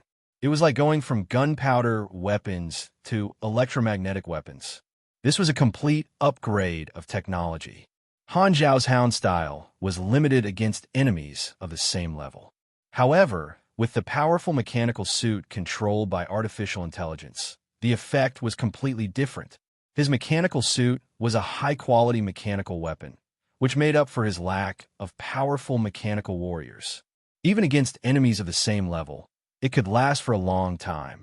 Advanced knowledge was useful, and an artificial intelligence with powerful computing speed was one of the prerequisites to completing the army style. Han Xiao turned around and glared at Sylvia. He frowned and said, "Go back and copy the theory book for smart chips 5 times as punishment." Sylvia's face immediately turned bitter. Her head drooped, and she was shrouded in depression. Buzz! Mechanical force shot out from Han Zhao's fingertips and attached to the Amphiptera mechanical suit, providing his own mechanical bonuses.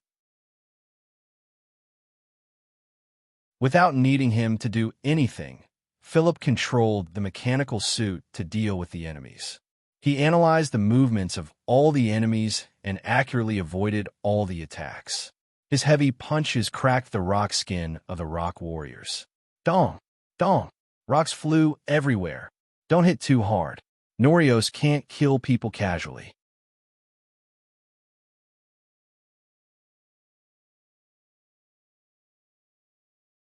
Chapter 462.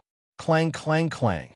In less than 2 minutes, the Amphiptera mecha under Philip's control had taken care of this group of thick-skinned rock golem warriors. The group of rock golems lay on the ground, groaning weakly in pain. These thugs were only grade C, and with the enhancement of Han Zhao's mechanical suit, these enemies were easily defeated. "No, my smooth skin." The leader of the rock warriors looked at his cracked body and wailed.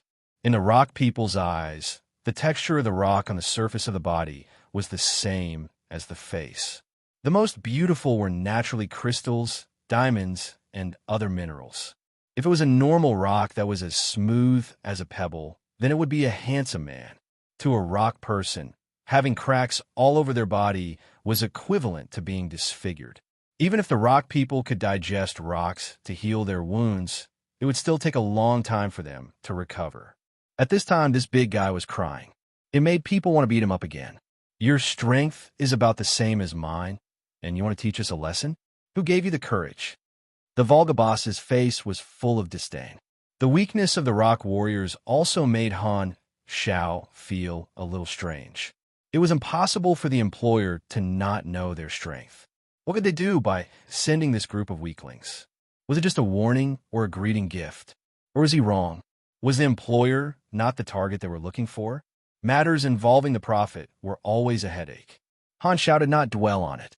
He grabbed the rock warrior and asked directly, "Who is your employer?"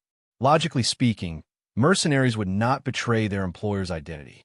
He was already prepared to force a confession, but he did not expect the rock warrior's answer to surprise him. "Oh, the employer asked us to come here today to deal with the person who pressed the doorbell of the villa. He also said that our lives would not be in danger. If we lose, he will tell you a location and ask you to go there to find a person. Someone there knows his whereabouts," the rock warrior said nervously. The rock warrior said nervously. He also said that you would interrogate the identity of the employer. He told me to pass on his original words, You guessed right, it's me. Don't think I don't know that you've used my name. If you want to find me, then play a game with me. Everyone's expression changed. Damn it, Prophet. Han Xiao gritted his teeth. Haluz slapped Han Zhao's back, and a loud thud was heard. He looked up and laughed. Ha ha ha. You've met someone of the same trade. Peers hate peers the most. Han Xiao snorted and asked for the location. The rock warrior trembled as he told him the next location. It was in the north of City 8. From here, they would have to cross the entire city. Standing up, Han Xiao rubbed his chin and pondered. The Prophet had hired these rock warriors to pass on clues and direct them to the next location. The target had purposely left his whereabouts 16 days ago and used his prophecy ability to spy on their movement time.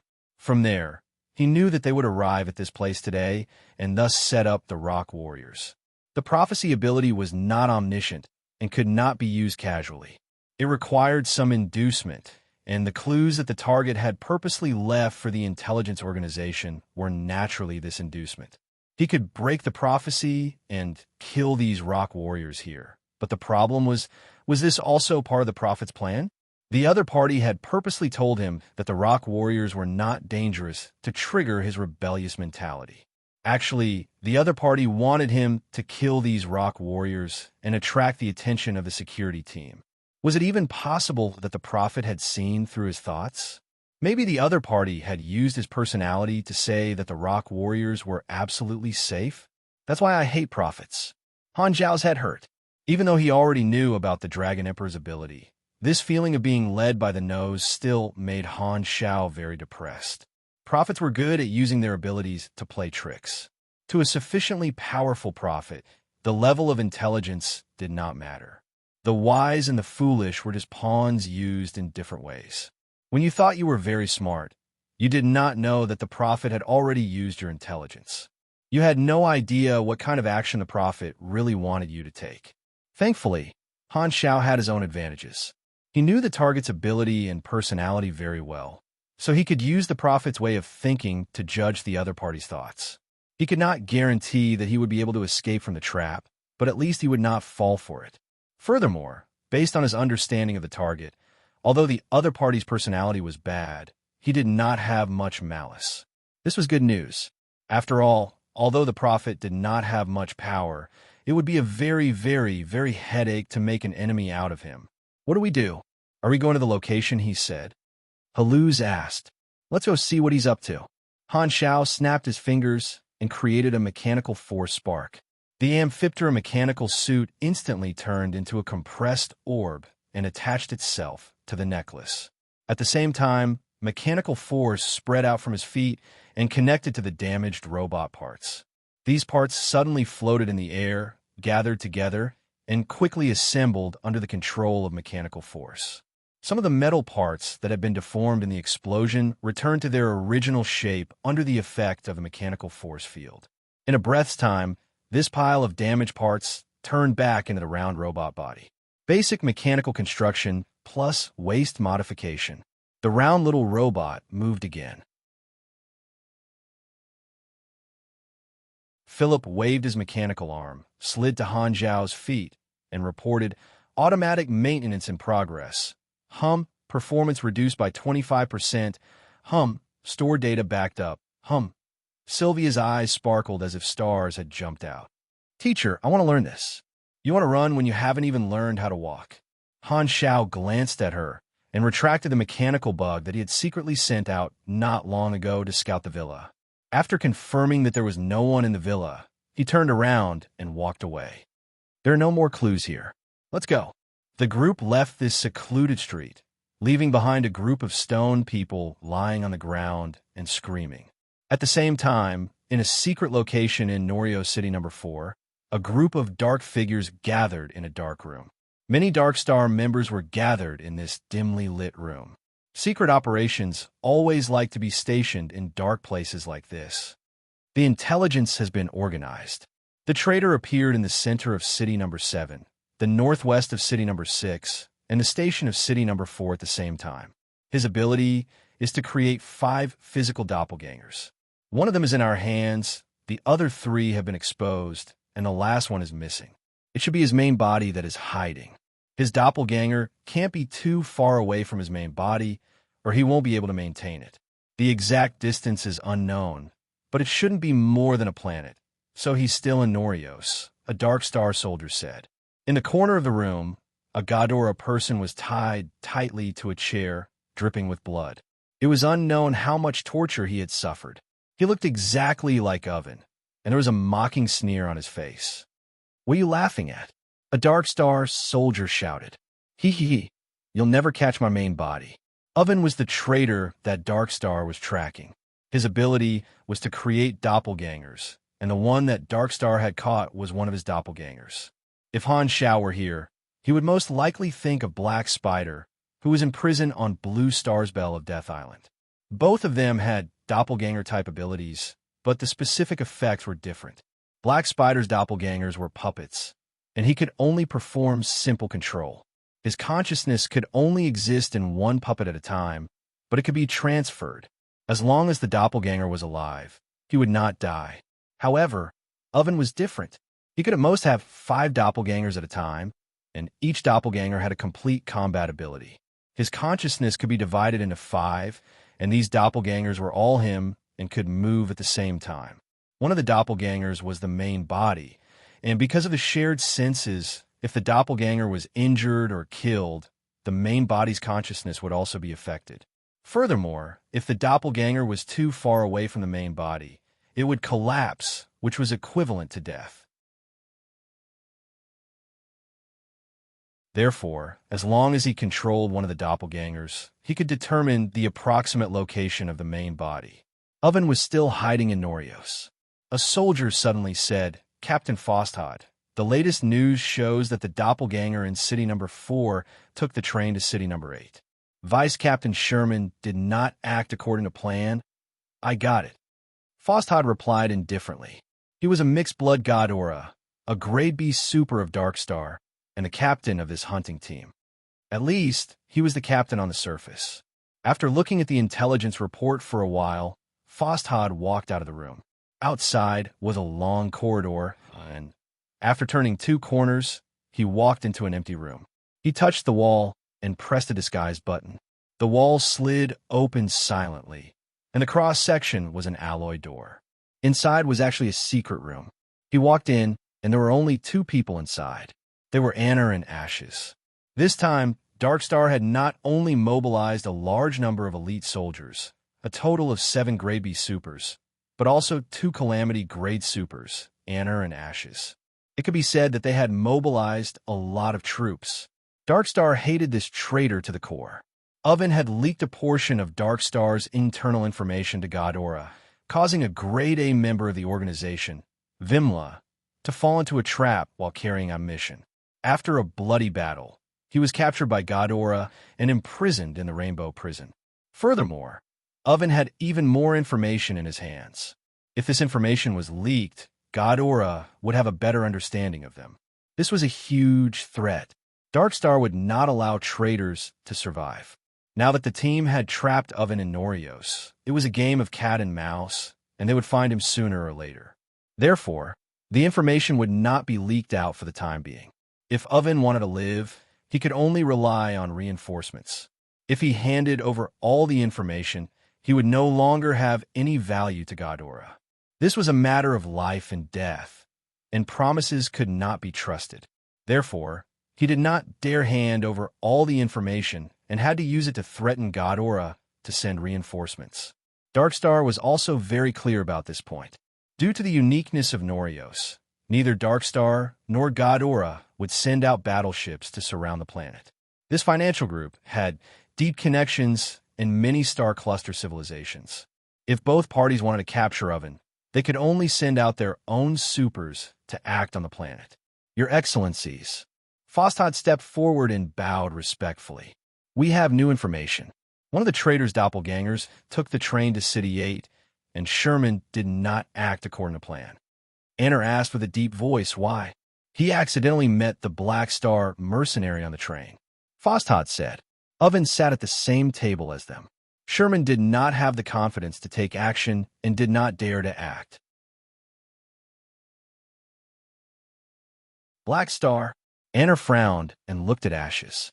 He still remembered that Ashes was obsessed with Black Star and said with a deep voice, "The mission is more important. The enemy is out in the open, and we are in the dark. There is no need to provoke him."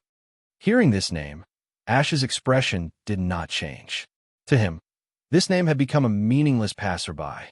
His mood did not change, and his tone was indifferent. "Don't worry, I did not put him in my eyes long ago. The traitor is our target. As long as Black Star does not interfere with our matters, he can live." Not bad. A gratified look flashed past Anna's eyes, but it disappeared in an instant. He said with a serious expression, "Sherman's decision is correct. Behind Black Star is Dragon Emperor Ames. Do not create unnecessary problems.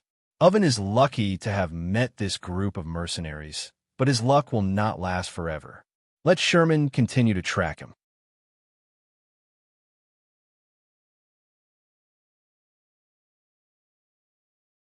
Chapter 463. Han Xiao and the rest took the low-altitude flying device to the north of City 8.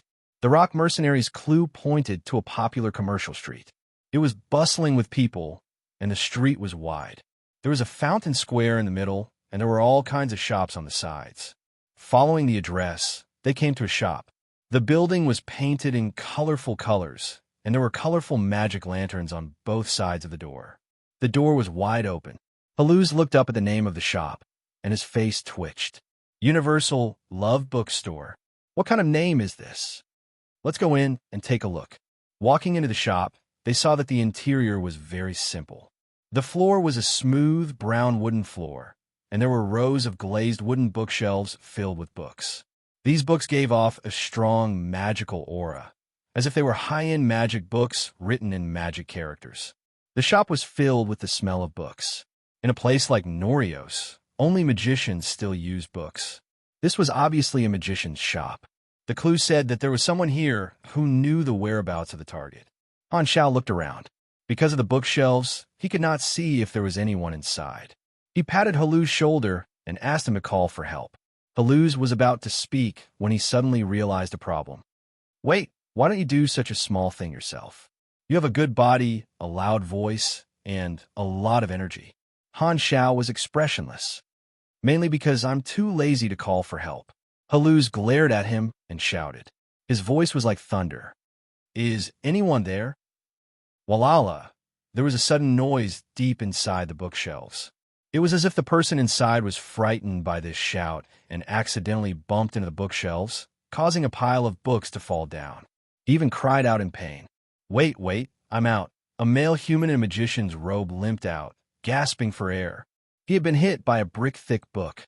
Once he saw the group, he put on a warm smile. "I'm the owner of this bookstore. Do you like a single person or a group? Do you like beautiful or rough? What kind of creatures do you like?" "Oh, you're all humanoid creatures.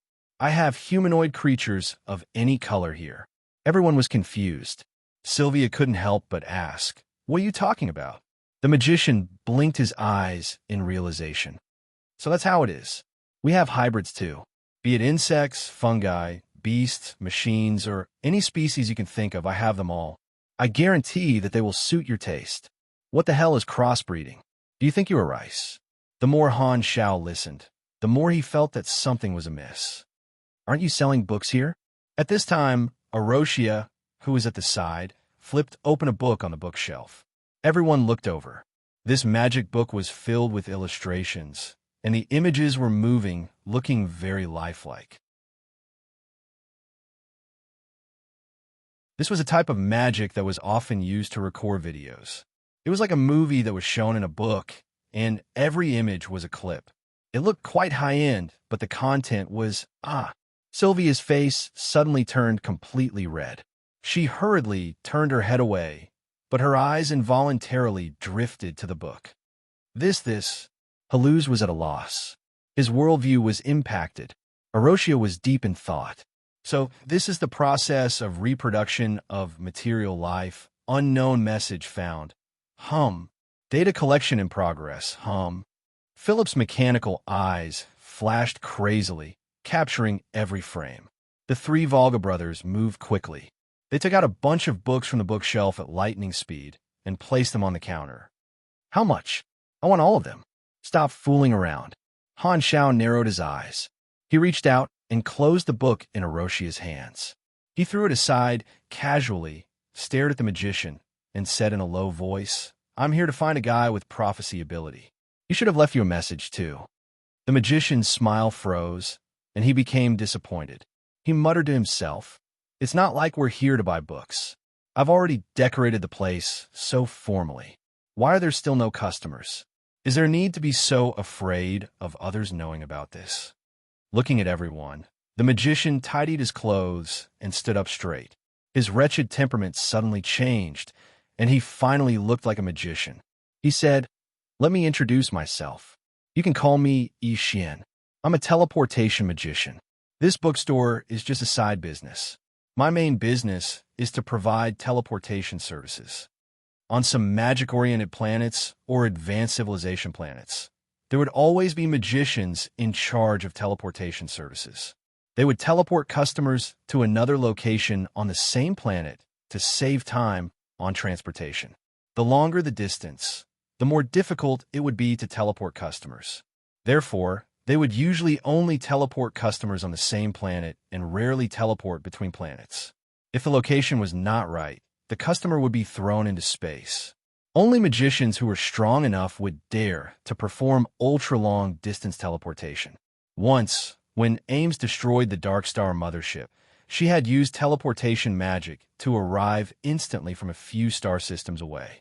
The caster was another beyond grade A magician who had fought with her for fun. He had accurately located the location of Floating Dragon Island, which happened to be there at that time. The distance of a few star systems did not deviate at all. This was incredible magic power. "You're a teleportation magician?" Han Xiao asked. "So, the target I'm looking for was teleported to other places in Norios by you?" Yi Xian shrugged. "He paid and I teleported. It's a normal transaction." "Where did he go?" "Huh. I won't reveal the privacy of my customers." Yi Xian chuckled. "By the way, he also left me a message. Tell everyone who is looking for him." "What did he say?" Han Xiao frowned. "He said that he wants to play a game with you. As long as you steal the heart of crystal fire, he will meet you." Heart of crystal fire. Han Xiao kicked Philip. "Check it out." Searching hum. Found it hum. Philip's mechanical eyes suddenly shot out light, forming a translucent projection in midair. On it was the information of the Heart of Crystal Fire. Heart of Crystal Fire. A ring accessory made from rare crystals born in lava. It is extremely exquisite and luxurious. Legend has it that it is immune to high temperature and burning. It was once auctioned at a high price of 7,930,000 anus. It was bought by the leader of the Norios financial group, Rockfess, as a gift for his wife. When Rockfess and his wife appear in public, his wife always wears this ring, 7,930,000 anus. Haluz almost vomited blood. Spending so much money to buy a stupid ring to please a woman? That was enough to buy a few battleships. His worldview was on the verge of collapsing again. Han Zhao's expression changed. "He wants me to steal an expensive accessory from the wife of a financial group's leader?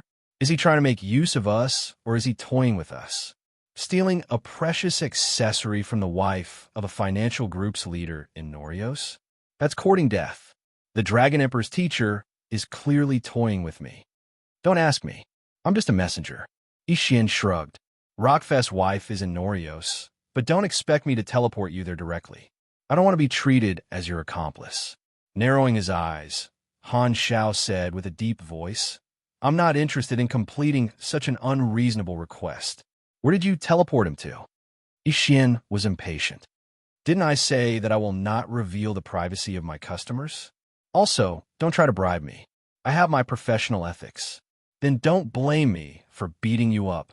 Haluz immediately put on a ferocious expression. He raised his fist, which was the size of a casserole, and stepped forward. He was prepared to scare this teleportation mage. Just as his hand was about to touch Yi Xian's collar, something unexpected happened. Buzz. A circle of light suddenly appeared in the gap between the two of them. Haluz was shocked, but his reaction was very fast. He immediately stopped moving forward and was about to retreat. Unexpectedly, crimson tentacles suddenly extended from the light door and wrapped around his body. With a sudden burst of strength, the tentacles directly pulled Haluz, who had lost his balance, into the light door, disappearing. Immediately after, there was a whirlpool-like sound in the air, and the light door shrunk toward the center and disappeared quickly. Haluz, the Volga boss exclaimed. Everyone's expression changed. The atmosphere froze for a moment. Ishin glanced at everyone proudly. It's just as that person said. The person who came to find him threatened me when he couldn't get the information he wanted. Humph! We didn't expect this, did you? I was prepared. Han Xiao was very calm. He held his forehead helplessly. When Haluz acted, he had already noticed something strange. He had wanted to stop him, but before he could say anything, Haluz had already fallen into the trap. It was also a problem for pugilists to move too quickly. As expected, the target had guessed this situation, so he reminded the teleportation mage in advance and tricked them. When the target made such an unreasonable request, like stealing the heart of Crystal Fire, it became the trigger for the prophecy. Furthermore, even without using the prophecy ability, he could calculate their reaction and know that they would most likely reject the request. Then, they would find other ways to deal with the teleportation mage. Threatening them was obviously a very likely action, thus putting them in a dilemma. Teleportation magic, a troublesome ability. Han Xiao gritted his teeth. Haluz was unlucky enough to fall into the trap. The most important thing now was to get him back. The atmosphere was tense. At this time, Ishin pointed at the door and said calmly, as if everything was under his control, I'm proficient in teleportation magic, and I'm always in a state where I'm about to activate it. Before you touch me, I'll be able to teleport away, so don't even think about threatening me. You're tuning into the Warrior Lore YouTube channel. Don't forget to subscribe and join us on this journey to catch the most captivating stories.